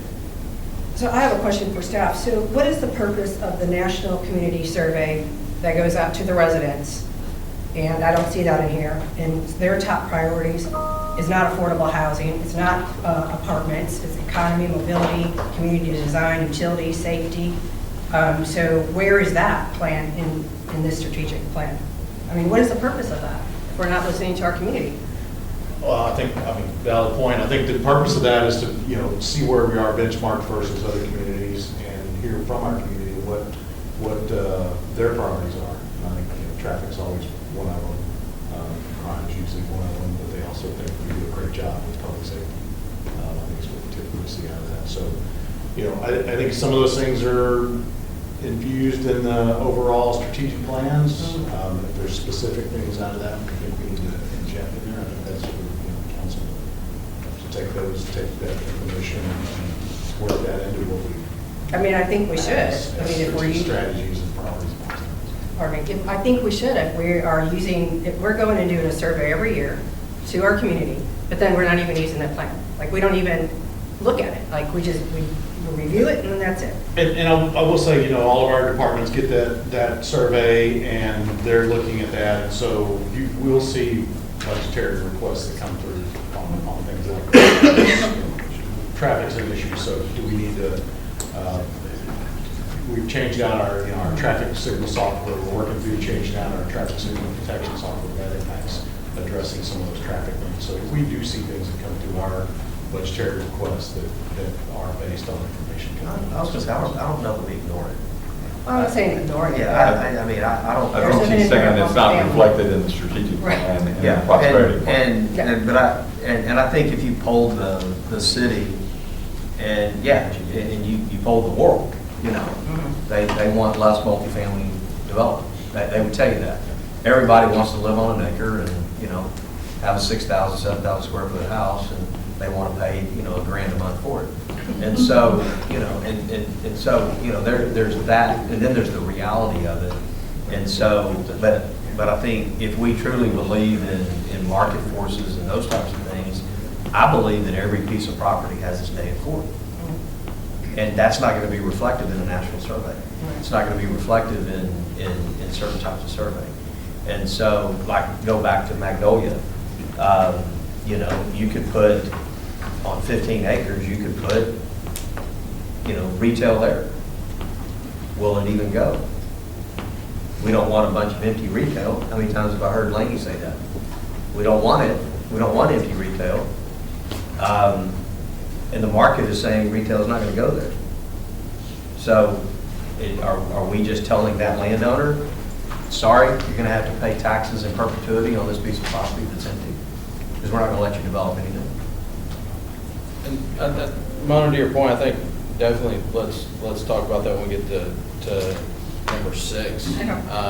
For sure to loop it in there, but that survey does consistently come back with they want more entertainment, they want this placemaking and all that, and that's the balancing act with density. And are they saying I want multifamily? No. You ask anybody, it's no multifamily. But do they want some of the benefits that come with the higher density? Yes. And that's going to be the bigger discussion to figure out where is that appropriate, where is that appropriate, and how we handle it. And what it's going to be a horrible 2, 3, 10-hour workshop, but then at least we've had the discussion and we can point both citizens and developers and say, hey, we don't have a perfect direction for you, but our plan says this. Go listen, and here's the thought process, and so that there's not a site specific. So your NIMBYs aren't going to be there, and let's generally speak, and they might hear that there's 7 absolutely no votes for multifamily, or they might hear, well, we like these attributes. We don't like garden style. We want kind of this base set of amenities, and we want it in this parts of town. And I think that's the fair, trusted piece, because if we come out of that and say we never want it on Magnolia, well, sweet. Let's say that now and be done, and be clear to everybody. So just to give some historical perspective, if I might, just real quick. Having done this a long time for a lot of different cities, and some of you have been in government most of your career, sessions like this, strategic plans were revolved around one thing: economic development. Job creation, sales tax generation, property assessed valuation, everything else was sort of secondary. Then what started happening about 10 or 12 years ago is cities started talking more about transportation, transit, widening transportation, not that that was a new item, but that was usually taking care of the budget. Now all of a sudden they start talking about transportation. And then after that, they start talking more about housing. Housing is nothing new. It's been around at least a decade. COVID didn't invent it, it just sort of highlighted it. And what council members, and maybe you started hearing from employers, this: I can't find people. And if I find them, they can't afford to live here. And if they can't afford to live here, they can't afford to get here. And I would say, just to offer a contrasting point of view, you know who wants multifamily housing? Employers do. Your service industry does. Hospitality industry does. Food service does. Because they can't find people. Then those people in those places typically aren't single-family homes. So where do they live? I'm just sharing that with you. So then it gets to transportation, housing. It's all part of that same ecosystem. And I get your point. I'm not taking issue with that. But I think when you start to look at the economy and when you start to look at employers and all that, depending on who you ask, you get a different answer. And I think sometimes those retailers and service industry people, they're not paying attention to public policy. They're not showing. There may not be residents. They're an operator. They may be relying on a landowner. I'm just sharing with you that point of view. It really depends on who you ask. So, Mayor, you had something. Go ahead. I just want, the survey we're talking about, what percentage of our population participated in this survey? I don't know, you'd have to ask that. I mean, it doesn't go to all citizens, and then they get us, whatever response we get, they put a statistical representation on that of what the margin of error is. So it's like any survey. It doesn't really matter how many people fill it out. It's whether you get a percentage that's enough to give a representation of the community by getting people across the community and then putting a margin of error on that as to what that is for each of the responses. Josh, is that what we get? Yeah, that's exactly right. And the reason, the justification for that survey, the way that it's done with the National Research Center, is that it's a perfectly randomized, double-blind standard, right? So we map out the city, or they map out the city, and then at random choose addresses that get the survey, right? So they're not going to know, it's not going to be skewed by, who's in the social media group or who attends council meeting or so forth and so on. The response rate, and this is something that we pay attention to regularly and try to adjust or try to make sure that we're optimizing, is really solely based on who's willing to take the time to return that survey.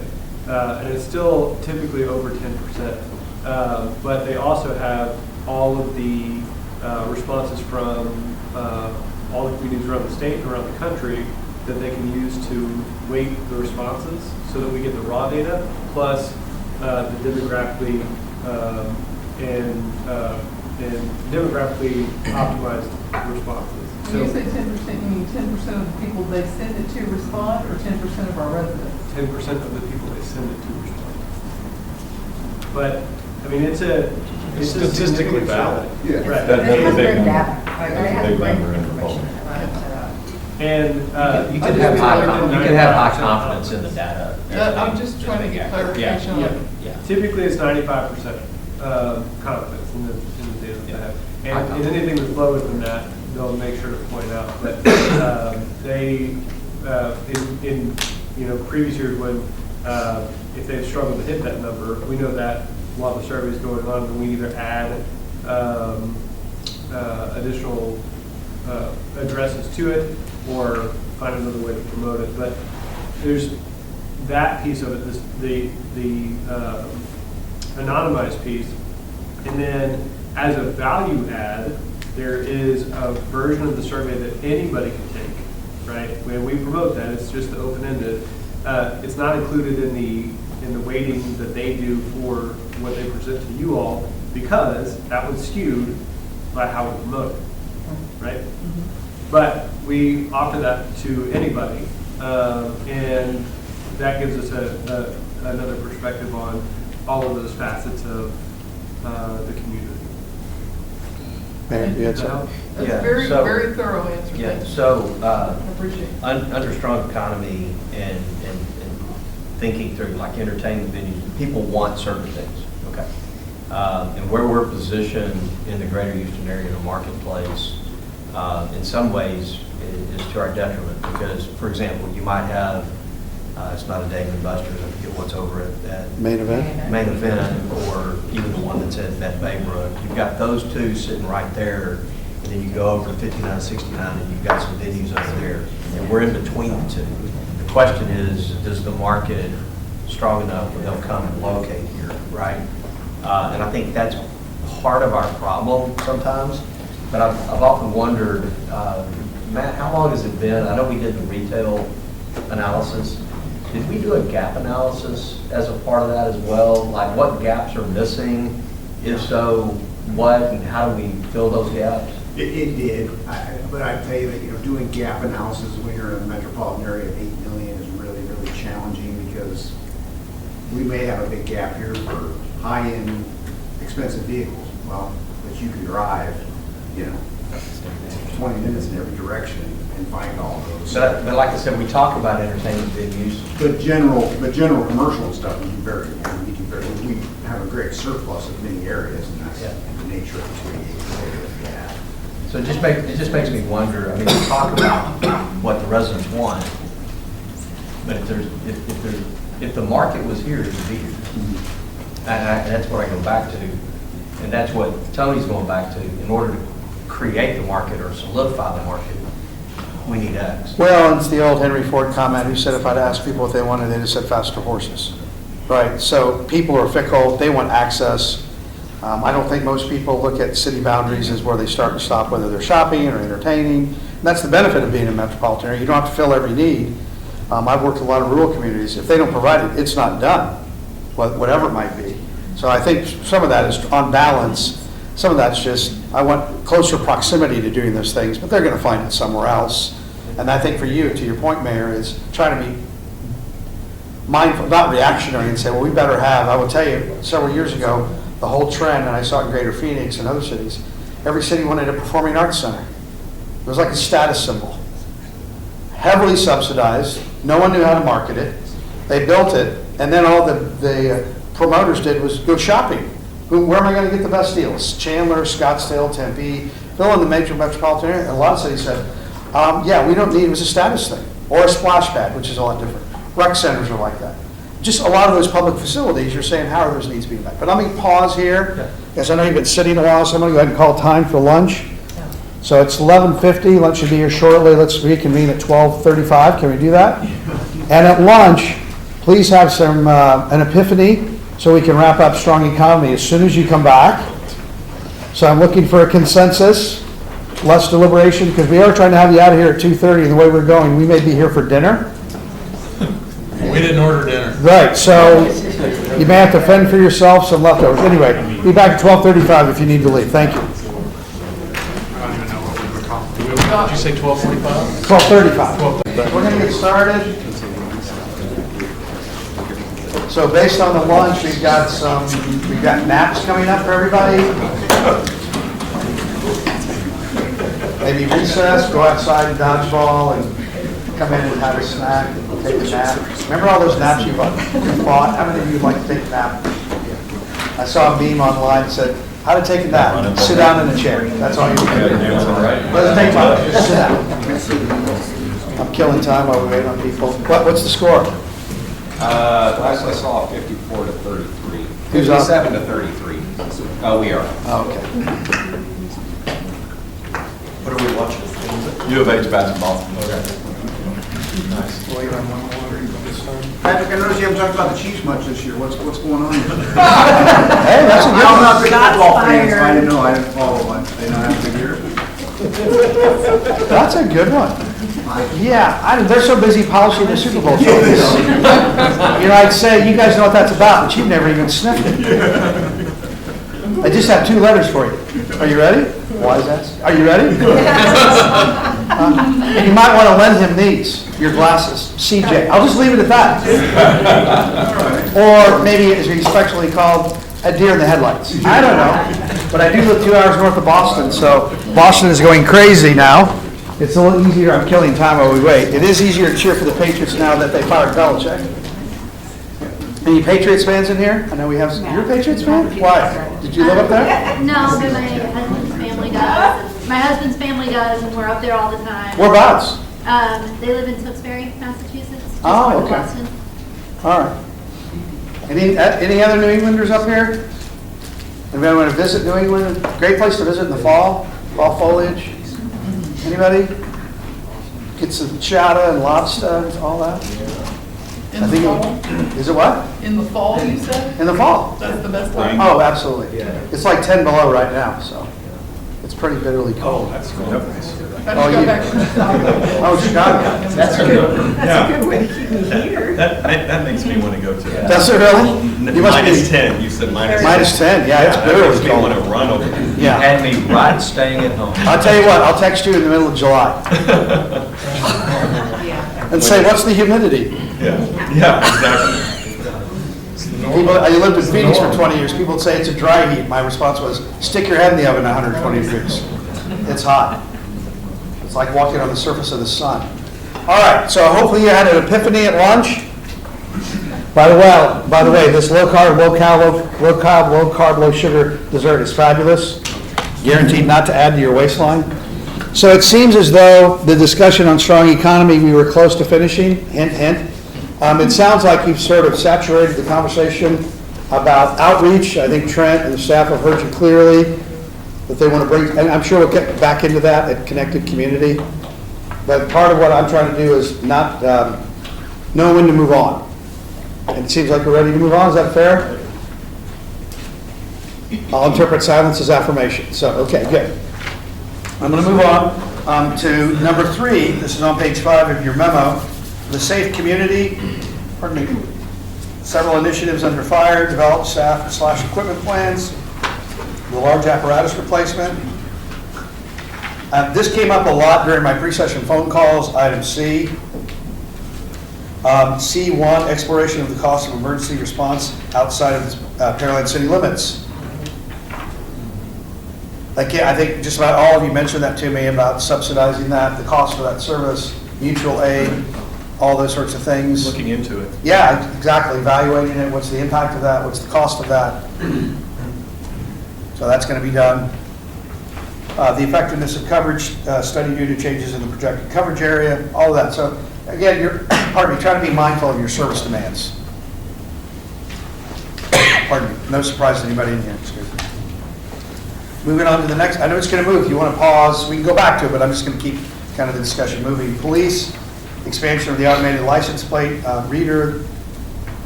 Mayor, you mentioned some of that yesterday about Flock and the license plate reader. Then emergency management. Item B, continuation of training and drills. Always being prepared, practicing, doing mock disasters, all those sorts of things. You're going to play like you practice, that sort of concept, building muscle memory, how you deploy resources. It should be like clockwork, so it's not random and crazy. It's stressful enough to deal with those issues without thinking who's doing what and when do you do it.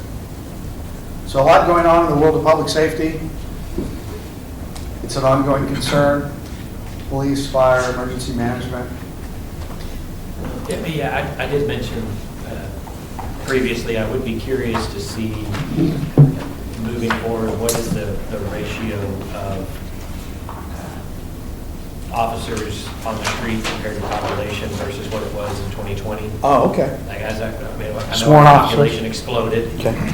You know, that was one of the 4 times our population went bonkers here in the city. And, have we resourced PD enough? I know Chief's never going to say, don't give me more officers. But I am curious what that ratio looks like and how are we maintaining that priority from a bodies on the street perspective. You want to share anything? I didn't completely hear the question. It was, what is the ratio of officers we have on the street to population versus 20 years ago when our last kind of major explosion hit? Like, did our population go crazy and we didn't PD was not resourced enough to keep up and maintain that levels? Or are we at similar levels? I know we've added officers. I'm just curious what that looks like. I would think we're a little lower than 20 years ago because of the growth and everything. I think we're about 1.35 now. Okay. It's pretty close. We can double check that. And we go back historically and we could pull them 20 years ago. But I think we're around 1.6, 1.65, something like that about 20 years ago. Is it 1.6 per 1,000 residents? Or? Yes. So we can provide that over time. And then, you know, we also want to probably put that somewhat in context of 100% the things we've done with the crime reduction teams or DDAX, what do we call them now, crime? The crime reduction unit. but Crime it's reduction the units. DDAX program. Block, drone programs, those kind of things are kind of like alternative things we spent money on that also make us effective in the way we do that. So it's looking just straight at the numbers isn't just the whole, it's the whole picture. It isn't the whole picture is my point. True, and to that point, looking straight at numbers, I know from talking to other council members at different times, all of us see the running of red lights. It seems like it's a constant thing at this point, and I know that there was kind of an experiment on how do we change behavior, but maybe that's something we can look at under Safe Community as well. Are there other things we can do? Are there increased penalties through the municipal court that we can add to that equation?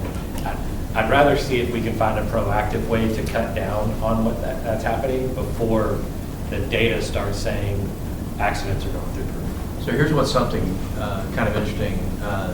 Chad reminded me 2 years ago, I guess it was, I'd asked, you know, is there a way we can do some kind of a special task force on red light running, concentrate on a couple of areas and kind of be no nonsense. I mean, every single one that's there, ticket every single one, you know, the whole thing. And they did, I can't remember the numbers, but it was upwards, you know, 160, 170 tickets written. And zero change. Right. Zero change or modification in behavior. Zero. Right, well, so that's why I wonder, apparently the penalty's not bad enough. We're writing you tickets and you still don't care. Right. So is there something else we can do? Can we increase that? I don't know. I just hate to start seeing our traffic data start going up on accidents and deaths and intersections because we can't stop it from happening. And I don't want to be well, we're just like everybody else. But I agree. Yeah, but what I hear, it doesn't matter what jurisdiction you're in. People running red lights everywhere.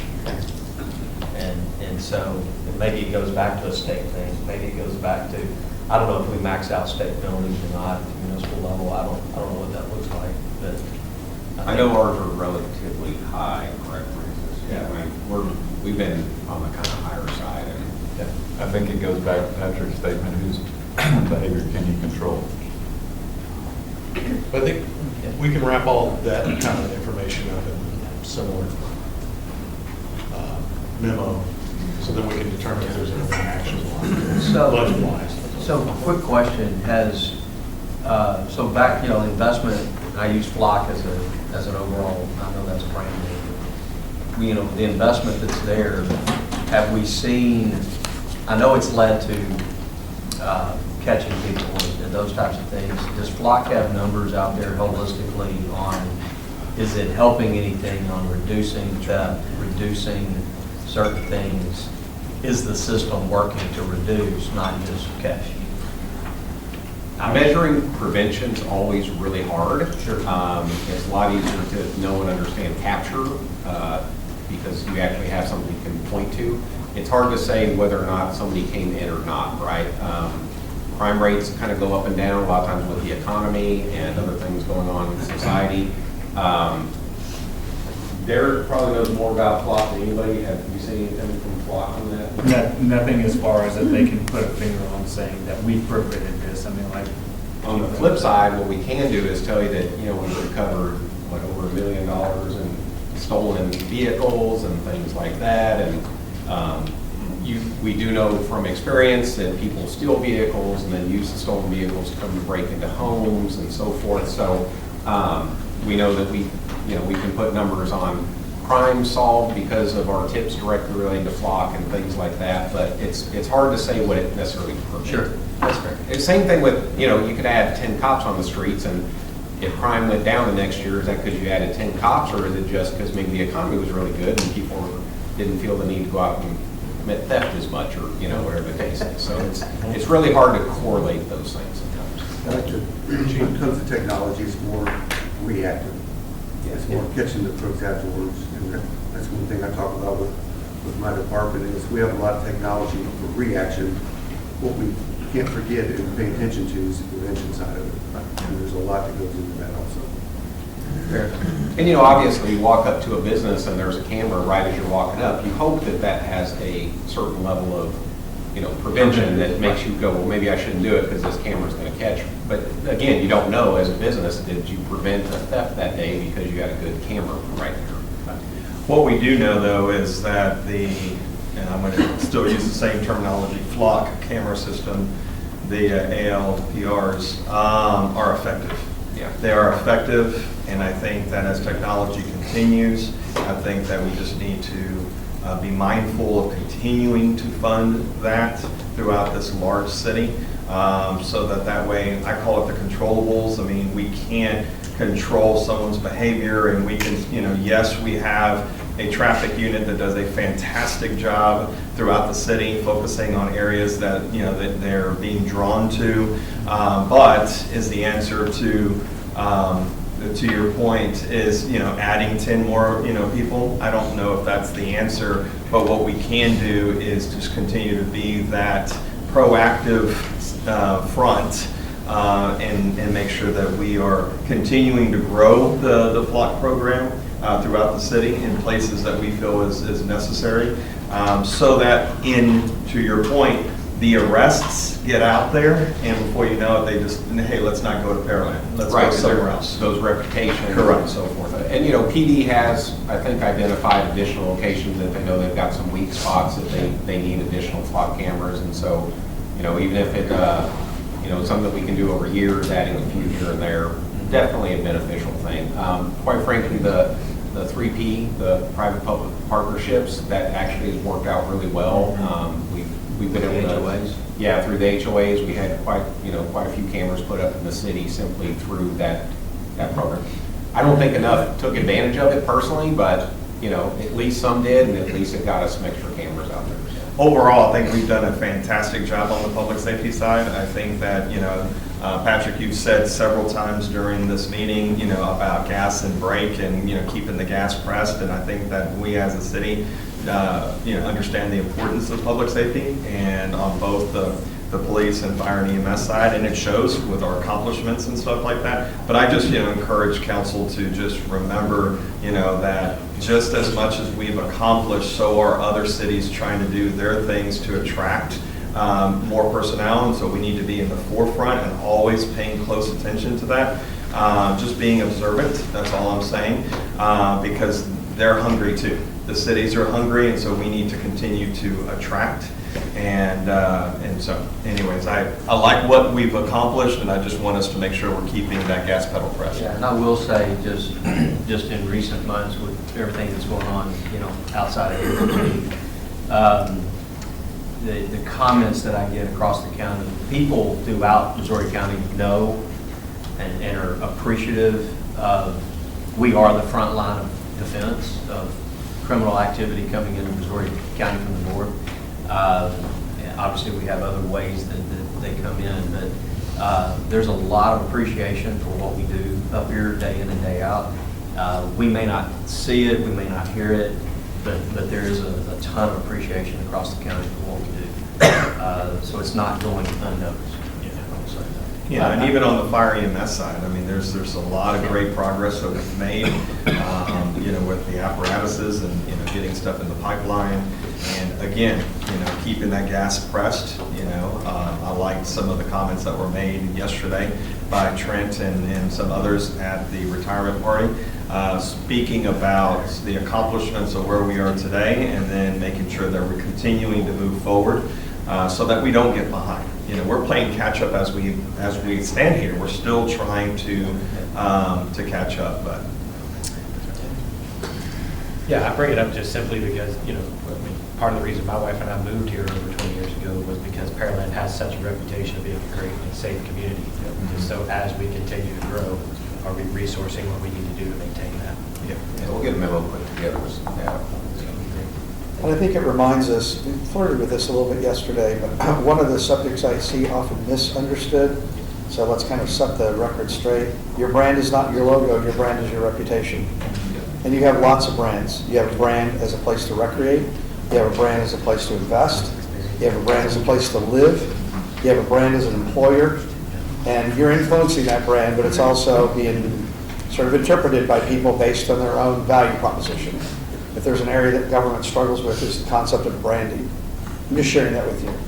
How you market that, and recognizing you have lots of different brands. Your brand to the development community is different than your brand to residents, because they're looking at it through different factors. So just a point of reference. So, unless there's anything else, I'm going to move on.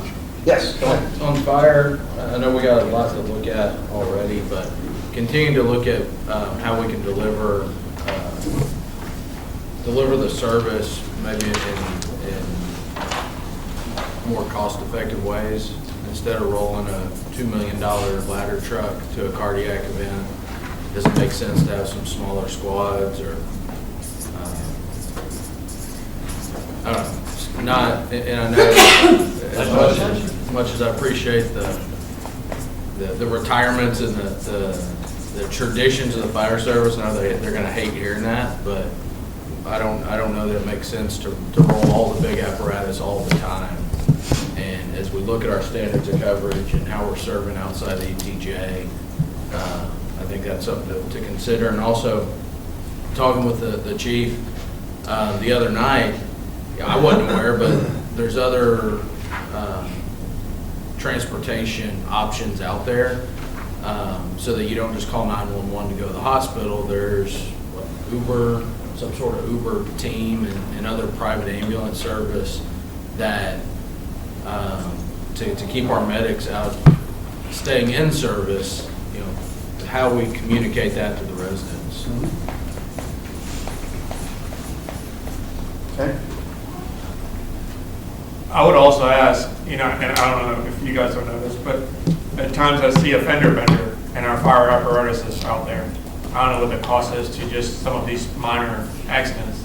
I mean, I get it that they're dispatched, but how do you kind of bring that cost down to say, look, not every time there's a need for a fire truck to be on site? I'll add a little something to that, and then Chief Johnson, if you want to chime in. But a lot of times when the 911 comes in, they're dispatching based on what they are told. And so it's not until units arrive on scene to be able to say, okay, we can disregard, or because some of it is manpower, some of it is other reasons. So Chief, if you want to elaborate a little bit about what he was mentioning. Yeah, so when anybody calls 911, you have two sets of dispatch cards. You have a EMD dispatch card and EFD dispatch card. And what that means is it gives you a list of questions the dispatcher is going to ask the caller. And so when they go through, they say, I need fire and EMS for an MVA, right? So there's a bad accident is what they'll say, or whatever the case. The dispatcher starts to ask questions, and it starts with what we call an alpha, letter A, and it goes all the way to omega, O, right? And so as they ask questions, the way that those questions are answered is what kicks it to a determinant, which then determines what units we send to a fire or to an MVA or to an EMS call. And those determinants are built within the fire department with dispatch and what we feel is necessary for each call type.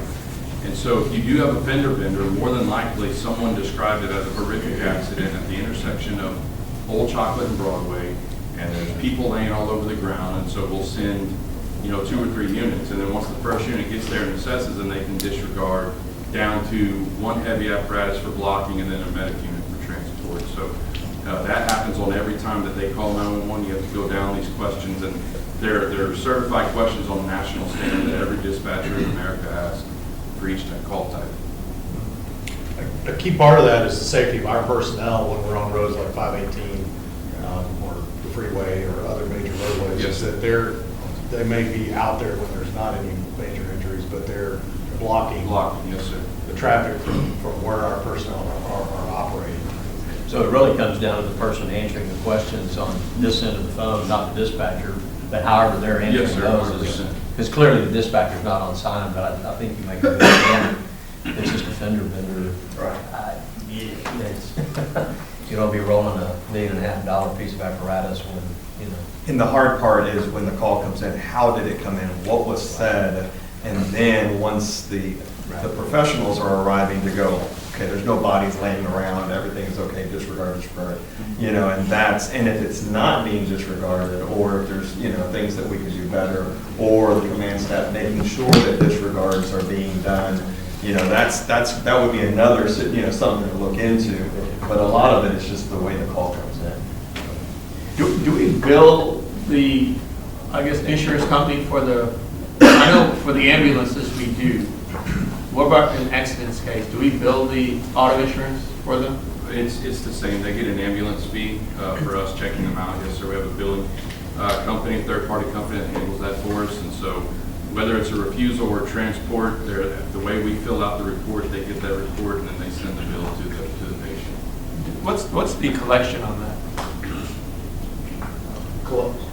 Ballpark on The amount of revenue or the rate? Yes. What's the percentage of collection when you bill it out? Percentage of collection? Or how much of the dollar? Yeah, percentage of collection, of total collection sits around 33 to 35%, which puts us above the national average. Cities such as Katy, I'll use it as an example because I used to work there, they're sitting around 24, 28%. So we actually have a higher collection rate than most.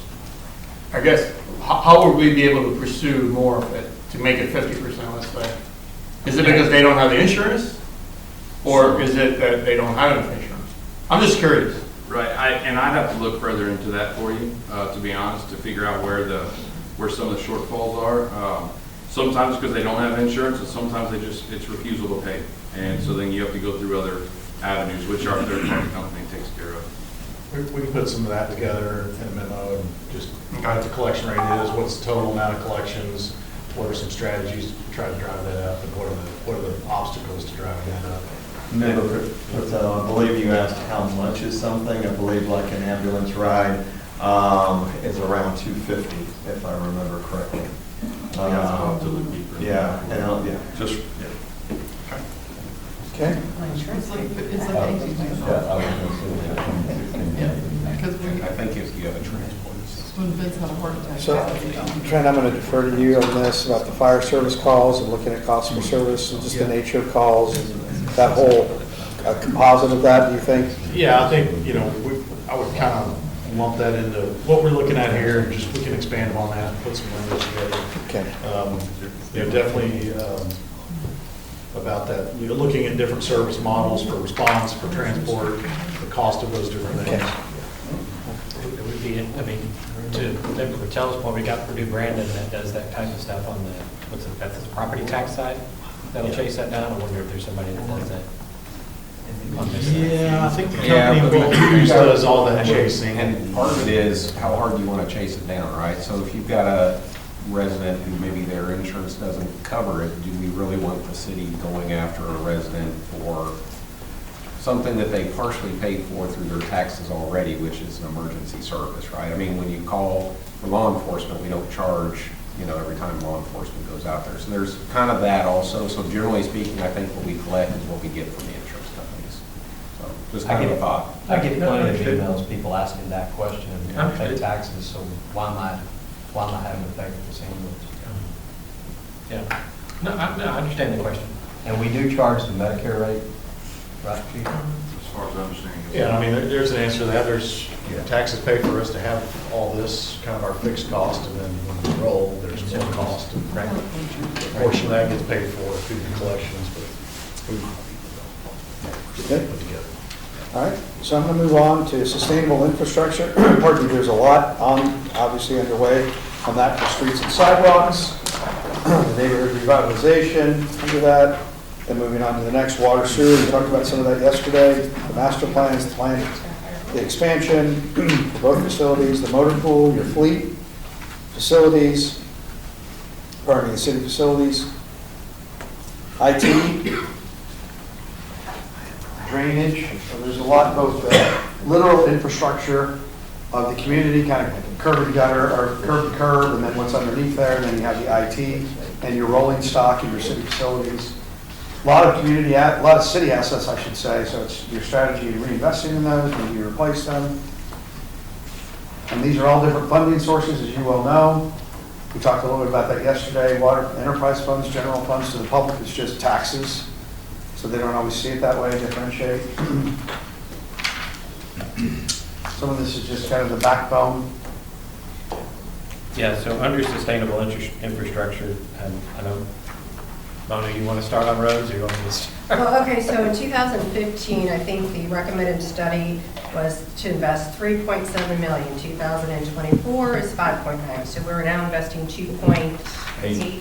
So what is the plan to continue to invest? Like, what strategy? Is there unrestricted funds? I call them restricted funds that we can utilize to increase that. So I would really like to look at like the bigger picture. How do we continue to increase that capital into roads? So to Yeah, I that think point, as long as it remains a priority of the council, our goal would be to add a minimum of about $500,000 a year into the budget. And then as we go through the budget process, we've got, sometimes there's hard decisions.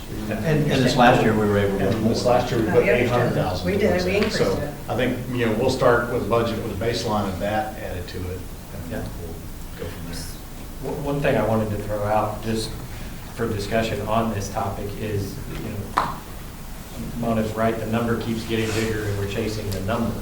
We're chasing a dollar amount. And the more I thought about that, I wonder, should we be chasing a dollar amount or should we be chasing a desired PCI? So So the dollar amount translates to a PCI. I understand that. So that dollar amount translates to keeping our PCI where it is at the time that's done. I understand. So that's a PCI of like 70, I think it was, when they ran it, right? 74. Is that what we want, or do we want a PCI of 80? Okay, right, so that's what I'm talking about. I understand that the dollar that the report calls for says this will get you to this PCI. Yep. My question is that the PCI we want? But at the end of the day, we're on a 6-year roll. How much more are we going to degrade the PCI? Because each year, you're saving some, but you're going to still degrade. I understand, that's not, my point is, do we want to target a PCI of, say, 80? Because that's going to change that number altogether, which gives a different direction to what we do with our budget dollars, right? Yeah. So that's what I'm getting at. Do we need to have a bigger discussion about what are we trying to get to versus what we're trying to maintain? So in the midst of this, there is our capital improvement program, specifically drainage, in the bond program. What I would like to see is an analysis of the bond program, the drainage project, because almost every single drainage project has a road component to it. Right? In some cases, it's a complete rebuild, 4-lane boulevard and everything else. So it would be interesting to know what dollar amount is in that $105 million that's actually going to be roadways, rebuilding, resurfacing, and everything else, which is going to drive the PCI, or at least keep it going, that's outside of the 2.6 or 2.8 that we're trying to do. And because I think that's going to help us, quote, get caught up a little bit. But what's the dollar amount? Out of the 105, is it $5 million, or is it $25 million? Is it $30 million? What's the number that's built into the CPI or the capital improvement program that's going to help us do that? Because it helps tell the story. Yes, we're doing the ongoing maintenance, we're adding to this, but we're also spending money here, and we're going to see the benefits of that. I agree we're spending the dollars. I guess my mindset is, should we be chasing a dollar or a PCI number? Yeah. Because if we want a higher PCI for the community, better road conditions overall, then that 5 million might be 7. I'm going to answer it this way. We're so far behind. Mm-hmm. I think we have to chase our tail to get somewhat caught up where we're keeping the PCI level before we can have the conversation that we're going to increase it. To me, I mean, we can have that, but then the next thing we're going to go is instead of $5 million or almost $6 million a year, we need 10 to increase it to here. Then we have to look back at, is that even realistic? And so what I'm looking at is stuff that's already on the books, not the 2.8 or 3 million a year. The other stuff that's on the books should have a positive effect to our PCI because the number of roads it touches is huge. And so that in and of itself, over the next 4 years, should either keep our PCI level or should increase it a little bit. And so, I don't know, but I mean, they should be able to take the dashboard and say, this road here, which is red, is going to go to a green on this date when we complete this project. That should give us an overall PCI. We should be able to anticipate that. Yeah, I'd love to see that analysis. I mean, at the same time, obviously, this road over here that's orange is going to become red, while this red is becoming green. Well, so you have that. I'd love to see that analysis as well. Because that comes to the talk track in the story that we tell to the residents, right? You know, what are we doing about this? Well, it's not just asphalt this and doing that. We also have in our capital improvements program, here's what we're doing to these roads on the back end of these drainage projects. It goes into the whole equation. So there's a lot going on. All we see is the asphalt repair. And your approach is the right approach. And I think backing up to the last time we did our PCI study and the first time we did it and the interim one we did, that was always the discussion is here's the data, here's the results. Do we want to maintain where we are? Do we want to try to increase that? Are we okay with it falling? And so we've had those conversations, not in the last couple of years. And the results of those from council's direction has been let's maintain, let's try to get to maintaining what we have. So let's get to that level first. But I think that is where you start is what is the level of service we want to have on those roads? What do we want to have for PCI on our roads? And is it what it is today, or do we ultimately want to increase that?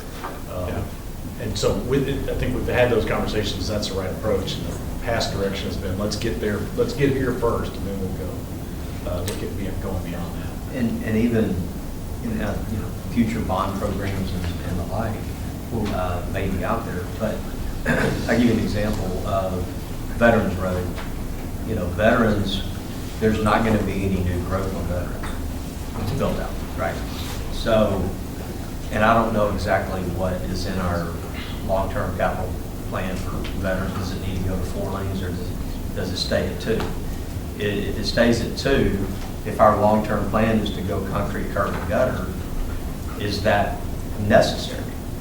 It may be that the open ditch is fine because the drainage system works, but maybe we redo the street to concrete. Now all of a sudden we're not having to apply asphalt every 7 years.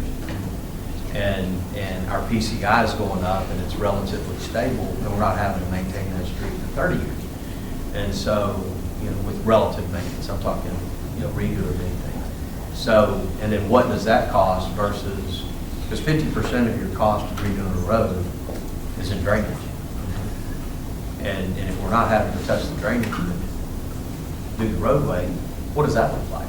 Yeah. And then a lot of those asphalt roads that we could convert to concrete, which I know we want to do in our capital improvement program over time. But I think most of them are going from what they are now to curb and gutter. Is that necessary? Yeah, if it's not necessary, why spend the dollars on it? I get that.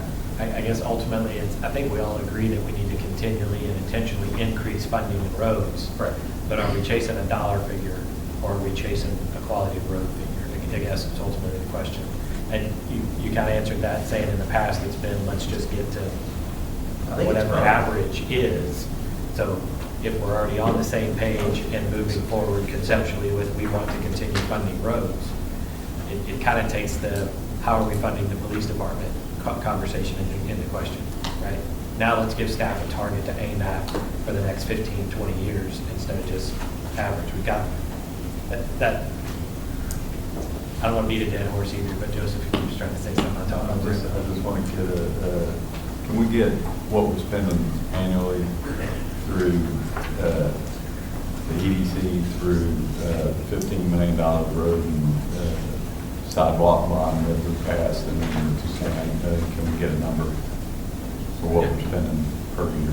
Yeah, I think we can bundle that up with what we're spending from the drainage bond on streets. That's what I'm saying, the 15 million. And then the 20%. EDC, the EDC, and then the 2.8, just so that we can see what are we actually spending per year.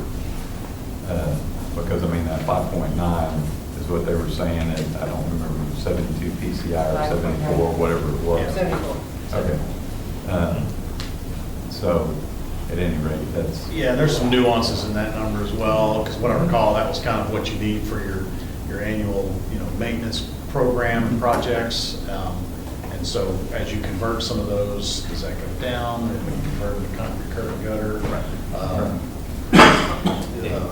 You're adding stuff to what I've asked. No, but I mean, Which all that. But I mean, that's that's the comprehensive package of what we're doing. Yep, that is what we're doing. We just need to know what it is. Right. And we should be able to convert that to a PCI anticipation. So we agree we're going to increase roads, the budget? Yes, okay. So, would you be, well, no, I mean, would you be open to, I think, was it 20% that we're taking EDC's funds? Upping it to 30?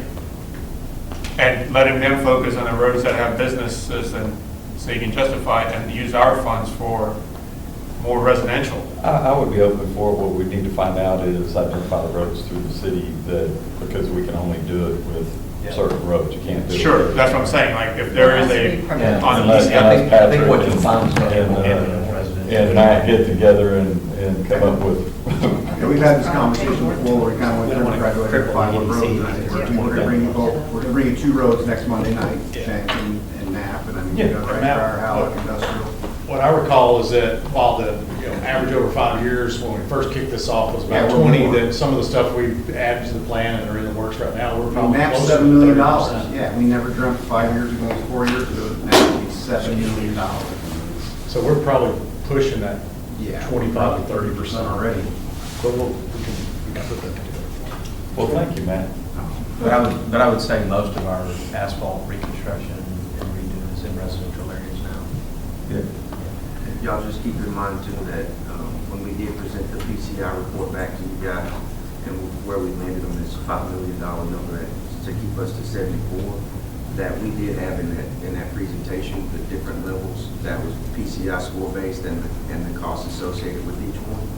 And that's how we kind of, you guys landed on, hey, we're comfortable at the 74 at this, comfortable at this number at this cost. Because each one of them had a cost associated with whether we increased to 80 and the dollar amounts increased or we dropped it down. I'm trying to find it. Where is that? We'll get it to you. It's a chart, and it may have been in one of the CIP update series that had the charts and everything associated with the cost. Trying to find it on their website. Yeah, good luck.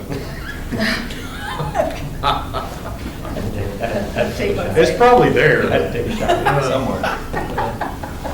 Anything about the water, sewer, water pool, facilities, IT? Yeah. Go ahead. So I'm going to go out on a limb here. I just realized I haven't spoken to anybody about this, so apologies to my colleagues. On this one. But it's only as I'm looking at it, I'm thinking, I've never been terribly comfortable that IT and the internal service funds generally fit within sustainable infrastructure. Then I think, so where do they fit? Because there's nowhere else. And I also look and see there's not really much reference to anything related to people, as in the staff in this. So anything to do with HR. Where do we put all that? I'm just wondering, do we need to rethink the resilient finance priority and widen that to be about the organisation? So I suggest a resilient organisation which would include not just budget and finance, but it would include issues related to IT and all the other various support mechanisms within the organisation that are there to make all the other things happen. And I've only just, it's an epiphany, I guess. I'm just sitting here looking at this. Well, at the end of the day, an internal service fund is part of your resilient finance. So, in the context of the funding thereof, but they do more than just manage money. Right. And that's where I'm thinking maybe we need to broaden the resilient finance fund to be about the organisation and the general support to the organisation. I don't know, I'm just throwing out, I don't know, Trent, I know we've never talked about it.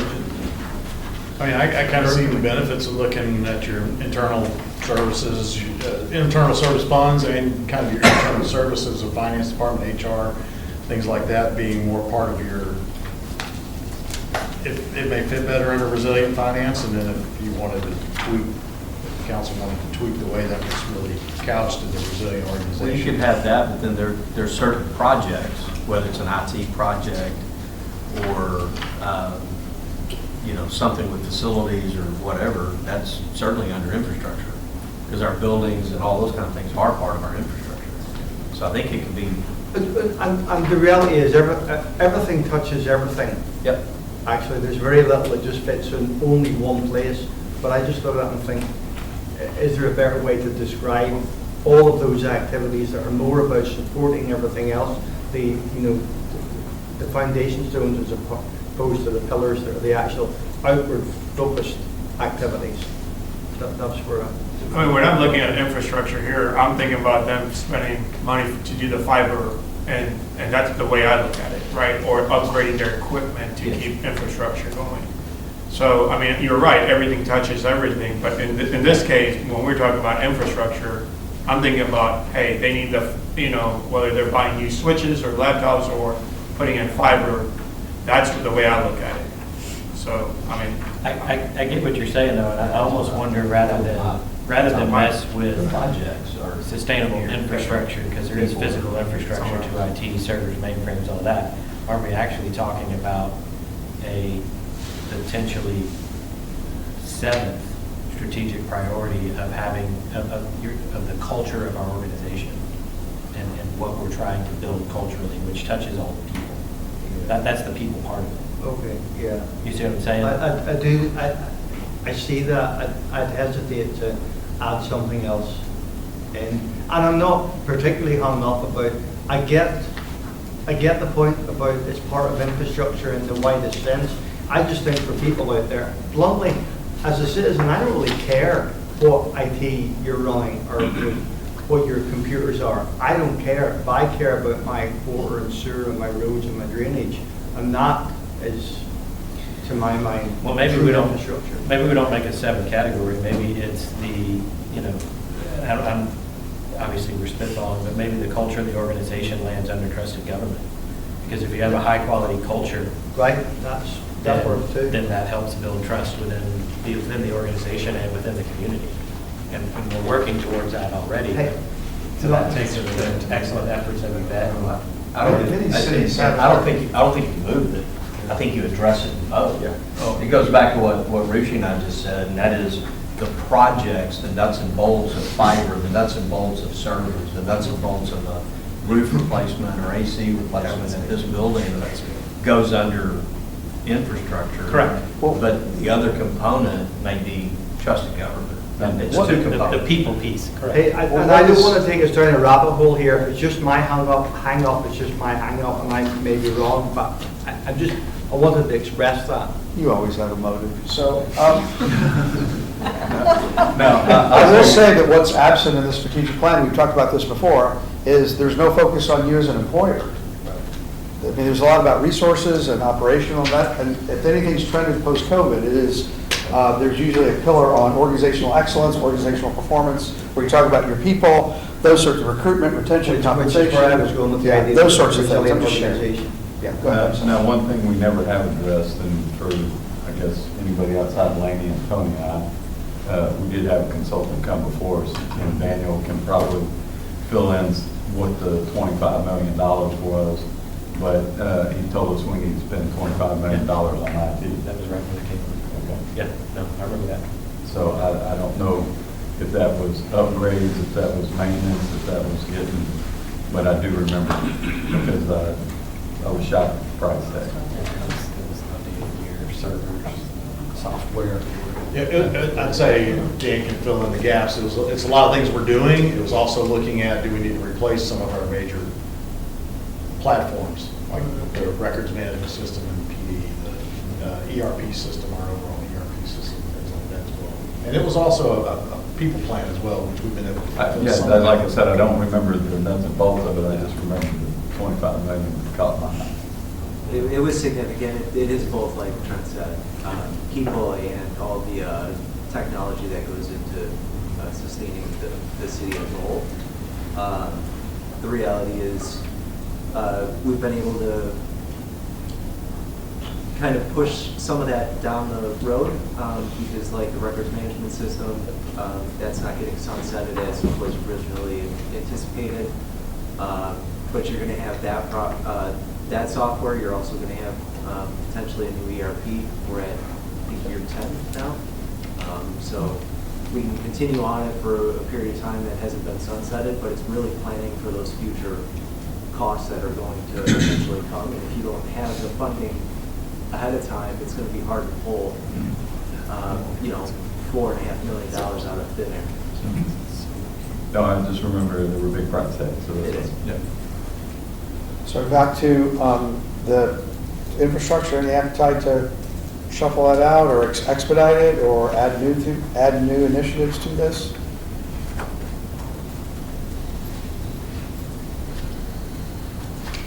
Okay. We can always come back to it, so I'm just going to keep moving here. Moving on to the next page. Number 5, resilient finances. There's continued development of the internal service funds, the mid-range 3 to 5 years financial planning. I would share with you, and I'm sure you've heard this from staff, on 5.3, the initial draft of the mid-range financial planning.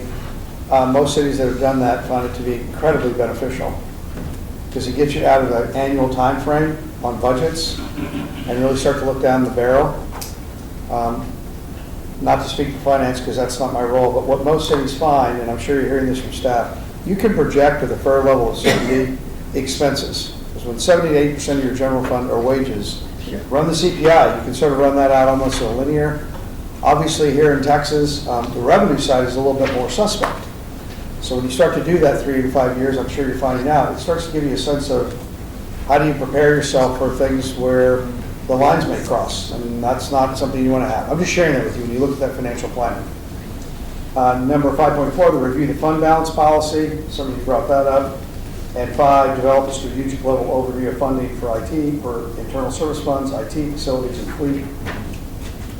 Most cities are continually focusing on that. It's a little bit about moving money around, but it also, as was mentioned, it secures for people that those functions are not coming in with their hat in their hand saying, I need more money. You essentially have a structural financing process that you're putting money aside, so you're not sort of trying to justify it based on its merits.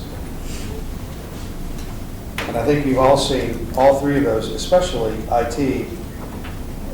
It's only getting more expensive, and you're mission critical on it. It's hard to imagine the technology. I would imagine just about every employee touches a keypad at some point during the day, so everybody's dependent on it, the public's dependent upon it. So, thoughts about resilient finances? The fund balance policy, the financial planning, internal service funds. So, a couple of things I would like to. Last year, I guess, one of the questions that was brought up that staff wasn't directed to do a no new revenue tax rate. Okay. So one of the things I would like this council to discuss is giving staff direction on, hey, give us the no new revenue tax budget. And again, I don't know if there's appetite among the other council members, but I'd say I've already got that direction in my goals, so if okay. appropriate, we can do it here, but it's you're gonna get that this next year. Okay. The other thing I would ask is, I think you, Patrick, you said expenditures are pretty forward. I think ours is 68% is on labor and the remaining 32 is on everything else. What I would challenge the staff is to say, give us your budget on the expenditure side before the appraisal review brings you the values. And the reason I would challenge them is to say, put down all your costs, tell us ahead what we're preparing for. Don't wait till the values come in and manipulate the rate. And then they plug things in because everybody's waiting on, hey, let's see what the value comes in. If the values are high, that's what we do. Don't do that. We don't. I haven't seen the expenditures before. I'm challenging you, give me the expenditures. Give me your budget, just the expenditures. That's what we give you. We give you the budget with the expenditures and then we include the revenue. I have not seen the full budget until after the appraisal review board has given you a certified valuation. Yeah, we've had those budgets for months by that point, going through them with the departments, scrubbing them and preparing. But I'm talking about from council's point of view. Well, I mean, we have to present you a budget that's got a revenue source that supports that budget. But let us have that budget before you do that. Why can you not let us look at that budget, expenditure budget, what you guys are looking at, even if it's a draft copy? In essence, you get that because you get the budget presented, you also see all the things that hit the cutting room floor. Again, see. No, I take your point. I see what you're saying, Rishi. I take your point. I think we could work with Can we that. articulate that? So I understand the lease, I don't know if anyone else does. Rachel, it's essentially about timing, is it not? Sure. I mean, I think I understand the point you're making. I think then it just comes down to timing of when we could realistically get something and the degree of detail you would be looking for. Well, but there's more than one version of the budget. There's what departments submit, then how those are edited by the manager's office. Right. Right? I mean, that's a normal process. I'm just throwing But that the in process there. sometimes is waiting till the appraisal comes in, the valuations are certified. If the budget is already done, don't worry about the appraisal. Let's council start looking into this and being prepared for it. If you guys are confident that the budget is here, because we know we want to take a victory lap and say, look, we reduced the tax rate. But the taxes have gone up because the valuations have gone up, right? So even your tax rate may go down from 0.65 to 0.60, your valuations have shot up. My point is, give me everything you want. You give me your budget however you want. If you want extra personnel, it is my job then, if I had to go to a taxpayer and said, I've approved the expenditures, and I agree with the expenditures, I agree we'll have to raise the tax rate if the valuation doesn't come in. That's on council then, because they accepted it. But don't put the, put the pressure on the council to say, hey, these are what we want. Don't worry about what the valuation comes in. I don't know how you said, I don't know how I can make a decision on what I'm okay with without knowing what the revenue. You have to trust the expenditure. Do you trust that you got to review the expenditures? Whether you agree to spend that money, it doesn't matter. If you want to spend $8 million on roads, then you have to stand by it. Right? You have to. If you don't, this is where you're going to have to come in and actually do homework to say, you know what? We're going to cut this expenditures before you know what the valuation is. So let me ask a question. Okay. Let me ask a question to staff on process. Okay? Coming out of this meeting and then coming out of the April early input budget session, the real formal budget process, we're doing a budget year round, but I mean the formal budget process for next year gets started. Yes. So the individual departments and the like are putting together their expenditures and wish list of what they're looking to do over the next budget year. So, and then somewhere in the background, we're getting updates from the appraisal districts. We don't just get a certified roll. We get that, but we've also had some preliminary, coming out of April, we have a preliminary roll. We know, and it's subject to people who are fighting their appraisals and the like. So we have both of those fairly early. So I'll say this, when the certified roll comes in, does the expenditure number go up or go down from the budget? It usually goes down. The numbers we get in April are usually significantly higher than the numbers that we get in July. There are other factors such as tax protests, so even your current year property taxes can impact what we think about what the next year's property taxes will do. We do have the departmental budget and the general consensus on what we would like to fund. We could potentially do that in July, but it seems like that's potentially another budget version that we would be presenting in addition to the no new revenue rate budget and our proposed budget, which we of course can do, but that is additional material and versions of the budget that would have to be digested. But I think that to answer the question, generally speaking, expenditures go down to fit the certified appraised rolls from the 3 counties. Generally speaking, we are cutting things to get to that, where that is. And then obviously we have the worksheet, no new revenue and everything else involved in it. It would be unlikely if we were just trying to maintain our existing property tax rate, that we would have to cut existing services at that point. What we would be looking at cutting is additional money to streets, the different salary increases, potentially some of the service level increases we would be adding to the budget. If we were trying to go to that no new revenue rate, then we would be probably looking at service level reductions. I mean, but those are all Maybe I can things we understand weigh your and question. balance. Help me understand your question. Are you saying you want all of the expenses to the city presented to council with no revenue source, just here's the expenses we think we're going to have for next year, council approve this list, and then we'll come back to you and say, well, here's what the tax rate has to be to fit that number? And if we do that and they come back and say, well, to fit the number council said yes to, we've got to go to 70 cents. And you think council's not going to go, yeah, we're not doing that, so let's So revisit council this whole better thing. understand the budget properly, right? Like, again, you have to go through the budget. But and you there's- have to- you But have- there's no way you can know what the tax revenue is going to be until the tax valuations are set. Hold on. So if we, let's just say easy numbers, we approve an expense budget of $2 million. Then the appraised, I know, we'd love it if it would only cost $2 million to run our city, right? But we approve that number, and then the valuations come out from the appraisal district, and that says to get to $2 million, we've got to raise the tax rate 10%. No one on council is going to vote for a 10% tax rate, so we're going to revisit the entire process again, because everybody's going to want to cut. So I'm trying to get there with you, I just don't Okay, understand. so let me flip the script on that one. If you passed a $110 million budget last year, and they give you a $200 million budget because that's your wish list, that comes in there, right? Hopefully you will say, there's no way I'm going to approve this budget.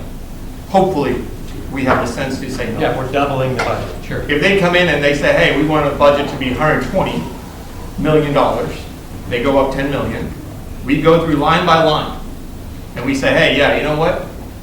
The numbers are valid, or no, we don't like this, we need to cut somewhere, and we bring it down to 118. You went up approximately 7% up, correct? You with me so far? I think so. Realistically, our appraisal value is not going to be dramatically more than 5, maybe 6%, the value up or down. Would you agree with that? Mine goes up 10%, almost to the dollar. But you get capped, but not everybody's does. Exactly. Right? So the valuation as a whole in the city does not go up. My point to you is you're not going to have this dramatic swing, right? So, and then we can certainly have a no new revenue tax rate. If we focus on the expenditures, not worrying about what the appraisal, we know we're going to stay within the lines. You're not going to go swinging way to the right or to the left. You're going to stay within what the last year's budget was. You're going to take it and you're going to say, hey, what made sense? Where can we find some dollars? Because again, by the time the revenue comes in, then you can say, you know what? Look, we went through the expenditures. It may go up a penny, it may go down 2 pennies. I don't know. But it's not going to be a dramatic swing.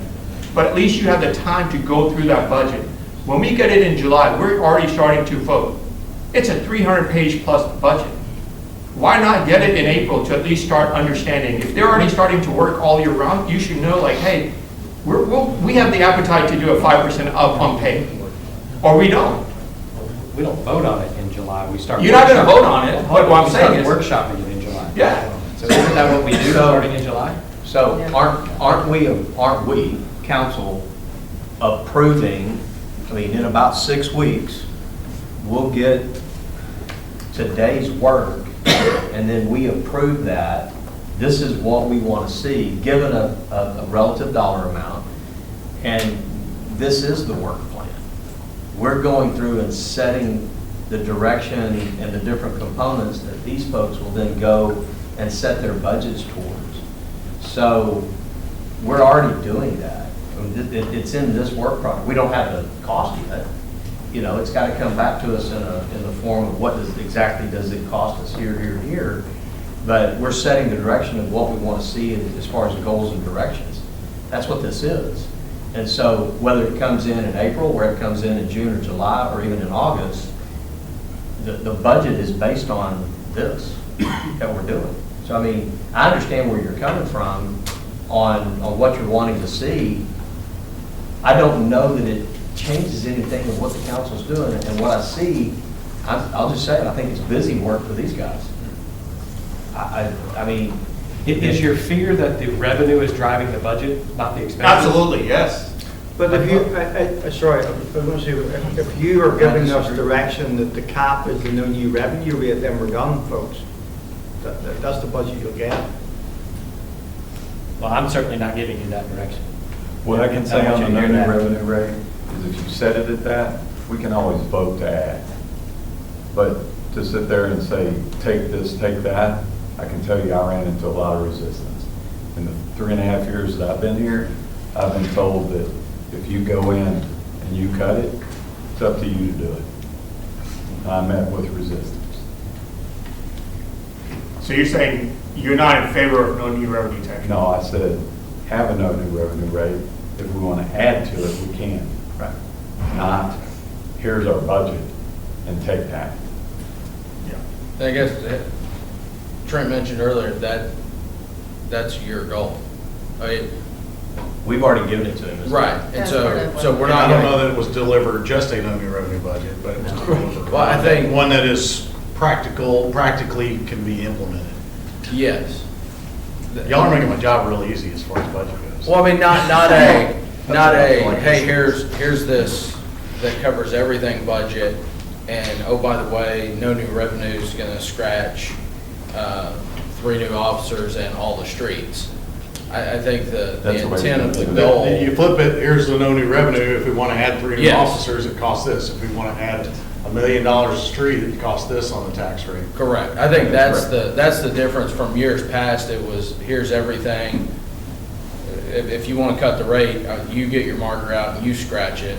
I think the direction this year was, let's start with a baseline of no new revenue, and then let's have a discussion on going up from there.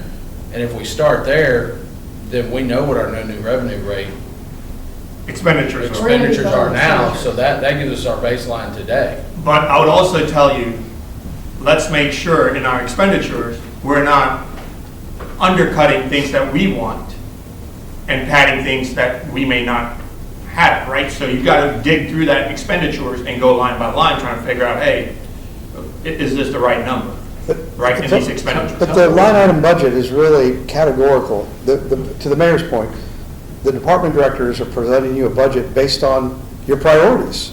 So the dollar figures are a reflection of the priorities that they're bringing back to you. Fair enough? Yes. Yeah, and so to go line by line, I think in a way, that's what the benefit of today's session is, and I haven't heard anything come off the list, not uncommon. So the budget's going to reflect the priorities, which is probably going to be do more of what you're doing and also add a few things. So the expenses are going to reflect the priorities. If you want to change the budget, then change the level of priorities. I'm just sharing, I know, I'm simplifying that, that's not easy to The do. bigger problem at this point is when you don't have a dollar amount attached to it, you can sit there and say, yeah, I'm a kid in a candy store and I want every damn popsicle that's in there. And then all of a sudden, the parent gets a tab and says, no, put that one back, put that one back, put this one back. That's what the problem with that approach is. So it's, yes, we can sit here and say we want everything under the sun, but without having a dollar amount today, it's kind of hard to. Well, but I would, assess that. I push back a little bit on I mean, you that. guys never get everything under the sun. That's all I through our process. I get that, I What we get wind up that. presenting is something based on what we understand is the priorities. I mean, and I go back to, the whole goal is no new revenue is, I mean, we're really sitting there saying all the things that cost us more to do next year, we're not gonna pay for those. We're gonna have to cut other things or absorb it within our current budget to be able to do Exactly, those things. you can find cuts. I mean, and if that's what it needs to be, that's what it needs to be. I mean, right now, I can tell you, we didn't want to have a discussion on vehicles. And I guarantee you that bought right, that last purchase was probably $50,000 too high. That's 10% right there. I was told the government standard on the state, I don't even know what cooperative purchasing is, and we went to go buy 55 tough books. And we saved $13,500 just because I had a phone call. How many other purchases are out there that are like that? Can you tell me? Because Well, I don't know how to. That boils down to how do we resource our purchasing department. Well, at the end of the day, I can't tell you all the different things we purchase and where we can save.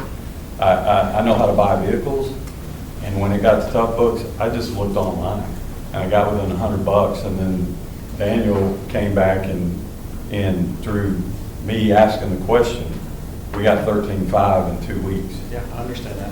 And I don't know how many else is out there. It opens the question of what else are we spending that we shouldn't be spending. I don't know that number, but I guarantee it's there. Well, the hard part of that cities confront about looking at their budget, it's not so much some of what you talked about today, but some of the things we didn't talk about today, which is the nature of this, are core services. That's where a lot of your budget goes to, is maintaining, keeping the lights on. I would say 80 to 90% of staff time and wages are devoted to core services. That's where that starts to cut at those are really difficult discussions. Because you decide what you're no longer going to do as a core service. If you Right, I mean, because who's delivering that? You are a labor-intensive service provider. So if you're going to say, we're no longer going to provide, let's just say, for example, because you're no longer going to operate this. And I'm not, of course, I'm just throwing that out there. You're going to shutter this. Okay, well, who's involved in operating this? Okay, what are those people going to do now? I'm just throwing that out there. Again, I don't mean to be insensitive about that. But those are hard policy decisions, as you all know very well. And I would push back just a little bit, just from my own vantage point. I hope you receive this in the spirit that I offer. You all are seasoned veterans of budgets. You've been through this process several times. I can't imagine that what you get on the revenue side is that different than what you've gotten in previous years. There is continuity there, is there not? So with a little variation, so to say, we're not sure what the budget's going to be until we get the assessed valuation, with how much variance is there that you don't already have at least maybe a 90% certainty about what's going to come? I'm just asking you that question. That's what I'm saying. In April, when they get that preliminary roll, they know it's going to come down by X, and they can look over year to see what that is. Yeah. So they're going to have some relative certainty, of a range of where that roll's going to be. And keep in mind, we also have new value coming on that we actually get to take advantage of that. In how that doesn't count against your no new revenue. So I want to be clear on a couple of things. What you said a second ago, that about the no new revenue budget, I did not understand that was the direction that we gave Trent, was build a no new revenue budget and then add to that. My understanding was we said, tell us what the no new revenue budget is and tell us the budget that meets the priorities that we called for, not start here and then build two separate budgets and present it to us. If we're changing that, then that's a conversation that we need to have. I also wonder, what is magical about no new revenue? Like, what does that do for our city? That's a number that the legislature threw out there that has been used as a hammer against local elected officials who are more concerned about saying, I get no new revenue, than they are about saying, I properly funded my community. And so, in my opinion, I don't think no new revenue is the target, nor should it be our target. I think effectively having the lowest possible tax rate to properly fund our community based on the priorities that we established as a council, that needs to be our target. If that number comes in under no new revenue, awesome. If that number is over no new revenue, great. But I don't want to pigeonhole our staff into this budget that says, well, you got to hit this magical number. I don't understand it. I don't understand how that became the priority for communities. Not effectively fund your drainage, your streets, your police, your EMS, your capital improvement programs, not any of that, hit no new revenue. And if you don't, you're not representing your city well. I don't understand how that's become the narrative. I don't think it's a narrative. See, I don't think it's a narrative. I think the point is that's the exact reason I want the expenditures before even the revenue comes in. It doesn't matter. You're exactly right. The no new revenue should not be a target. If we can get it lower, as low as this can go, great. But we should, as a group, sit down and look at this budget and have time to say, hey, these are our priorities. Adding additional assistant city manager may not be a priority. We don't need it today. We are one of the highest taxing cities, right? You saw that article. Yesterday we were shared, we're the #1 city in Texas, 3rd in the nation, great. But when it comes to taxing, we're also one of the highest. It's also a skewed article. So then, every article can be skewed. Like you can't just cherry pick what you like, right? Like either you accept it or you No, don't. but you have to put all the variables in place. Everything has variables, Clint, I get it. Yeah. So the point is, that's why the expenditures are important to say, let's get those in front of us. Let us all 7 plus the mayor agree on what we want to spend money on and how much we want to spend. And if the valuations come in higher, then it's great. If it doesn't, then you accept it. Isn't that, That's I'm what really we're not doing. trying to, I'm That's really what not we're trying to doing. argue with you, I'm trying to understand. Isn't that why we started last year, why we workshopped starting in July, instead of it hitting us in late August? I mean, what you're talking about, so we had, how many budget workshops did we have before we actually started voting on numbers? We got the About non-property 4, tax 5. back. Yeah, we got the non-property tax back funds, EDC, Visit Pearland, water and sewer and the like, done before the roll came out. That way, from a time perspective, that was done. Then when the certified roll, the rest of the budget came out, we had more time to discuss the budget. And at least 3 of those budget workshops, we got done with hours to spare. No other questions, no other comments were being made. What am I missing? I mean, we did 4 workshops on the budget, but what did we not have in those workshops? We didn't know where the rate was going to be in the sense where we could cut, right? I guess for me now, because they never prepared a no new revenue budget. So I'm just saying, if there's appetite, great. So I want, because I was told last year, no one mentioned that was important. Yeah, no, I think we all agreed we want both. Okay. We want the budget that says, here, this meets the priorities that you asked for. Here's no new revenue. Well, I think the way it was actually put was, we want you to deliver a no new revenue rate budget. If that is the budget that you're recommending, then great. If that's not the budget you're recommending, have both. Correct. Yeah. So have a baseline of no new revenue that is realistic, that is, funds, maybe not all of our priorities, but funds our core services, and then here's the other, which we should see that. Does that get you where you need? Yeah. Or we look? I mean, again, I want a full no new revenue budget without saying, hey, we're just going to cut the police and the fire. Don't throw the public service under the bus. Go through the budget and, cut out things. And maybe as a council, we need to say, what are your priorities as 7 of us, plus the mayor, is the low fruit, and what's the most important out of your priorities, right? Let's go through that and say, this is not going to happen. We're not going to agree to it. So what are some of the ideas you're going to give Trent today to say, hey, these things, yeah, it's important to us, but it's not on our top priority right now. So that goes back to what Patrick said. So far, we haven't cut anything off the priority. So if our budget's too high, that's what we're here for, right? Yeah. Right. Okay. I do understand the need for no new revenue in some ways from, maybe there's some cities who needed a target or a goal, if you will. Maybe no new revenue is a worksheet in the way it is. Maybe that's not ideal, but having a goal for all the cities does make sense in some way. I'm not saying no new revenue is ideal. Just saying for the state to set a goal does make sense. And I do want to address the article you're talking about. It's an all-in rate.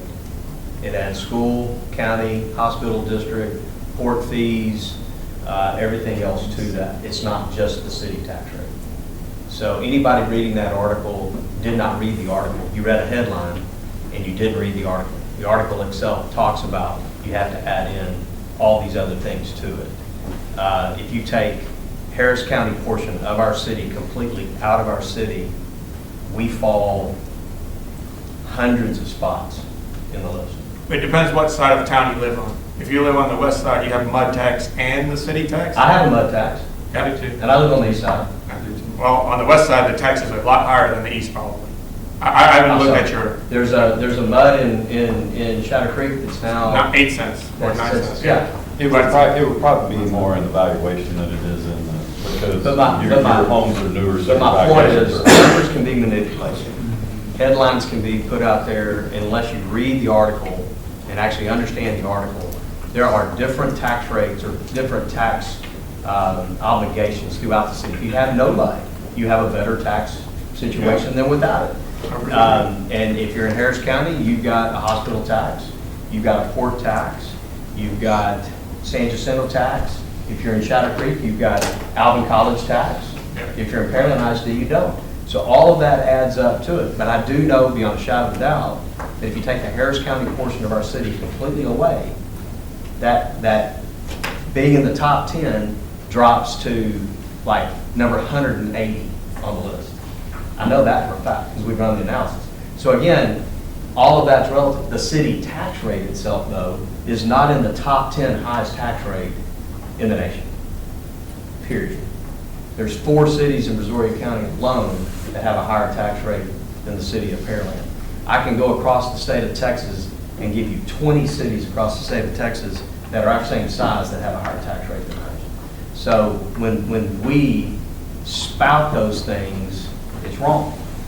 That article is wrong on the way it's putting it. It's putting the whole city together and averaging all of those different tax rates from all those different entities, and they're attributing it to Pearland. That's not right. The article itself even says this is an all-in tax rate, meaning school, county, blah, blah, blah. All right, let me bring it back here. We're trying to be mindful of the time. We still have one category, so after all that's been said, oh, I'm sorry. Well, I was just going to say, Trent, do you have direction of how many budgets? Because I'm not in favor in providing 3 budgets to council and putting that much extra work upon the staff. So I guess I just want to narrow it down before you move on. We're here. How many budgets are we? So I've got one that just gives all the expenditures based on priorities and whatever the tax rate is, the tax rate is. Then we've got a no new revenue thing. What we normally do, which is take all those factors into account, recommend a budget that we think meets all the needs, as well as takes a look at the, what we can afford, what we can't afford, what needs to be potentially deferred, and those sort of things.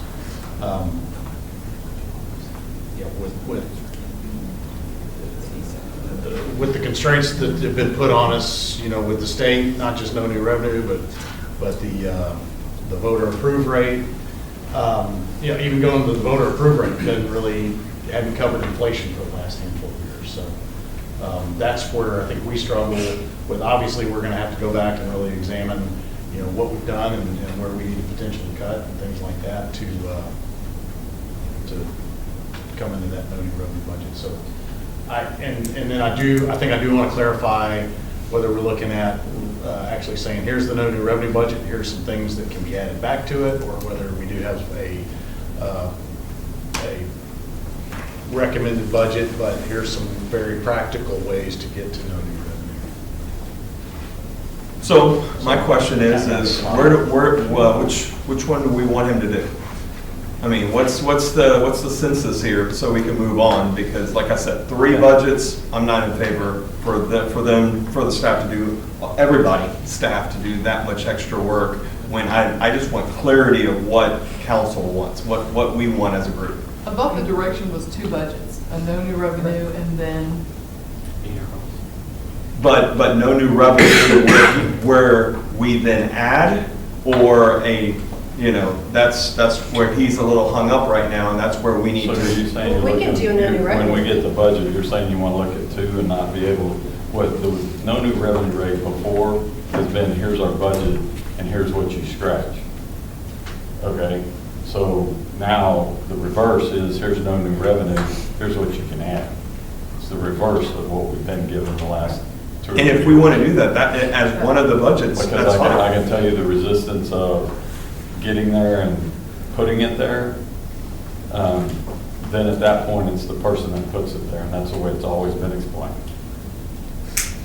And if y'all are not happy with that, it's much better to say, here's the baseline, go up. Well, that's what, Here's the budget and go down. Member Carbone, isn't that what you were suggesting? Have that base and we add to it? That's what. Is that what you know, okay, That's what- well, yeah, that's what I said. thought. That's And what so I said. I'm okay with that. Yeah. I'm okay with that one, I just don't want 3 different ones, for whatever purposes. And I guess in my mind, the frustrations in prior years from, if you want to say the no new revenue camp is you get the recommended budget and then at the end of the slide deck, here's the 5 things you can cut. And can I pause that and say this isn't a us versus staff?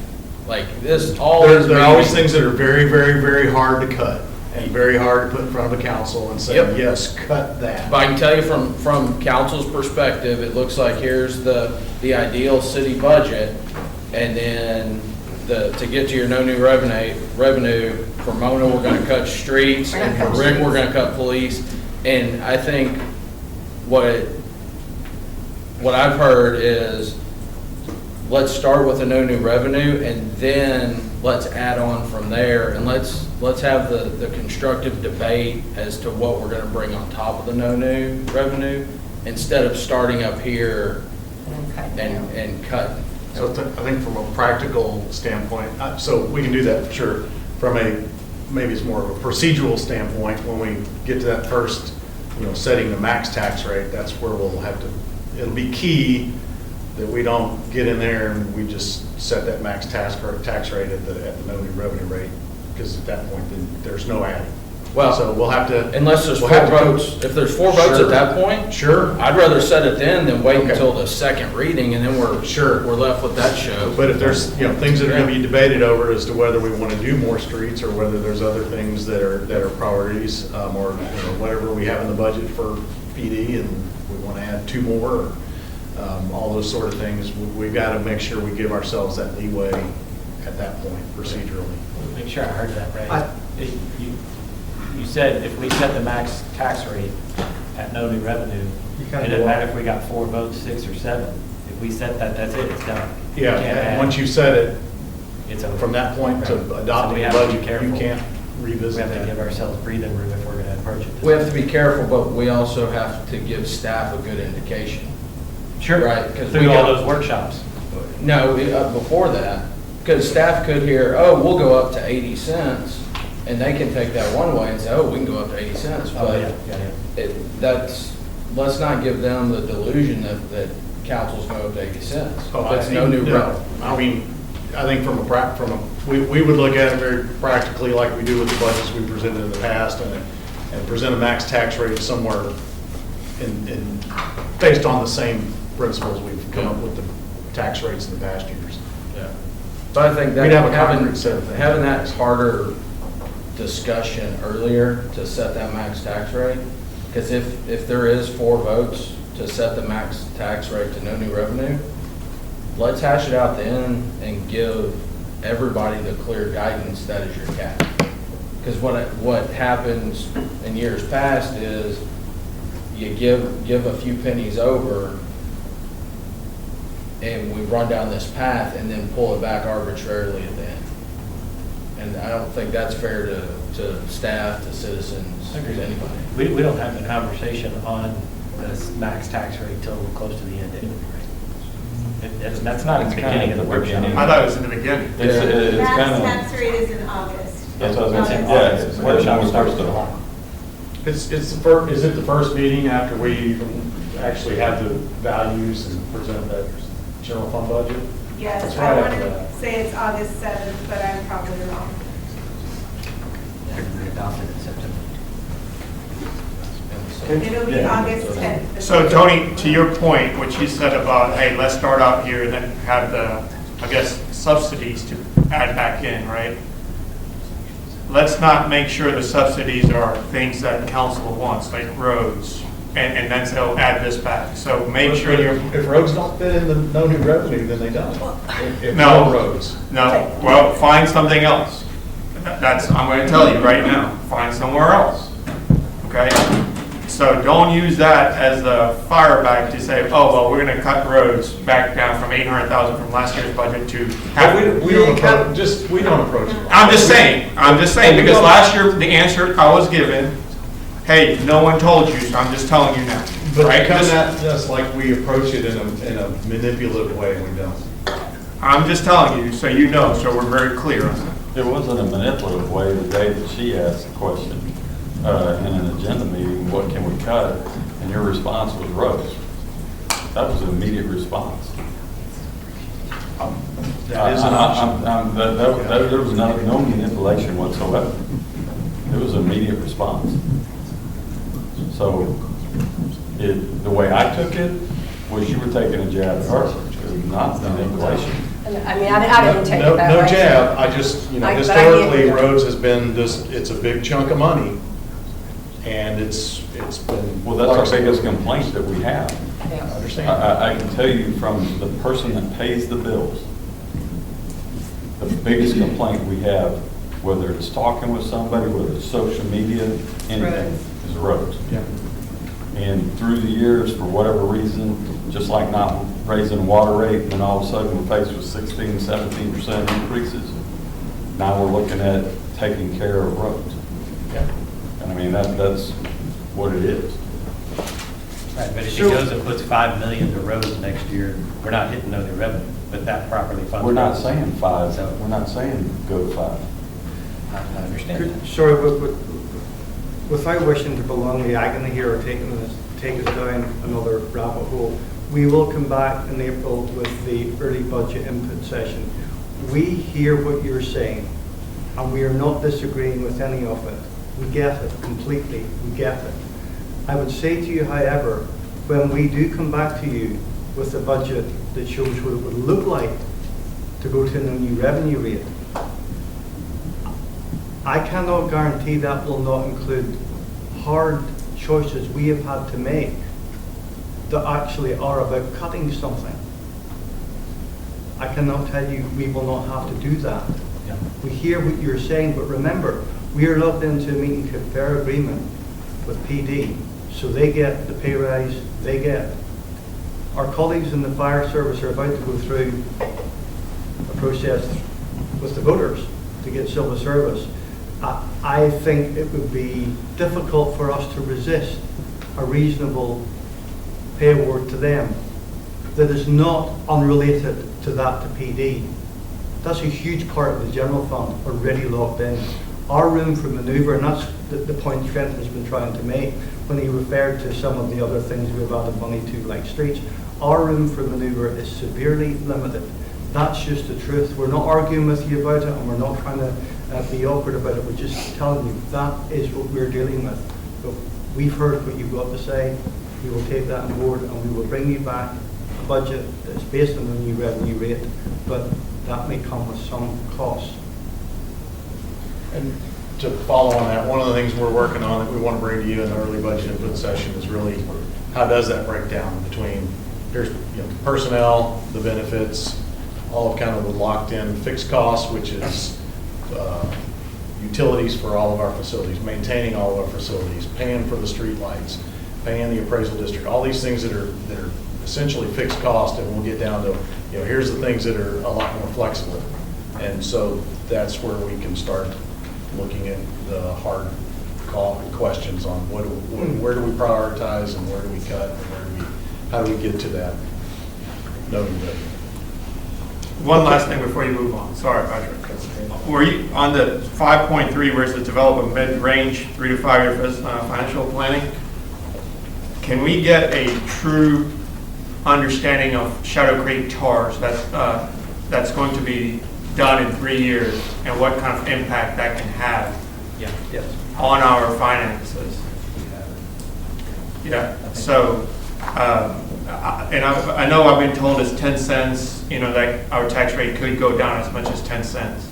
So I think it's important to keep that in mind on this council for the next 3 years when that does lapse, to see how we can impact our finances. So just to make sure we get what you're asking for, set a true understanding of it. So we've run scenarios the last couple of years as if it had ended that year to see how it would impact at that juncture. So we're trying to use that as, give us a sense of what it looks like at that point.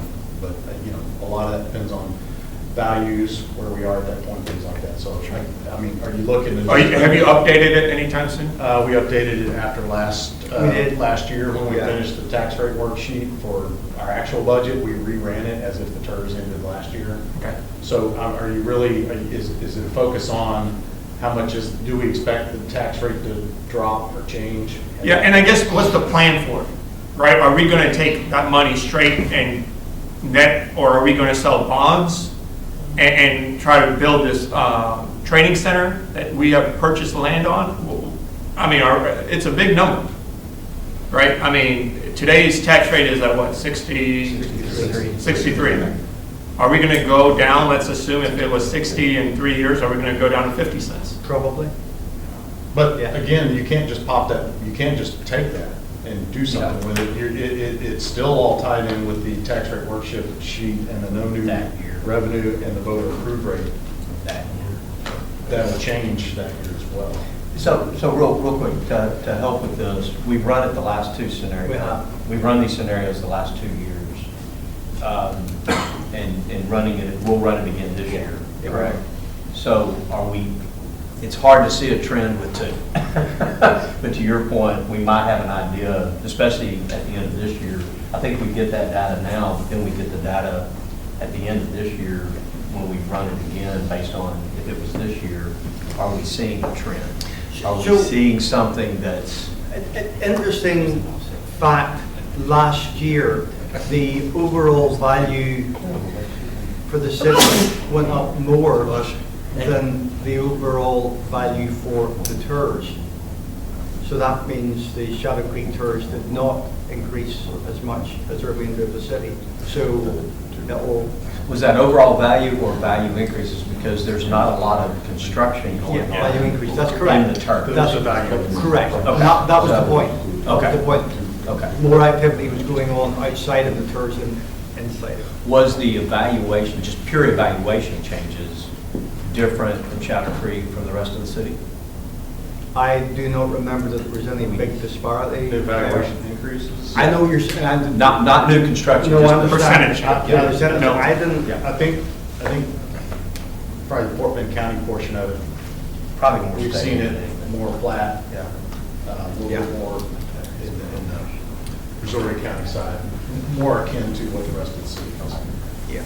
Can we have this discussion, like, after budget, once we have the scenario, like a deep dive workshop, so we can start talking about, let's say it is a 10-cent drop, the no new revenue and the voter approved rate is still going to be locked in. Yeah. But does it make sense for another bond package timed the same way so that the voters are still getting a large tax decrease, but soaked up with maybe street projects and some other things? So that we can attack some of these other strategic goals, but do it in a way that the taxpayer gets relief at that time and we're able to move the ball on these. Yeah, because the big drop, Victor, is on the debt service side. It is. And so that makes a lot of sense. Right. I know we've done our last couple of bond programs saying, hey, we'll examine whether we do another one in about 5 years. That may lend us towards saying, okay, let's wait another couple of years or something. Yeah. Or do a much smaller one before we do a larger one. And I know one of the concerns had been, we can't really, it's hard to take a hit on the M&O side. And I think that's the question to also ask and then get answered in these scenarios. Are we seeing it primarily on the debt service, or are we also seeing any impact on the M&O side? So M&O has been artificially down so many years because of debt service. All right, let me try to, we've got about 15 minutes left, trying to get you out of here on time. The final one, Connected Community.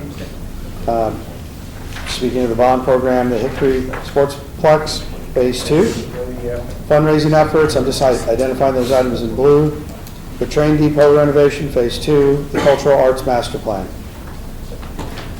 Anything on there you want to discuss? Move forward, pump the brakes. Yes, no? Everybody good? Yeah, just- We're good. I do, sorry, since, the new acquisition we did, do we have a plan for it, Mayor, or are we discussed the new park that we bought across from Independence? Oh, I think most of the plan is to leave it as a natural. Leave it, what is it? Are we gonna build trails or anything? Carrie, are we working on it in Parks? We are, in our 2025 master plan update, they're doing some conceptual sports that will include connection from Independence Park into that property, and then potentially all the way up some of the school district's property to the backside of the library. Our goal with that is natural land with trails that meander through there. Can I ask, because I've heard trails before, and my thought of a trail is a trail, maybe the grass is beat down. Sometimes when we talk about, the 80% matching fund trails, it's damn near a roadway out there. So when you're saying trails, which trail are we talking about? Most of the trails that you'll see in that area, our goal is to keep them more naturalized type trails. You may have some for ADA compliance and accessibility, some connections that are concrete, but mostly in that area, we're looking at keeping it natural. Okay. What about, is something gonna happen with the pond? The one in Independence Park? Part of Independence Park Phase 2 project, that'll be turned into an amenity lake. Thank you. Any questions on the items that are in the queue? Yeah, on the 23, you sent us an update recently on the 23 bond program. We're on task to get everything started within the 5-year windows. Yes, sir. Right? Yes, sir. Yeah, discussion. Yeah, I thought so, just wanted to confirm that. Okay. Anything else on those items?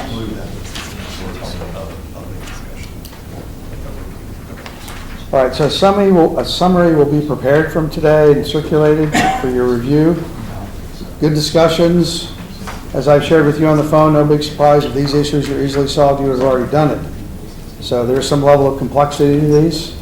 The story continues. You obviously have opportunities, how you're going to flush this out, find some common ground about how you're going to work through this. I would just encourage you on the budget, it's easy to get lost in the numbers. The numbers are a reflection of the priorities. So if you want to change the numbers, it's no different than what you spend on your checkbook. You want what you spend in your, as we all do, our checkbook's a reflection of what we consider a priority. Government's the same thing. It's just, as Victor said very delicately, some of these are just tough decisions. And that governments across the country struggle with that. Because you're a demand, but remember, government is a demand-based organization. And in a growing community, demand continues to go up. Even to maintain the current level of services at the level they're delivered, it costs more. Because of the other side of, for a number of reasons. So it's, that's sometimes a tough sell. So. Yeah, I'll throw one suggestion out there real quick. Circling back to what Victor brought up earlier. Under trusted government, would we consider adding a 1.5 that says, focus on recruiting and training and retention of high-quality team members to improve organizational effectiveness and build on desired culture? Anybody have any thoughts on that? Can we put it in the revised draft and then ask council to scrub that? Can you send that to Megan? That sound good? Yeah. So give people some time to process it. Yeah. Trent, on here it says, Independence Park Phase 2, fundraising efforts. Was Independence Park Phase 2 included in that bond? Yes, so Independence Park Phase 2 is in the 2023 bond, and we've got these fundraising efforts going on to supplement that. Thank you. Final comments before we wrap up? Hope you found today's process beneficial. Some of this is about discovery, giving the opportunity to reflect and ruminate and discover how you're trying to continually build a stronger community. So thanks for the opportunity. Enjoy the balance of your day. Appreciate you. All right. Go choose, baby. Good seeing you.